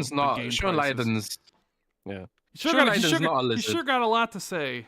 Always sticking his nose in there about. Yeah, he also said he doesn't like Game Pass because it turns game devs into wage slaves. Can I just say he's got a hate boner for Game Pass? Yeah, he hates Game Pass, but I've started using LinkedIn a fair bit, Rand. Okay, that's how you know I'm really getting old. Game devs were not happy with that comment. Because they were like, hang on a sec, I can't remember a time where we weren't wage slaves. Like basically saying like PlayStation treated people just as badly as any other corporation. Mm-hmm. One of the people I saw saying things like that were ex-PlayStation devs, a lot of whom now like either work at smaller studios or made their own studios and indie studios and stuff like that. But yeah, that comment did not go over nicely because it was just like you live in a different universe to a lot of the devs that are on the lower ebb, of the lower rung on the ladder kind of thing. But yeah, he hates Game Pass. He seems to hate Xbox in general. He never seems to consider the consumer's perspective, especially when he's talking about $80, $90, $100 games, whatever it is. Yeah, and also, which he thinks games should have been, right? Because he's a proponent of like we should have been raising the price every single generation, Yeah, and I also dislike a lot of the discourse around Game Pass. Ignores the fact that it saved people a lot of money in a universe where unemployment's going up, inflation is going up or sticky at best, and you've also got cost of living crisis, tariffs, all this kind of stuff popping off. The one time a corporation does something vaguely giving consumers some slight bit of value, it feels like everyone's kind of up in arms about it, Well, so here's what he said. I'm not saying Game Pass is perfect, but it's also like, at least don't ignore the value it's given. Here's what he said. He says, I'm not a big supporter of the Netflix of gaming idea. I think it's a danger. I mean, look what happened to music. In the popular mind, music costs nothing. So music should be free. Spotify, what is that? It's $15 a month or something. Virtually no one buys music anymore. The problem with gaming, it's so dumb. It's not a good comparison, and I don't know if he's ignoring the reality of that comparison or if he's making that argument in bad faith for clicks or some kind of like weird sort of engagement play. So what else do you say on that note? The problem with gaming is all we have is launch. That's it. No one wants to pay money to come into the studio and watch people code. Is Game Pass profitable? Is Game Pass not profitable? What does that even mean? That's really not the right question to ask anyway. You can do all kinds of financial jiggery-pokery for any sort of corporate service to make it look profitable if you wanted to. You take enough costs out and say, that's off the balance sheet, and oh look, it's profitable now. The real issue for me on things like Game Pass is it healthy for the developer? They're not creating value, putting it in the market. a marketplace hoping it explodes and profit sharing and overages and all that nice stuff. It's just, you pay me X dollars an hour, I built you a game here, go put it in your servers. I don't think it's really inspiring for game developers. It's such a reach, right? And I'm going to dissect this now. First of all, the Spotify comparison to Game Pass is fucking lazy at best and bad faith at worst. And the reason for that is people forget why Spotify even emerged in the first place. Spotify emerged because pirating an MP3 is trivial. As internet speeds got faster, it became like so easy to pirate things. It was like as fast as downloading a JPEG. Like initially, it could take me all day to download a music album, but over time, it became easier and easier and easier and more trivial. The only way you could stop music piracy was to make it even easier to get access to stuff. So now Spotify not only provides you with piracy-like levels of speed, it also gives you the discovery algorithm, which I would argue is a pretty good feature to find new music, and then also the onboarding and all the rest of it, right? I'm not saying Spotify is a great company, by the way. It's a very, very problematic company for a variety of reasons, and the CEO seems like an asshole too. But I will say this, people often conveniently forget how piracy was, you know, the thing destroying the music industry previously. So you can either have it like, you want governments to censor the whole internet and make sure nobody's downloading music, you wouldn't download a car, all that kind of stuff. Or you can do what I think is a more positive way, is offer a better service, because with the rise of the internet and MP3s and all that shit, Spotify was a foregone conclusion. Enough said.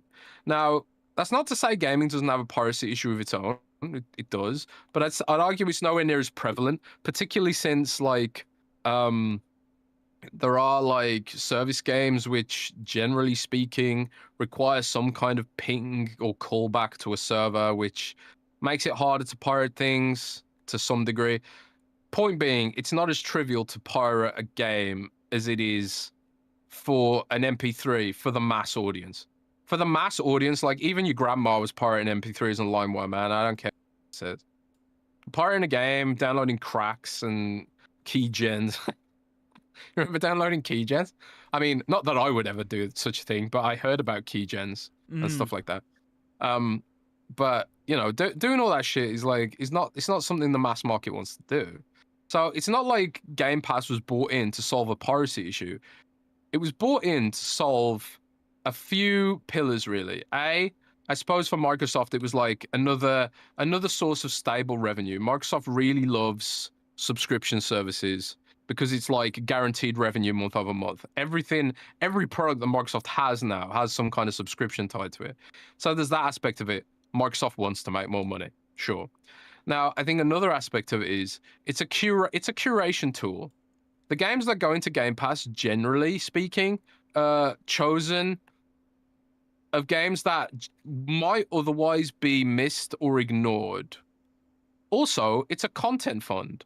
So smaller studios or publishers like a Rebellion with Amfall or an 11-bit Studios with the Alters, they get like a lump sum of guaranteed money when they finish the game. That helps them cash flow their business. Now, I know Sean Layden worked a lot with indie publishers and indie developers, but I don't know if he's like worked a lot with developers who worked with Game Pass and love Game Pass and now factor Game Pass into their business models, you know, because it's Microsoft is funding a lot of these developers in a universe where discoverability is harder than ever, right? So I know he's just like, he's making some off the cuff remarks and, you know, maybe replying to a tweet and stuff like that. And he wasn't really podcasting or thinking about sitting there and debunking it point by point. And I think it's important to note that when you're having a genuine sort of a critique of someone's position, because a tweet isn't the full position a lot of the time. And I think even if Sean Layden sat down there for a minute, he'd realize the Spotify comparison makes no sense, because it's not like with Spotify, artists don't get a lump sum, generally speaking. I know some of them do sell their catalogs. I think Metallica did a special deal with Spotify, and I think Tool did as well, and some other companies and some other publishers. But like the artists, if we're talking like indie artists, Spotify ain't giving them a lump sum. In fact, they get next to nothing. I think like the way Spotify pays out royalties is also based on a curve of all the artists on the platform. So if one month, say for example, if in one month Lady Gaga or something, or some other famous artist, who's famous right now? I don't know modern music. Who's famous, Rand? Taylor Swift, right? Mm-hmm. If Taylor Swift releases a new album and it blows the fuck up, and then everyone that month is all they're doing is listening to Taylor Swift, that actually reduces the payout for independent artists because Taylor Swift has vacuumed up a lot of the content from there. But that's not how like it works with Game Pass, you know. It's not like there's less money if another game vacuums up all the engagement or whatever. You're given royalties based on how much engagement your game gets and stuff like that. Or at least as far as I know. I'm pretty sure about that. Dover 1005 says Sabrina Carpenter. There you go. Modern artist Sabrina Carpenter. I've seen her tweeted about, but I don't actually know who she is.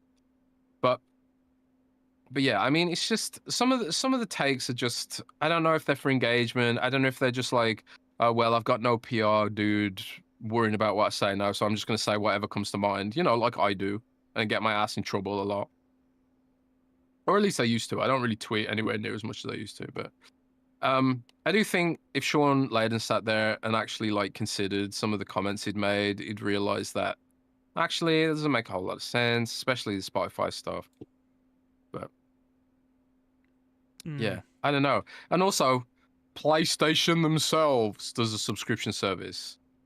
And yeah, but he would say he doesn't do it day and date though. I mean, he didn't mention day and date here or whatever. So yeah, but he's talking about developers. He's talking about third parties and stuff like that. Like he's talking about it doesn't get third parties excited and all this kind of shit. And it's like, dude, like these companies just want to survive, mate. You know. A lot of them, especially the smaller developers. And I think like there was a report recently from your boys at Remedy where they're talking about like the only way that Firebreak made any money was from the money they got from PlayStation Plus and Xbox Game Pass. yeah, because it didn't sell on Because PC. that game flopped like, I don't know, a very floppy thing. Think of something floppy, Rand. A fish. Wet and floppy. A fish. It flopped like a fish on land, fish out of water, which I suppose is a good metaphor for Remedy making a service game in the first place. I think one of the things I said to an investor, which I thought was a little bit strange, they were like, "Yeah, we realize," and I'm paraphrasing here, but they said something along the lines of, I think an investor asked a question, or a presser or someone like that. They asked a question like, so why did Firebreak fail? And they said something like, yeah, the onboarding experience wasn't very good and people were confused about it. And then they asked something like, well, why do you suppose that is? Or why did that happen? And then they replied like, we didn't think it'd be that important to have a good onboarding experience. I'm like, really? Although there has been games in the past which I suppose don't have a great onboarding experience. I mean, Dark Souls could be an example. Destiny 2 doesn't, right? Yeah, modern Destiny 2, I suppose. Yeah, does not have a good onboarding for people. Yeah, Sea of Thieves doesn't either. At least it didn't when it launched. But it was almost like the game was just intuitive, I think, to some degree. Whereas, like, I honestly found Firebreak irritating. You know, I just like you'd spawn like a turret or something. And then the enemies would move away from the turret, and then you couldn't move the turret, or at least I couldn't figure out how to move the turret. Or there was a cooldown on removing the turret and moving it, or something like that. And by the time you've moved the turret, the enemies have moved again, and they're out of line of sight and all this kind of stuff. And I was just like, did anyone playtest this game in the context of fun? I don't know, because it doesn't feel like it was playtested in the context of fun. But I really like the premise, so I like the idea of using office equipment and fighting post-it note monsters as someone who did used to work in an office. I think it's a cool setting. The control setting is a cool setting. So I'm rooting for the game, but realistically, we know it's probably never gonna come back from the dead. Right. You know, anyway. it's like I can understand. Game Pass gave them a chance. Game Pass gave them a chance. That's the point. What's even that? It's like sometimes money in hand is better than potential money because that potential money may not exist. You could put a game out there and nobody buys it, and then you're like up shit's creek. But that Game Pass money is like, it's right there. It's tangible. It's we're paying you this amount of money to put your service game in here. And for some devs, you know, that money in hand, guaranteed money, is better than the potential money they may receive if their game does well, right? Yeah, and what's that famous saying, Rand? What? Money in the hand is worth 2 monies in the bush. Yeah. I don't know. I don't even think, like, looking at the games in Game Pass, I don't really even think there's like games that were specifically designed for like Game Pass, like, for these even the games Xbox Studios make, like Indiana Jones is not something you would want to really make for Game Pass, or like, you know what I mean? Doom the Dark Ages and like a lot of the games. Yeah, we used to speculate about that, remember? Yeah. We used to many years ago on this podcast, we used to speculate like, will they start making games as Game Pass bait? But that doesn't seem to have happened or materialized even once. You know, all the games in there feel like they're games that could stand alone to some degree. In fact, Microsoft's like actively pushing back on developers who tried to game the system, because one thing they did, Rand, recently, and this is a slight tangent, but it's recent news, so it's relevant. They stopped game developers from putting up multiple packages of multiple versions of the same game with multiple achievement lists, something that you complained about and Maka complained about. And I spoke to Maka about it, learned more about it, and then I spoke to Microsoft about it. And Microsoft told me, I think we mentioned this on a previous podcast. Microsoft told me, yeah, they were already aware and they were doing something about it. And now it seems like they have done something about it. And True Achievements posted that Microsoft's closed the loophole and warned developers about submitting multiple versions of the same game with separate achievement lists and all the rest of it. So I think if Microsoft, like, if there were publishers or developers that were trying to like Game Pass or exploit Game Pass somehow to bait engagement, it doesn't feel like Microsoft wants that to happen, you know. But I don't know. Sean Layden does not like Game Pass or apparently Xbox. And shout out to Wayne Turner for backing me on Alien Resurrection. But he says I'm on my own with Spice World. God damn it! Yeah, you're on. There your must own be at with least that. there must be at least one person in the chat who likes Spice World. There must be one person. Is there anyone there who likes Spice World? Anyone? Anyone? No, you can't find anybody who likes. It's got an all-star cast. It's got an all-star cast of British celebrities. Did you ever listen to Spice Girls, Ran? I mean, I've heard their songs, obviously. So, do you own any albums? No, they don't own any Spice Girls albums, but I believe my sisters did. I own the first 2 albums. Classic British Britpop, you know. Mm. Stone Patrol, Scary Spice was banging. I liked it in 3rd grade. There you go. Formative years, Spice Girls, for a lot of people in this channel. Yeah, apparently.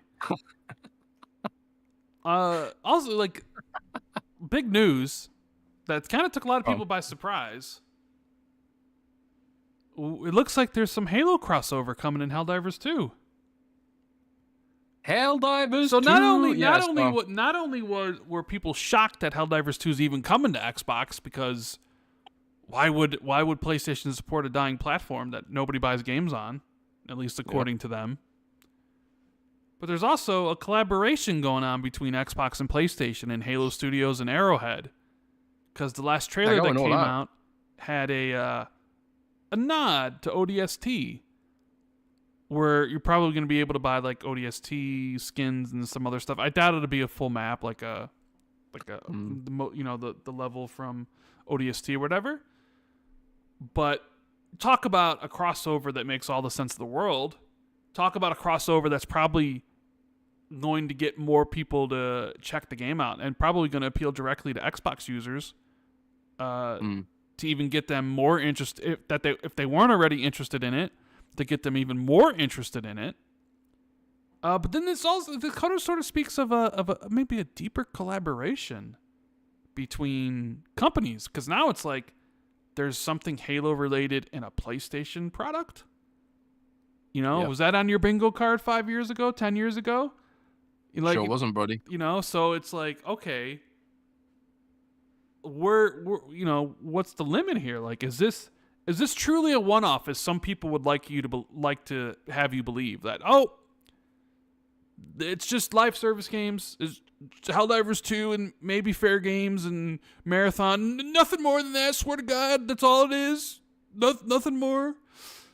Just these 4 games, guys. No worries, guys. You know, before it was no games, and Sony would never, because they know the value of their platform and exclusives, and they would never do this, especially on a loser platform like Xbox, where these dumb Xbox don't even buy games. Sony would never. Sony would never do this.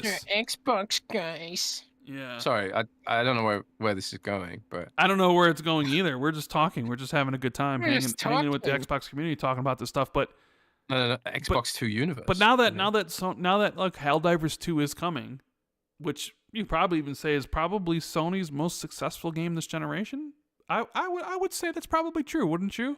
Sony's most successful game this gen, considering how many copies it sold and all that sort of stuff. I mean, you know, Concord was pretty successful. I think it's probably more successful than, say, Spider-Man and God of War Ragnarok and Horizon Forbidden West. I think it's more successful than those. Yes, but also you have to wonder like how the business deal is structured, because I imagine a lot of that money's going to Arrowhead too. Sure. And I guess you could say that, you know, Helldivers 2 was $40. So I mean, there's the potential that, you know, Spider-Man 2 sells as many, then it would make more money. But then of course there's the Marvel cut. So maybe my statement of it being the most successful game this gen is maybe premature. Maybe it's definitely up there. You know, if it's not number like 1 or 2 or, you know, 3 or whatever, but it's definitely it's probably the most successful for ongoing concurrent users at the very least. Like, it's definitely a game that's remained strong in the zeitgeist and continue to remain strong. What other games do they have that people play all the time? Like, Sony's catalog is strictly, you know, Destiny, single player. I mean, yeah, but Destiny, sure. But I mean, yeah, you don't like Destiny. No, and you don't like Destiny either. But you know, I love Destiny, bro. I don't really expect there to be a lot of people playing God of War Ragnarok right now in 2025. Right? Those single player games have their moment. Which also, you know, Sean Layden, we talk about, but he talked about budgets being out of control, and his whole thing of game prices need to go up. But sir, we forget that you are also one of the reasons why game budgets got out of control in the first place? Did we forget this? Yeah. Did you forget that you were in charge when you decided to move PlayStation into this single-player premier cinematic experience where all the games had to look a certain way, and you know, and like to do that, they had to cost a certain amount, and that's what people wanted, so that's what they continued to do. So like, you could almost make the argument that Sean Layden's almost is a big contributor to the game budgets of titles being completely out of whack. So like, I don't know, he you know, there's no self-reflection. I didn't see any self-reflection when he was talking about the game budgets and all that sort of stuff. Yeah, maybe. Yeah, I mean, it's all fun and games, you know, when you can sort of. I saw a tweet today from, I can't remember, but I think it was Paris actually who posted this. It was a quote from Denzel Washington. Oh yeah, Denzel Washington, about like those who do and those who can't sit behind a desk and give their opinions or whatever, the opinions. Yeah, and now he's not, you know, at PlayStation or Xbox or anything. He's easy to talk shit. He has what is he? What is his job at Tencent? What does he do there? Something to do with Tencent, right? Oh, it's probably like chief IP thief in chief or something. No, I don't think he's any. I don't think he's like that. But I think it's like, is he a contributor? He does something for Tencent. He's a consultant or something like that. Something like that. Yeah. Do you think he teaches them how best to rip off other people's IP? Do you think he was heavily involved in the Horizon Zero Dawn Tencent game thing? That'd be fun part of Discovery, wouldn't it? That definitely would be. No, we have to say allegedly, because it's only allegedly did Tencent rip off Horizon Zero Dawn. Only allegedly. I mean, anybody with eyes can see that they did. No, Rand, it's allegedly. It's If just you allegedly have eyes, you can see it. For legal reasons, the Xbox 2 podcast legal department has to inform you that Rand actually means allegedly. Oh, did I put allegedly Completely in the ripped wrong off before the wrong word? I guess so. I must have put it in front of the wrong word. Oh man, you're making the Xbox 2 lawyers sweat, bro. Yeah. But yeah, are you surprised by the Halo partnership, which we assume is what's happening here? I mean, no official announcement has been made, but it seems like it is. I mean, because I feel like it's the lowest of the low-hanging fruit. Like the lowest of the low-hanging fruit. Okay. Yeah, because we've always talked about how Helldivers is Halo coded, ODST coded, the whole thing. It's like it feels almost like a homage to the Halo game that never was. You know, it's a really smart, it's a really great game. But obviously they didn't have the Halo license. It would have been fantastic if this had been a Halo game, but this is like the next best thing, isn't it? It's the obvious collab to do, frankly. But I suppose what this does show is that Sony is really changing its thought process to all of this stuff, because this is the kind of thing you need to do to win at service games these days, is create those hype moments, do those collaborations, have those skins. And I think maybe with Call of Duty, we've discovered an upper limit on how dumb these collabs can be. But every time there is a good collab, whether it's like Eminem doing a concert in Fortnite or whatever, it tends to blow the fuck up, doesn't it? So like I saw like a lot of excitement in the Halo community about this. I saw a lot of viral tweets about this. I saw viral Instagram reels about this. Just the mere hint of a collab between Helldivers and Halo is going to be a huge deal. And I suppose like in the past, it would have been kind of like, oh, Sony would never do this. They would never want to dilute their IP. But clearly Sony knows Halo's coming to PlayStation and it's going to sell a lot. It's going to make them a lot of money. So there's absolutely no point resisting that shit anymore, you know? So it just kind of, it opens the mind to more possibilities, doesn't it? It's like, where else could this go? What other games could come? What other collabs might happen, you know? And I think Sony, I think we all expect Sony isn't going to just whack God of War on Xbox anytime soon. But all of these things sort of raise the chances of it happening. Because it is free money, man.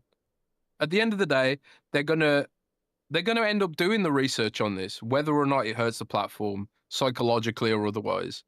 And if they do come to a hard conclusion, just mathematically speaking, there is no realistic harm to the PlayStation platform, just free money, then there's probably a universe where they just say fuck it, you know. And this is business. It's not a console war. It's not ideological. I think it has been ideological in the past, but you've had Satya out here for years saying like, got no love for that universe. I want to put my shit everywhere, but I can't because Sony won't let me, you know? But maybe it's just the math is gonna math, man. I don't know. The math is gonna math. Well, Math's gonna math. I guess like Kojima's gonna Kojima, math's gonna math. Here's what I'm surprised about. Okay. One, we were sort of all taken by a surprise when Helldivers 2 came in the first place, right? A lot of people didn't think it would happen. I mean, you were on the record saying you didn't think it was going to happen. In fact, you had heard, just like Special Nick had heard, that the discussions last year didn't go well. Well, something clearly changed, and it did go well.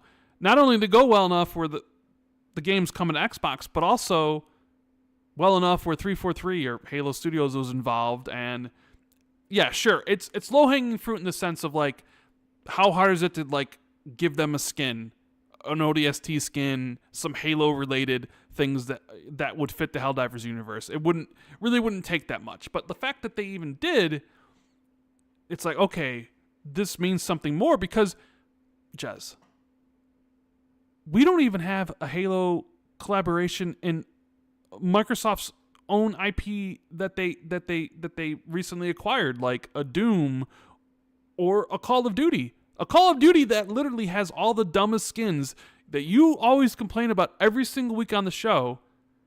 They Fucking literally Halo own skin. Halo, and they own Gears, and they own a whole bunch of things where you could use to sell to Xbox fans or just fans in general, and they haven't done it yet. And the first one they do it with is Helldivers 2.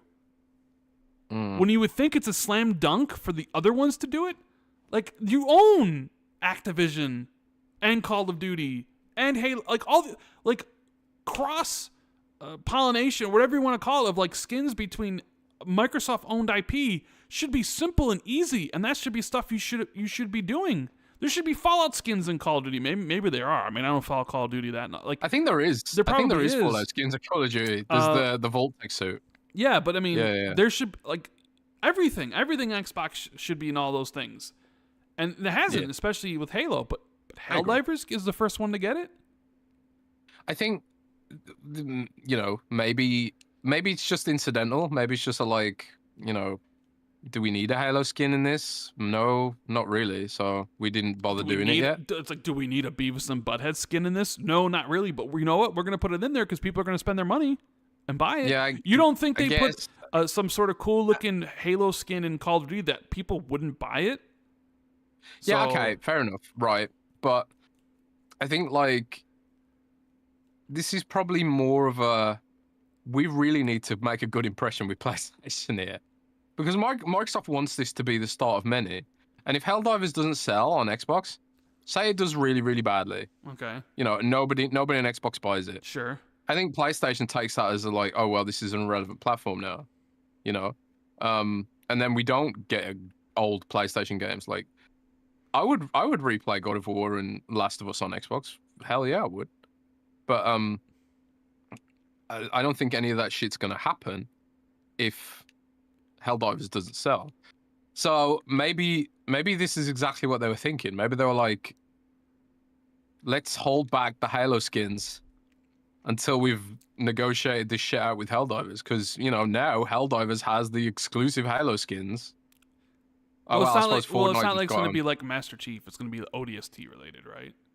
So I mean, you could. it might be Master Chief. I mean, could see it being I don't know. I some don't know if you remember a tweet. Mjolnir armor, man. I don't know if you remember a tweet from the studio head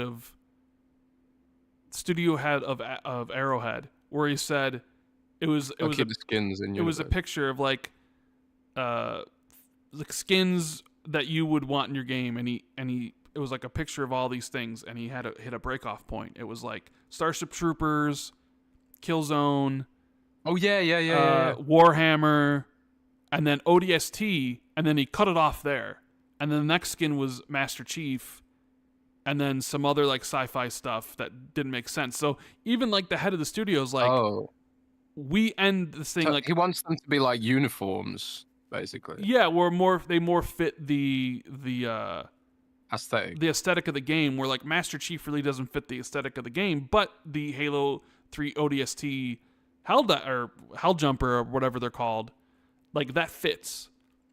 So even he was like, no, like it ends here. Like it doesn't go to Master Chief and beyond to these other sci-fi properties. Like it's this. So yeah, you're right. Like they have the first like Halo crossover thing. Well, I guess you could see Master Chief is in Fortnite, right? We forgot about that. But then again, everything's in Fortnite. I did mention that. Well, yeah, okay, you didn't mention it, but it's like one of those things where I'd look at it and I'm like, well, if you're gonna put Ren and Stimpy in Call of Duty skins, like, why wouldn't you put your own stuff in there? I mean, I don't know. I mean, I guess you're paying yourself. You're paying yourself. It's like, where does the money go to? It goes to yourself. Whatever. But it just seems like a no-brainer. Like, why wouldn't you? If you're gonna put all these other dumb skins in there, why not skins of something that a lot of people do like and would want? And it's like, okay, but we're gonna do it with Helldivers 2 first. And it makes me wonder how more deeper were these negotiations. Was that something that maybe like they asked for, being like, if we bring in here, could we have a collab with Halo? Because not only is that going to help them sell more copies on Xbox, it probably gets them some of their user base to jump back on and play the game and spend more money, right? More PC people will jump on, and more PlayStation people will jump on to access those things. So yeah, but it just goes like, how much deeper is this PlayStation and Xbox relationship? I mean, I'm sure you've seen those quotes of the PlayStation leadership, I think it was a couple months ago, where they're all sitting in chairs, very reminiscent of the Xbox Business Leadership podcast, where they were talking about like, how careful they're going to be with bringing over their flagship games to other platforms or whatever. And people took it one way when they said it then, but now it kind of has new context in regards to, some of the things they're doing. And obviously, there's different camps of what this means, where some people are like, oh, it's the whole slate of PlayStation games, or it's just the live service stuff, slate, baby. Right? And it's like, where do you fall in between there? But I do agree with you. I think PlayStation is very cautious of they're very cautious of how it'll affect their console business, because that is their whole business, and PlayStation is super important to Sony overall. And PlayStation still wants to sell consoles and all that stuff, where Microsoft's all about like selling subscriptions and selling the games. Like the hardware is not the important part anymore for them. They're like past that. Where PlayStation is still very much, we need to sell as many consoles as we can. Although we are expanding our IPs to other platforms to make more money, like on PC. And now it's like, oh, well, we're putting a game on Switch with Lego Horizon. Well, now we're actually going to be on Xbox. So now they look at it like, okay, well, we can still make money in these other places, but we have to be careful, because if we start putting our older games on there, will that affect how people perceive PlayStation, in the sense of like, is that a console I want to buy? And personally, I think me and you have the opinion that I don't think it would. Like if PlayStation announced tomorrow that Last of Us and God of War were coming this fall to Xbox, I don't think PlayStation sees a drop in sales. I don't think they see a blip. I don't really think it hurts their platform or their business. Now, definitely it'll hurt the fans, or like the fanboys. I get, it separates the two, because there are fans and then there are fanboys, and the people that made it their whole personality, they'll be deathly hurt by it. But as their business, I don't think so much that they will be. But then again, I don't know. Maybe it would, and maybe so they're being a little bit more cautious. They're going to see how Helldivers 2 does. One, by how well it sells. And you're right. If like, let's say Helldivers 2 comes to Xbox and sells 200,000 copies, they may look at that and be like, this thing was tailor-made for the Xbox audience and they didn't buy it. So maybe we should rethink our plans to bring other games to the platform. But if Helldivers 2 comes out and is like, sells 2 million, 3 million copies, 10 million, baby. I don't know about 10 million, but if it sells this significant amount, they'd be like, okay, there's a hungry audience here for our content that maybe won't buy it on PlayStation. And if we have a nice relationship with Microsoft, where Microsoft will help advertise us, right, where you get big ads on the dashboard, your content's pushed. If they're giving us like a better deal, instead of 70-30, they're giving us 80-20 or something, where, okay, you're making it worth our while. And when we look at the numbers and the statistics, we put Helldivers 2 on Xbox, but actually we didn't see any negative effects on our own console business. We are still selling as much as we did. In fact, engagement on Helldivers, because of this whole thing that went through the roof, more people are spending money on PlayStation and PC now. So it actually overall was beneficial to not only the game, but the platform. And the platform didn't see any drawbacks. They may be like, okay, let's try it with something else. Let's do it with this. Let's do it with that. And then the more like it comes back, where it's like, oh, we put God of War 2018 on Xbox. we didn't see any problems. We're still growing. We got all this extra money now. Where, what have you? Like, there's no reason not to, because there's an audience there, and our relationship with Microsoft is strong. I'm just saying. I'm presenting one path. Obviously, that this path may be wrong, and it may not really exist. But I do think it's a potential one, because otherwise, then it's just like, Yeah. I mean, I guess it depends on where you're at, because some Xbox fans are like, all the games are coming, like every single one of them. Maybe not necessarily day and date, but all of them might. And I'm like, I don't know about that, But I definitely think there's a chance, and I think realistically for Sony, it's going to come down to how well did Helldivers 2 sell, and did it affect us negatively? And if the answers to those are yes and no, then they'll be like, okay, well, let's try it with this. Oh, this one did okay. Let's do this, and then we're going to see them close the gap on PC releases. 3 years, 2 years. Now it's at 1 year. And we know that they're day and date on certain games. We're going to get to the thing where, like, okay, now it's 6 months. Now it's day and date, just in general for everything, because that's the best way to go about it, because you can tie in your marketing for both releases, and then have that effect of, like, people are playing it on PC with the user count, and that reverbs back to the how many people are playing in PlayStation, and more people buy it, and vice versa. Like, all that sort of stuff, like, that could be very beneficial to them. But I guess we'll just have to wait and see how Helldivers 2 does. I think it'll do well. Honestly, I don't know. This might be. I was gonna say, maybe there's a good chance. No, this wouldn't happen. But I was gonna say maybe Helldivers 2 is more played than Gears. But then I forgot Gears on Xbox is in Game Pass. Plus, anybody that bought Gears Ultimate owns Gears Reloaded for free. So. Nah, I still think Helldivers beats Gears. You think even with the whole Game Pass stuff and everybody owning it for free, Yep. you think Yep. you think Yep. that okay.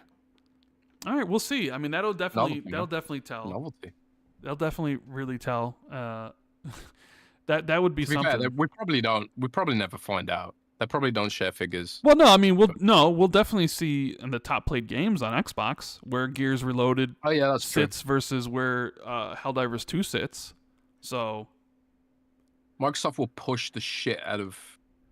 Well, that sounds kind of grim actually when you say it like that. They will push Helldivers hard. Mm-hmm. Wait, that could be kind of sexy as well in a way. They're gonna really promote Helldivers 2 in an unsexual way on Xbox dashboard. Oh man. It's going to be a fun few years to find out what happens. Yeah. We have Champagne Supernova says, we need Colonial Marines and the Smart Gun in Helldivers. That's it. Game over, man. Also, I'd let Rand blow my back out for a new AVP game that was peak. Excuse me? Pause? Well, excuse me? Holy crap. Speaking of being sexy. I mean, Jesus. That super chat went crazy. It just... That was like that escalated really quickly. Super chat. Yeah, that escalated super quick. Damn. But yeah, I mean, shit. We thought we didn't have anything to talk about this episode, and yeah, and I thought I was gonna get to go to bed I know. early. It always happens, doesn't it, Jez? It's somehow. Yeah, it sure does. Yeah. Somehow, it always happens. I know it. I've been awake for 15 hours. Hey, I mean, dude. you could have said let's do the show on Monday, but I couldn't do it Monday, bro. I gotta work for a living. Some of us have to do it. You could work while doing the podcast. I mean, you play games while doing the podcast, so.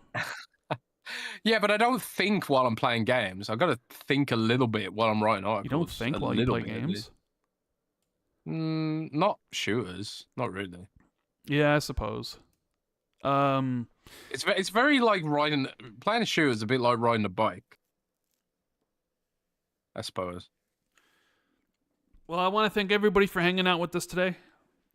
If do us a big favor, Mr. Roblox topic. Oh yeah, well, okay. So Jez wanted me to talk about Roblox. So we're gonna talk about I Roblox. suggested it because You told me to put it in the title because there's drama going on with Roblox. I put it in the title. Jez, what is going on with Roblox? Why'd you want me to put it in the title? And what's going on? What's going on with Roblox? Roblox is cooked. That's what's Or is happening. Roblox cooking the gaming industry? They're cooking the game industry, and they are personally cooked in the hardest possible way. So, I don't know if you guys knew this, but Robolx. Oh, and actually, there was breaking news about this in the last 2 hours during the show.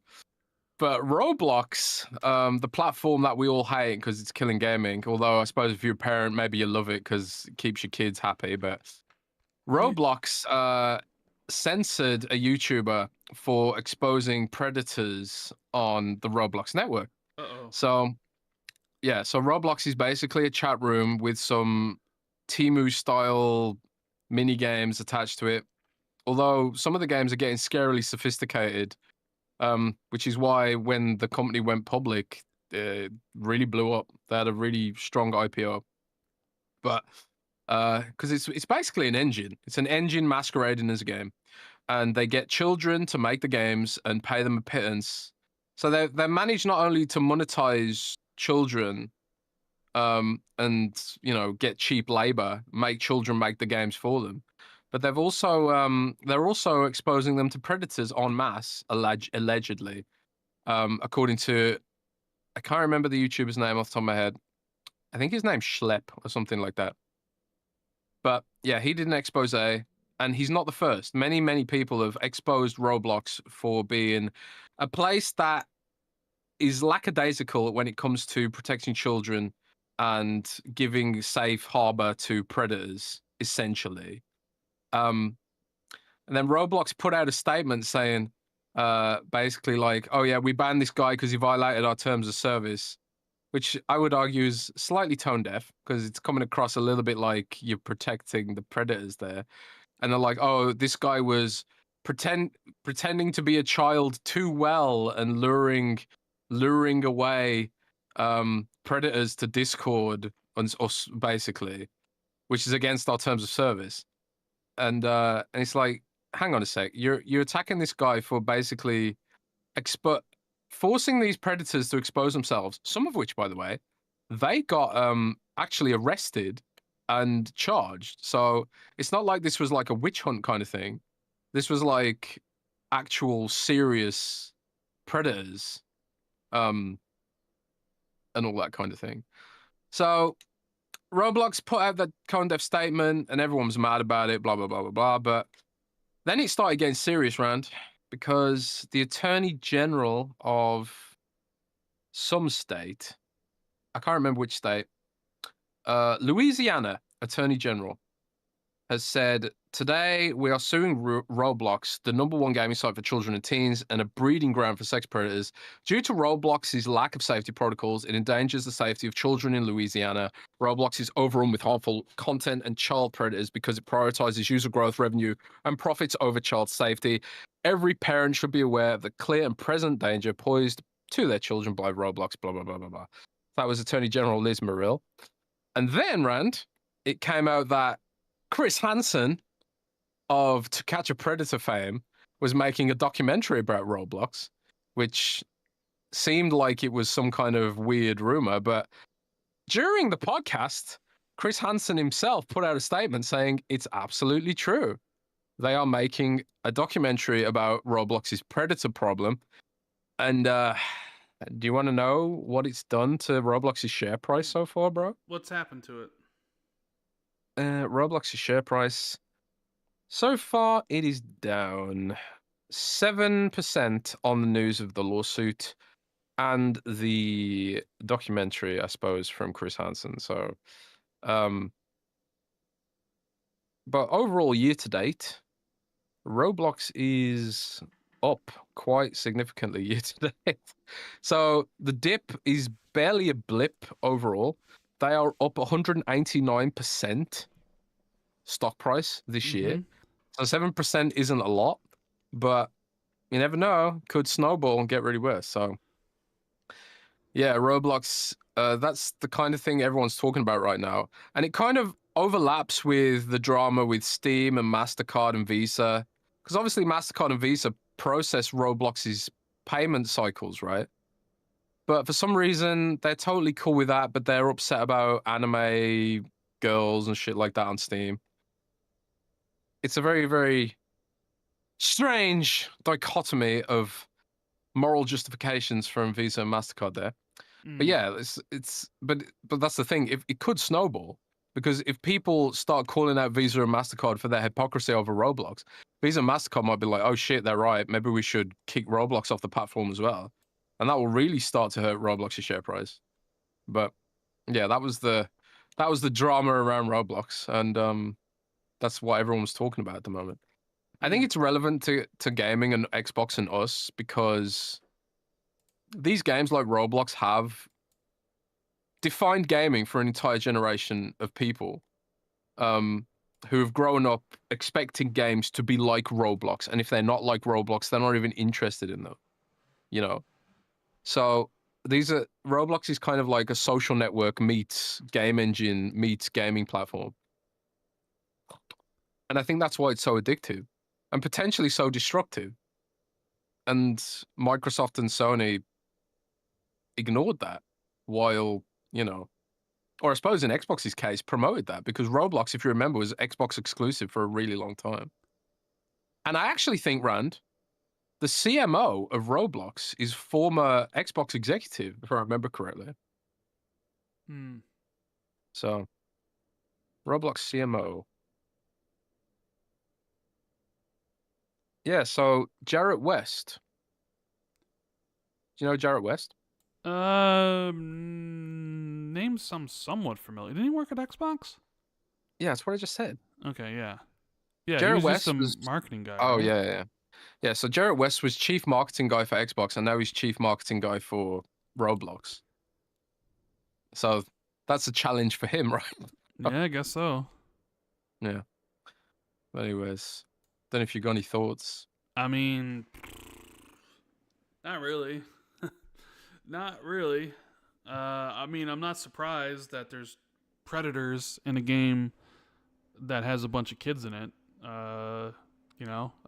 That's not too surprising, and I wouldn't be that surprised if they tried to not necessarily cover it up, but stop people from talking about it, because that would definitely hurt its bottom line if suddenly Roblox wasn't a safe place for kids to play. But then also didn't the CEO recently talk about having like dating apps within Roblox, and that kind of was like a weird thing because like Roblox is used by like super young kids, so like what would they need a dating thing for? It's just, I don't know, it's just weird. It's a creepy game. Yes. All these kind of algorithmic growth at all costs, anything I think that anything that's sort of internet based and algorithmically targets kids is super creepy. Like even Instagram and Meta, like there was a report in Reuters where they were saying like documents seen by Reuters suggest that children on Instagram are purposefully being corralled towards AI chatbots that have sensual, speech and shit like that.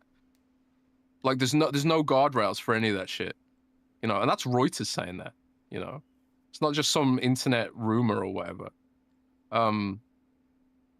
These companies are fucking completely devoid of morality. They're lizards, man. Like we said earlier. Fucking lizard people, bro. Lizards. Yes, lizards. Anyways, let's take it over to our Patreon, see what kind of questions they have today. So thank you guys for hanging with us today. We greatly appreciate it. Whether you were here live on YouTube or watching this later, or listening on Spotify or iTunes or the various podcast apps we're on, we appreciate you. Make sure you leave us a review on Spotify and iTunes. It helps out. And if you're still here on YouTube and you haven't done it, hit the like button and subscribe to the channel.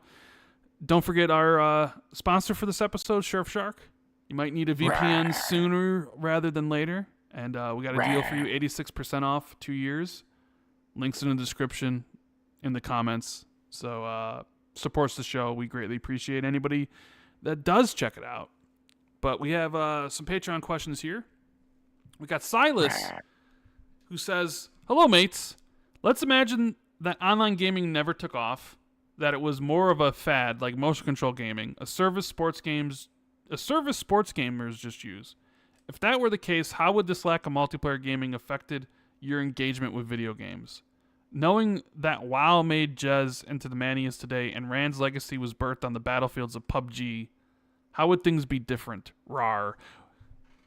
My legacy was not birthed on the battles of PUBG, sir. Silas, you should know this. My legacy was birthed on the battlefields of Halo 2. So how would it have... It's an interesting question. If you just like took multiplayer gaming out of it, honestly, I don't think it really affects me very much. Because I was playing a bunch of video games beforehand, and Halo kind of honestly took me away. I was just playing Halo 2 so much. But then eventually I stopped playing Halo 2 and I went back to playing all the great games that I liked playing during the 360 gen. Obviously playing shooters because I like shooters. Even the early CODs and stuff, the Battlefield Bad Companies. And then I just kept on playing regular, single player games, co-op games, what have you. And then PUBG came out and it was like, oh my God, 900 hours of the greatness. I'm a gurge. But then it's just like, okay, now I'm not playing that. Now I'm playing those. So like, it wouldn't really have an impact on me at all. I wouldn't have, because I just would go back to regular games. It's the regular games that I'm more interested in. It's almost like the multiplayer games were a cherry on top, where it was like, okay, I have all the single player stuff, but now there's this other thing I have, where for some people the multiplayer stuff is all they have, and if they're not playing it, then they don't play. But for me, like, it was like an extra thing, so it wouldn't have affected me whatsoever. Yeah, I mean, I started pretty early with multiplayer games. UT99. I think I was 11 in 1999. So yeah, I was fully addicted to UT99 when that came out. Loved it. Played it every day after school. UT99 all the time. Deck 16, and there were servers which were just Deck 16 and variants of Deck 16. There were so many modded maps in that game. It was just great time. But like Rand, I also played single player games a lot and loved them a lot. So I don't think it affected me that much either. I mean, I do love service games. I do love all that shit, but I also really love just solo experiences too, So I don't think it affects me that much. Yeah. We have Colby, who says, "Greetings, long time, first time here." Well, thank you. Hey. Always nice to see someone new. The concept of a hybrid Xbox for the next gen greatly excites me. My biggest hang-up, though, is the prospect of being placed in PC lobbies for games like Battlefield 6. One of the best things about consoles is being insulated from the rampant cheating that can take place on the PC side of things. With the future of Xbox versions of games up in the air, do you think there's still a possibility for console-only crossplay that includes the next Xbox? If not, I may just have to stick with my Series X as long as I can, or have to use the PS6 as a shooter box. P.S. Jez, I just bought tickets to see Deftones in Kansas City the day before my birthday. Beyond excited. Cheers. Oh, that's awesome. Congrats on that. I got tickets to see Deftones in January. New albums sounds like it's going to be really good. Do you like Deftones, Rand? I don't think you do. Yes, I do. Oh, you do? You heard the new song? It's fantastic. I haven't heard the new song, new but, song. Deftones was in that time frame when... Yeah, I mean, I do like a lot of their stuff. I think it's called... Is it called Made in Madonna? It's got Madonna in the name. That song's fantastic. It's a new song. But also, Deftones have become popular with Gen Z. It's like a... I don't know. It's like they went viral on TikTok, and I suppose their sound is really unique and ethereal. How come we haven't never gone viral on TikTok? I don't know, man. Well, we don't really post there for one Well, I mean, thing. you post all the shorts on your channel. Why don't you post these shorts on TikTok? Because I don't want TikTok, bro. I don't have it installed on my phone. I just kind of don't want it. The app creeps me out, bro. It's a creepy app. But anyways, what was the question again? About worrying about the hybrid Xbox only running like hybrid PC Xbox. Yeah, would you not be able to just play console? I mean, it's a really good question. I mean, right now I'm playing Battlefield like entirely with crossplay turned on. And I thought I'd hate it because of exactly what you said, that people with the mouse and keyboard have a advantage, and also there's cheaters knocking about, that kind of thing. But I think what Battlefield tries to do, at least, it tries to detect what input you're using, whether it's an Xbox controller. Sorry, I'm choking a sec there. Whether it's an Xbox controller or mouse and keyboard, it tries to group you with people of a similar ilk, you know? And I will say that my experience in Battlefield hasn't been too bad, even with the full crossplay turned on. I haven't really come up against a situation so far where it's like, oh, that guy's like turning way faster than me and there's no way I could have beat him. And I don't know if that's because I'm playing mostly with Xbox people because of that or whatever. But I do suppose it does pose a question for people who prefer playing shooters with a pure console pool. Maybe the future is that the Xbox lets you set that manually. I know you can set it manually in Battlefield, but the problem is then you're in a very small pool of players because most people just leave it on, you know? Yeah, I don't know.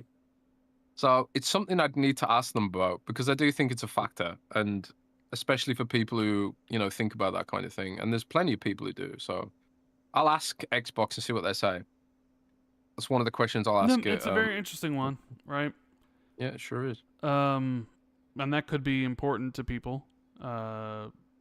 The crossplay thing. I guess we'll just have to wait and see how that all plays out. But thank you for the question, Kobe. We got Glenn. He says, here's a term I made up. Narrow consumerism.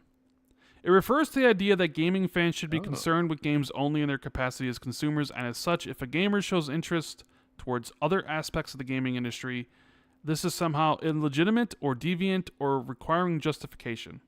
For example, during the discussion about whether Game Pass is profitable, I remember an analyst saying, quote, "It's my job to investigate this stuff, but I do not see why gamers would be interested in it." And that's he's referencing Chris String, because I remember that exact quote, because someone asked him that.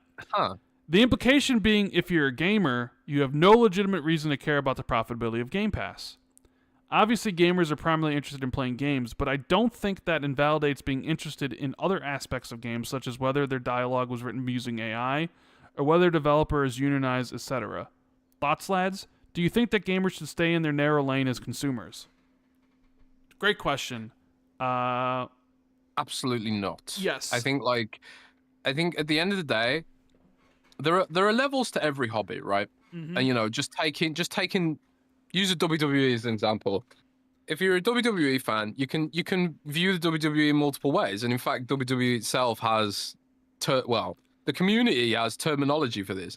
You've got like your marks, which are people who just basically take it at face value, either believe it's real or pretend it's real. Like a little kid is a mark, I suppose.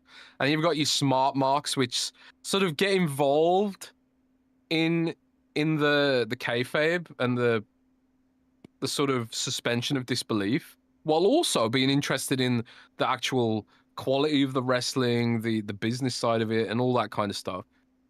And then, you know, at the far end of the spectrum, you've got people who barely even care about the wrestling and just want, you know, the backstage drama and shit, like your dirt sheets and that kind of thing.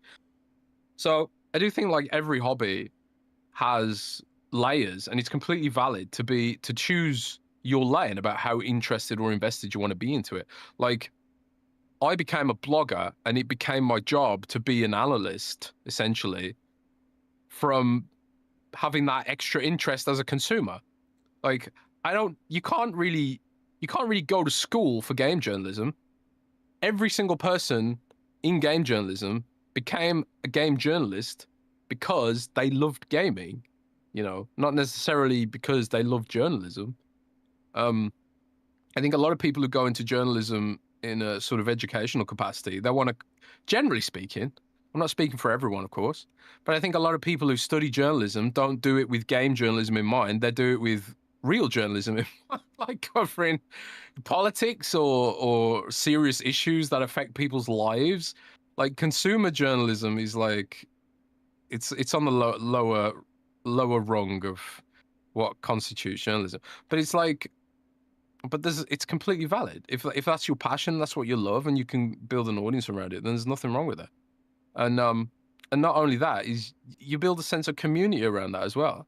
Like the Xbox 2 Discord, for example, we've got a very active game industry channel where people discuss these things, and it's fun to discuss these things. But not only is it fun, it's like it helps you understand why publishers and game companies make some of the decisions they do, and it better equips you to push back when they do some bullshit, when there are shenanigans, and you fully understand why the shenanigans there, rather than just following a hate mob on the internet or whatever, part of it's just about intellectual honesty, I think. So no, I don't think it's a bad thing to be invested in any hobby that you're really passionate about, whether it's Warhammer, WWE, or good old video game. Yeah, I mean, obviously there's going to be some people that don't care or want to know how, like, the sausage is made, so to speak. That's Rand's favorite saying, man. Yeah, that is. That's your favorite saying. They just want to consume.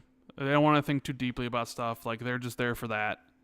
But there are people that want to understand, like, how games are made and, like, how things are budgeted and, Game Pass, how does that work, and all the different things that could go into that. There are definitely people that want to understand more about their hobby and, meet some of the creators, talk to them, interview them. Just, there's different levels to all that stuff. So I do feel like, should gamers stay in their narrow lanes as consumers? I mean, that's up to each person. Because some people, they're just like, I just want to, like, turn on Netflix and watch a TV show. I don't need to worry about Netflix's budget or, the deals they make or how they're made or whatever. I'm just here to just entertain me. That's all I care about. I don't need to know the dirty little secrets of everything. But there are some people that do. Like, I'm always interested in learning more about certain things. Obviously, like, I don't really have, like, I think me and Jez, one of the things we talk about, at least with, like, the consoles itself for the next generation of stuff, like, I'm not very tech focused. So, like, that stuff kind of just goes over my head. And I guess it's something I could try to learn more about, but I really don't have any interest in learning more about it. But, when we talk about, like, Xbox, like the question Colby just asked about the idea of, like, well, if the next Xbox is a hybrid PC, how's that going to work for this thing? We've talked about, well, how's Steam going to work on this thing, right? And all the different ways that could impact the Xbox ecosystem and Microsoft making money. I think those are interesting things to talk about, and I agree. But that's not for everybody. Somebody else is like, I don't care what any of that stuff is. Like, they're providing me with all this stuff. Like, here's my money, and I just want to play it. So, I don't think it's necessarily bad for people to just stay in their narrow lane. I wouldn't, like, call someone out for being like, oh, you just want to stay a consumer or whatever, because you know what it's kind of like? It's kind of like if David Attenborough was like, oh, I don't know why people watch nature documentaries. They're not naturalists. They should stay in their lane. Or something like that. I don't know. Yeah. You can be passionate about anything. Yeah, I just find I've been this watching stuff so many nature documentaries super recently. Interesting, so, like, that's why a lot of that stuff is appealing to me. I guess maybe the tech stuff isn't. Tech stuff just never interested me, so that's why I don't really try to understand it very much. It just doesn't care. But no, it interests me, but I'm just dumb. Yeah, but thanks for the question, Glenn. For the brand says, hey gents, happy Friday. I wanted to ask a fun question this week. If there was one video game franchise you could axe from existence, which franchise would it be? Thanks and have a good weekend. Ooh. Oh, man. Honestly, right now, Roblox. Fuck honestly, Roblox. Hopefully Paris is still listening. He probably isn't, but I'm sure we have a few of them. You're gonna say banjo? Those banjo bros. I'm sorry. Oh, We're axing no. banjo out of existence. So No people way. don't have to ask for it every single week neat. about banjo. You know.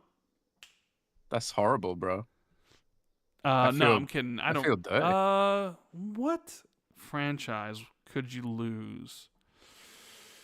A Fortnite, honestly. Okay, here it is. This is one. This is the truth. World of Warcraft, or just Warcraft in general. Boom, done, over. No Warcraft, no Warcraft 2, no Warcraft 3, no StarCraft, no StarCraft 2, no World of Warcraft. Warcraft excised from existence. In your mind. Warcraft lives in your mind rent free, bro. Bro, because I know how it makes you feel. Like me saying that has to like hurt your soul. You know. You just. I think secretly you really want to play it, but you know that if you did start playing it, you wouldn't play anything else. Nope. So you're like resisting it. You're resisting it. It's all right, bro. I know other people that have done this. They've just tried to resist the urge to play the greatness, bro. Or you know what? No, to be another one. If not for World of Warcraft, because that really hasn't had that much influence on the market right now. Like it's kind of its own thing. Realistically, when you think about it, it really doesn't have any impact on the current gaming landscape. Not really. Fortnite. So like the rise of the live service never happens, really. You know, the rise of like free to play skins. And all this stuff on there. The rise of the skins more than anything. So yeah, wouldn't you say it'd be Fortnite then? Is that a franchise though? It's one game. I mean, it counts as a franchise. I think. Okay, would you agree with me? Would it be Fortnite then? Yeah, get rid of it. Get rid of Fortnite. Because Fortnite's got its claws in exactly everything gaming right now. Where like World of Warcraft's on an island by itself, and it's just like, hey guys, we're over here. Nobody cares. You'd have no impact on any of on the gaming landscape whatsoever. But Fortnite leads it. You know. Warcraft was influential in its day, and I think a lot of modern server-based, cloud-based games did take cues from Warcraft. But so maybe if you get rid of Warcraft, Fortnite never happens, bro. Or I mean, you could maybe get rid of Call of Duty, get rid of that. But I would say Fortnite. So yeah, I would totally get rid of Fortnite. I think without Fortnite, Call of Duty never discovers Beavis and Butthead skins. Maybe without Fortnite, live service never really takes off the way it has. You know. I think we maybe, don't maybe get Battle Royale doesn't become like a thing like that either. Yeah. We don't get a gaming industry where an entire generation only plays one game. Preach. And also, we get to upset Special Nick. Yes, he's not a famous Fortnite leaker. It's quite small, but smells like a big one. Says, why does Cody Eastwood's Patreon avatar look like he's got bedroom eyes? I don't remember him looking at me like that on YouTube. Please discuss. Ooh. I haven't seen his Patreon. Yeah, I haven't. But his Patreon avatar's got bedroom eyes. What does that mean? Is he beckoning? Means he wants to you? Does he want to get randy with you? He wants to get randy with you. Yeah. Yeah. No, I haven't seen it, but I've got to own up to something here. Do you have bedroom eyes for somebody? Well, just about on the topic of being randy, a little bit randy. I've been having a back and forth with the Alters social media account recently. Are you being randy with them? I said that the Alters would benefit from a sex update, a romance update. But they're all clones of each other. Yeah, but I kind of making the point here that is it immoral if it's a clone? Because it's you. Is it right? Well, I mean that's like saying like is if twins do if like fraternal is it fraternal or fraternal twins where the ones they look the same, identical twins. But if they since they're the same, and if they do something together, isn't that just they're not clones, though. Well, no, they're clones, true, but they are. I mean, yeah, they are. I guess they are different on the microscopic level. Like, even I think their fingerprints are different. But yeah, if a clone of you, so is that really? And so what do they say? What do they say? Well, they weren't happy about this, and they were like, "We're not going to have a sex update." Although lots of the comments were in favor of a romance sex update for the authors, because clones. It's a moral gray area, I suppose. It's an interesting philosophical question. And then someone from the author's social media team offered me a naughty body pillow of one of the characters from the author's, the scientist. Okay. Which is a thing I had not. Yeah, so I don't know if you've seen these anime body pillows. You can actually get an anime body pillow of the scientist from the authors. X-rated and everything. And I had to explain that. I don't know how to explain it to my girlfriend, so I will pass at this time. But thank you very much. Ultra sexy body pillow. Okay. We got Pat Rock saying if MasterCard and Visa really cared about the good for consumers, they would block Roblox transactions if they fix the pedo issues they have. I mean, you think so. But do they really care about the good of consumers? I don't think they do. They only care about that money. Yeah. Chris M says, afternoon, gentlemen. Given the discourse around the apparent Steam and itch censorship mandates via the credit card companies, and then how Roblox seems to have handled its recent situation regarding child predators, are you concerned that we're entering a time of directed censorship guided by certain groups that wield outsized power for their size given the current state of the U.S.? Hope you both have a great weekend. I mean... It's really funny, right? It's really, really interesting because there is a lot of discourse about free speech at the moment.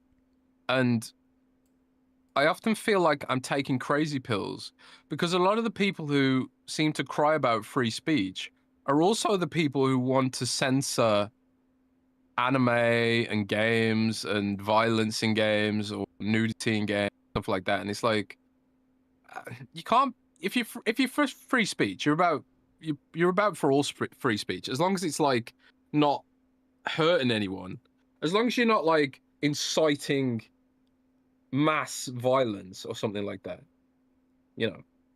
You can choose. What was that mean, Rand? You can choose to look. You choose the buttons you press. You can choose to ignore sexy video games and shit like that, right?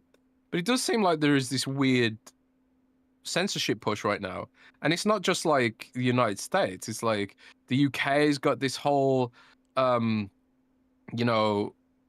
got this law right now where they're exploring getting messaging apps to track what you say and stuff like that. And then you've got Visa and MasterCard basically acting as content censors, which is far beyond their remit as duopolistic payment processors. And it's like, how do we get here? How did we get here? And how did these guys get elected to choose the arbiters, become the arbiters of what is acceptable to view as an adult? I don't know why this is happening, but it seems to be happening all at once, all across the world. It's the European Union, Australia, the UK and America, and certain states in America. And it's crazy. It's really strange. And I don't know, it seems like a big trend for these guys right now. But I did watch a video on why this might be happening, Rand. Yeah. And one of the reasons it might be happening is because a lot of these censorship efforts kind of hinge on the idea of verifying a user's age, right? Mm-hmm. So a lot of these companies that are being set up to verify a user's age, if you trace who their investors are, trace who owns these companies, a lot of them are actually owned by friends and relatives of the politicians who are pushing these laws. So it's like, if you are a company that is being set up to take advantage of this legislation, You should track where the money's going, because that's ultimately what it boils down to. You know, it's all corruption. It's all a bit shit, and I suppose the only thing we can do is try and push back against it. But Yeah, I mean, it's definitely a slippery slope that people should be concerned about, because it's only a hop, skip, and a jump outside of to move outside of gaming and then affecting something else. Like, oh, you wanted to buy something from Amazon? Well, Visa says no, or they got to pull the products or what have you. So Yep. yeah, it's concerning that stuff happens, and considering like Visa and MasterCard are pretty much like the default payment that most people use online to make purchases, right? I mean, yeah, you could. I guess you could use they're Discover, your only but options. well, I mean, you could use Discover. Discover? I've never even heard of it. Discover's another credit card, but they usually weren't as accepted widely as MasterCard and Visa, but they are more now. But that requires, okay, well, let me open up a credit line at Discover, right? Where a lot of people aren't going to do that. So yeah, I mean, well, the thing is, isn't Discover also on Visa and MasterCard? Oh no, Discover is its own network. yes, Discover is its Okay, own well, thing. yeah, I think like, well, that's the issue. It's like a lot of these payment networks, any competition is basically stomped out because nowhere accepts that shit. Maybe Visa and maybe that MasterCard have a leads to duopoly. maybe that leads to more people. Well, I was gonna say, like, isn't PayPal like not? PayPal's that doing Nope. something like. That's PayPal's Visa MasterCard as well, I think. I'm pretty sure. Yeah, I don't know. And I think China has its own one, I think. But it's like, if you get cut off from Visa and MasterCard, you lose all your business, basically. And that's an outsized amount of power to have. Yeah. It's messed up. We got good O'Connell who says, "Hello, Rand and Jez. So Gamescom is next week, and journals that are sending from all corners of the world to report on what is now the E3 replacement. I would push back on it being the E3 replacement, but I guess it's way better than E3. Well, yeah. Germans are known for their hospitality, so Jez has opened his bachelor pad to his reporter friends to stay pre-Gamescom so they can save some money. I'm imagining the Xbox Air Crew, sans Nick, Tom Henderson, Jeff Grubb, etc., all lounging around Jez's place with pre-event shenanigans. How does that work out? Ho. Is there enough room? Oh dear. Are there beer bottles everywhere? How does that party take place? Honestly, there's no time for socializing. There's no time for socializing, huh? There's like, you need to appreciate how big Gamescom is. It's like, it's huge. The Köln Messe, which is the convention center that hold this thing in, it's not just one hall. It's like 9 halls, and they're all filled to the brim. And it's not just a few Western publishers. It's like publishers from all over the world, of all shapes and sizes. This is like the biggest gaming convention on earth, and it's always been that way. It's so much more busy than E3 ever was. E3 is like chill, and it's like, oh yeah, we'll go to a party this evening and do a couple of meetings here, a couple of meetings there. Gamescom's like full on. I got meetings all day, every day. As soon as I land, it's craziness. And it's probably like that for the Xbox Era guys. Although I am gonna try and get some time to hang out with the Xbox Era guys and Paris. Hopefully, we need to. I'm hoping John Sicky Mechanico arranges all that, because, like I said, I'm gonna be busy. Well, John Sicky Mechanico is probably just going to be chilling, lounging around, Yeah, probably. So, probably. What's real journalists? Jesse probably be doing all the work. Yeah, Jesse will be doing all the work. John will just be chilling, hanging around, So, John, if you're listening to this, which you probably John's not, because he's on vacation in the U.S. And it's also...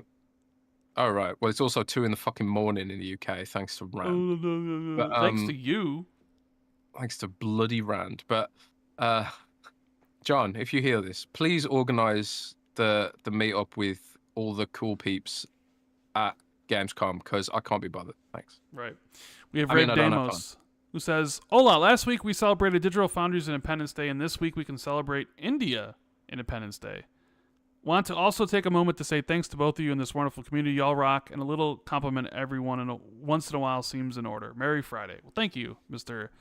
Demos. Hell yeah. But yeah, those are all the Patreon questions. We got another super chat I wanted to read here. We have Champagne Supernova says, "Sorry guys, Battlefield has got me pretty randy." And Purple Haze says, "Hey, do you think gamers would appreciate a speedster type game if it wasn't The Flash but a new IP? Is the market still wanting a hero game like that?" It's a good question. You know, if you would have said that like 10 years ago, I'd been like, absolutely. You know, nowadays, I mean, we've seen like the comic book movies aren't doing as well as they used to. I saw Manabai put out a tweet saying that Superman saved the comic book genre. Did it? Did it? I know Superman did really well here in the States, but it was not a flop overseas, but it did not do well overseas. But then Fantastic Four, I guess, is even doing less than Superman. It just seems like, I don't know, like if you're not Batman, Spider-Man, or the Avengers, that it sort of seems like maybe superhero fatigue has gotten everybody, like they're just sick of all those movies, you know, because at one point Westerns were the king of Hollywood. They reigned for like 30 years, and then people got sick of Westerns. Maybe people are just sick of superhero content. Yeah, I don't that's know. a good point. I mean, there haven't really been a lot I'll of... say this though. I think one issue with Superman is it's very America coded. Sure.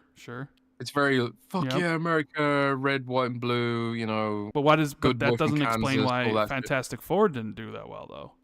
I think Fantastic Four didn't do well because who gives a fuck about That is true. Fantastic But then Four? again, you could have said the same thing back. Who gives the fuck about Iron Man? Who cares about Ant-Man? Who cares about the Guardians of the Galaxy? Yet Did Ant-Man do well? Ant-Man is doing better than Fantastic Four did. Absolutely. And that's What Ant-Man. about Superman? But remember, people look at Iron Man now and they're like, yeah, Iron Man's this huge thing. Iron Man was a B-tier player before that movie came out. Dude, I loved the Iron Man 90s cartoon, bro. I'm I just thought that was saying, fantastic.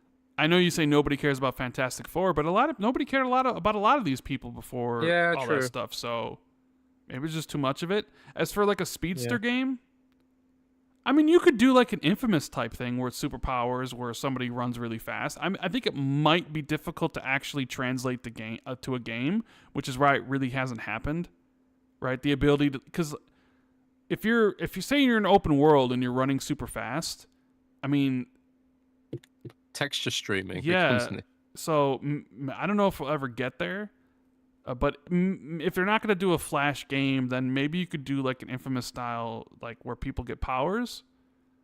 I mean, I don't know. I think it would be cool if they did something like that.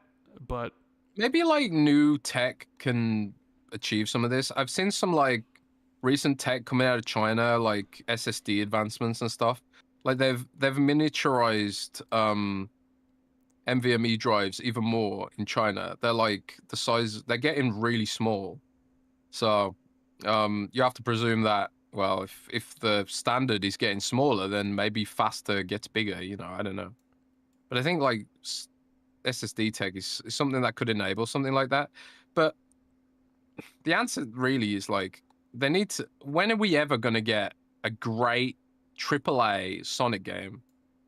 You know, and there's been some decent Sonic games, but I never feel like Sonic has never really, since the 90s, Sonic has not lived up to its potential as a franchise, I think. Yeah.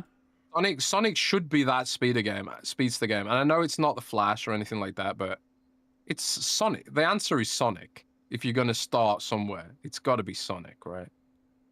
I don't know. I'm a long-suffering OG Sonic fan. A lot of people are. Yeah. Sonic's a good one about, you know, moving super fast and stuff, but I wouldn't mind to see like a superhero something with speedster. Alpha Layer says Sonic 06. Come on, bro. Sonic Generations was good. You don't mean that. Sonic Generations was good. People like that. People like the new Sonic as well, so, you know.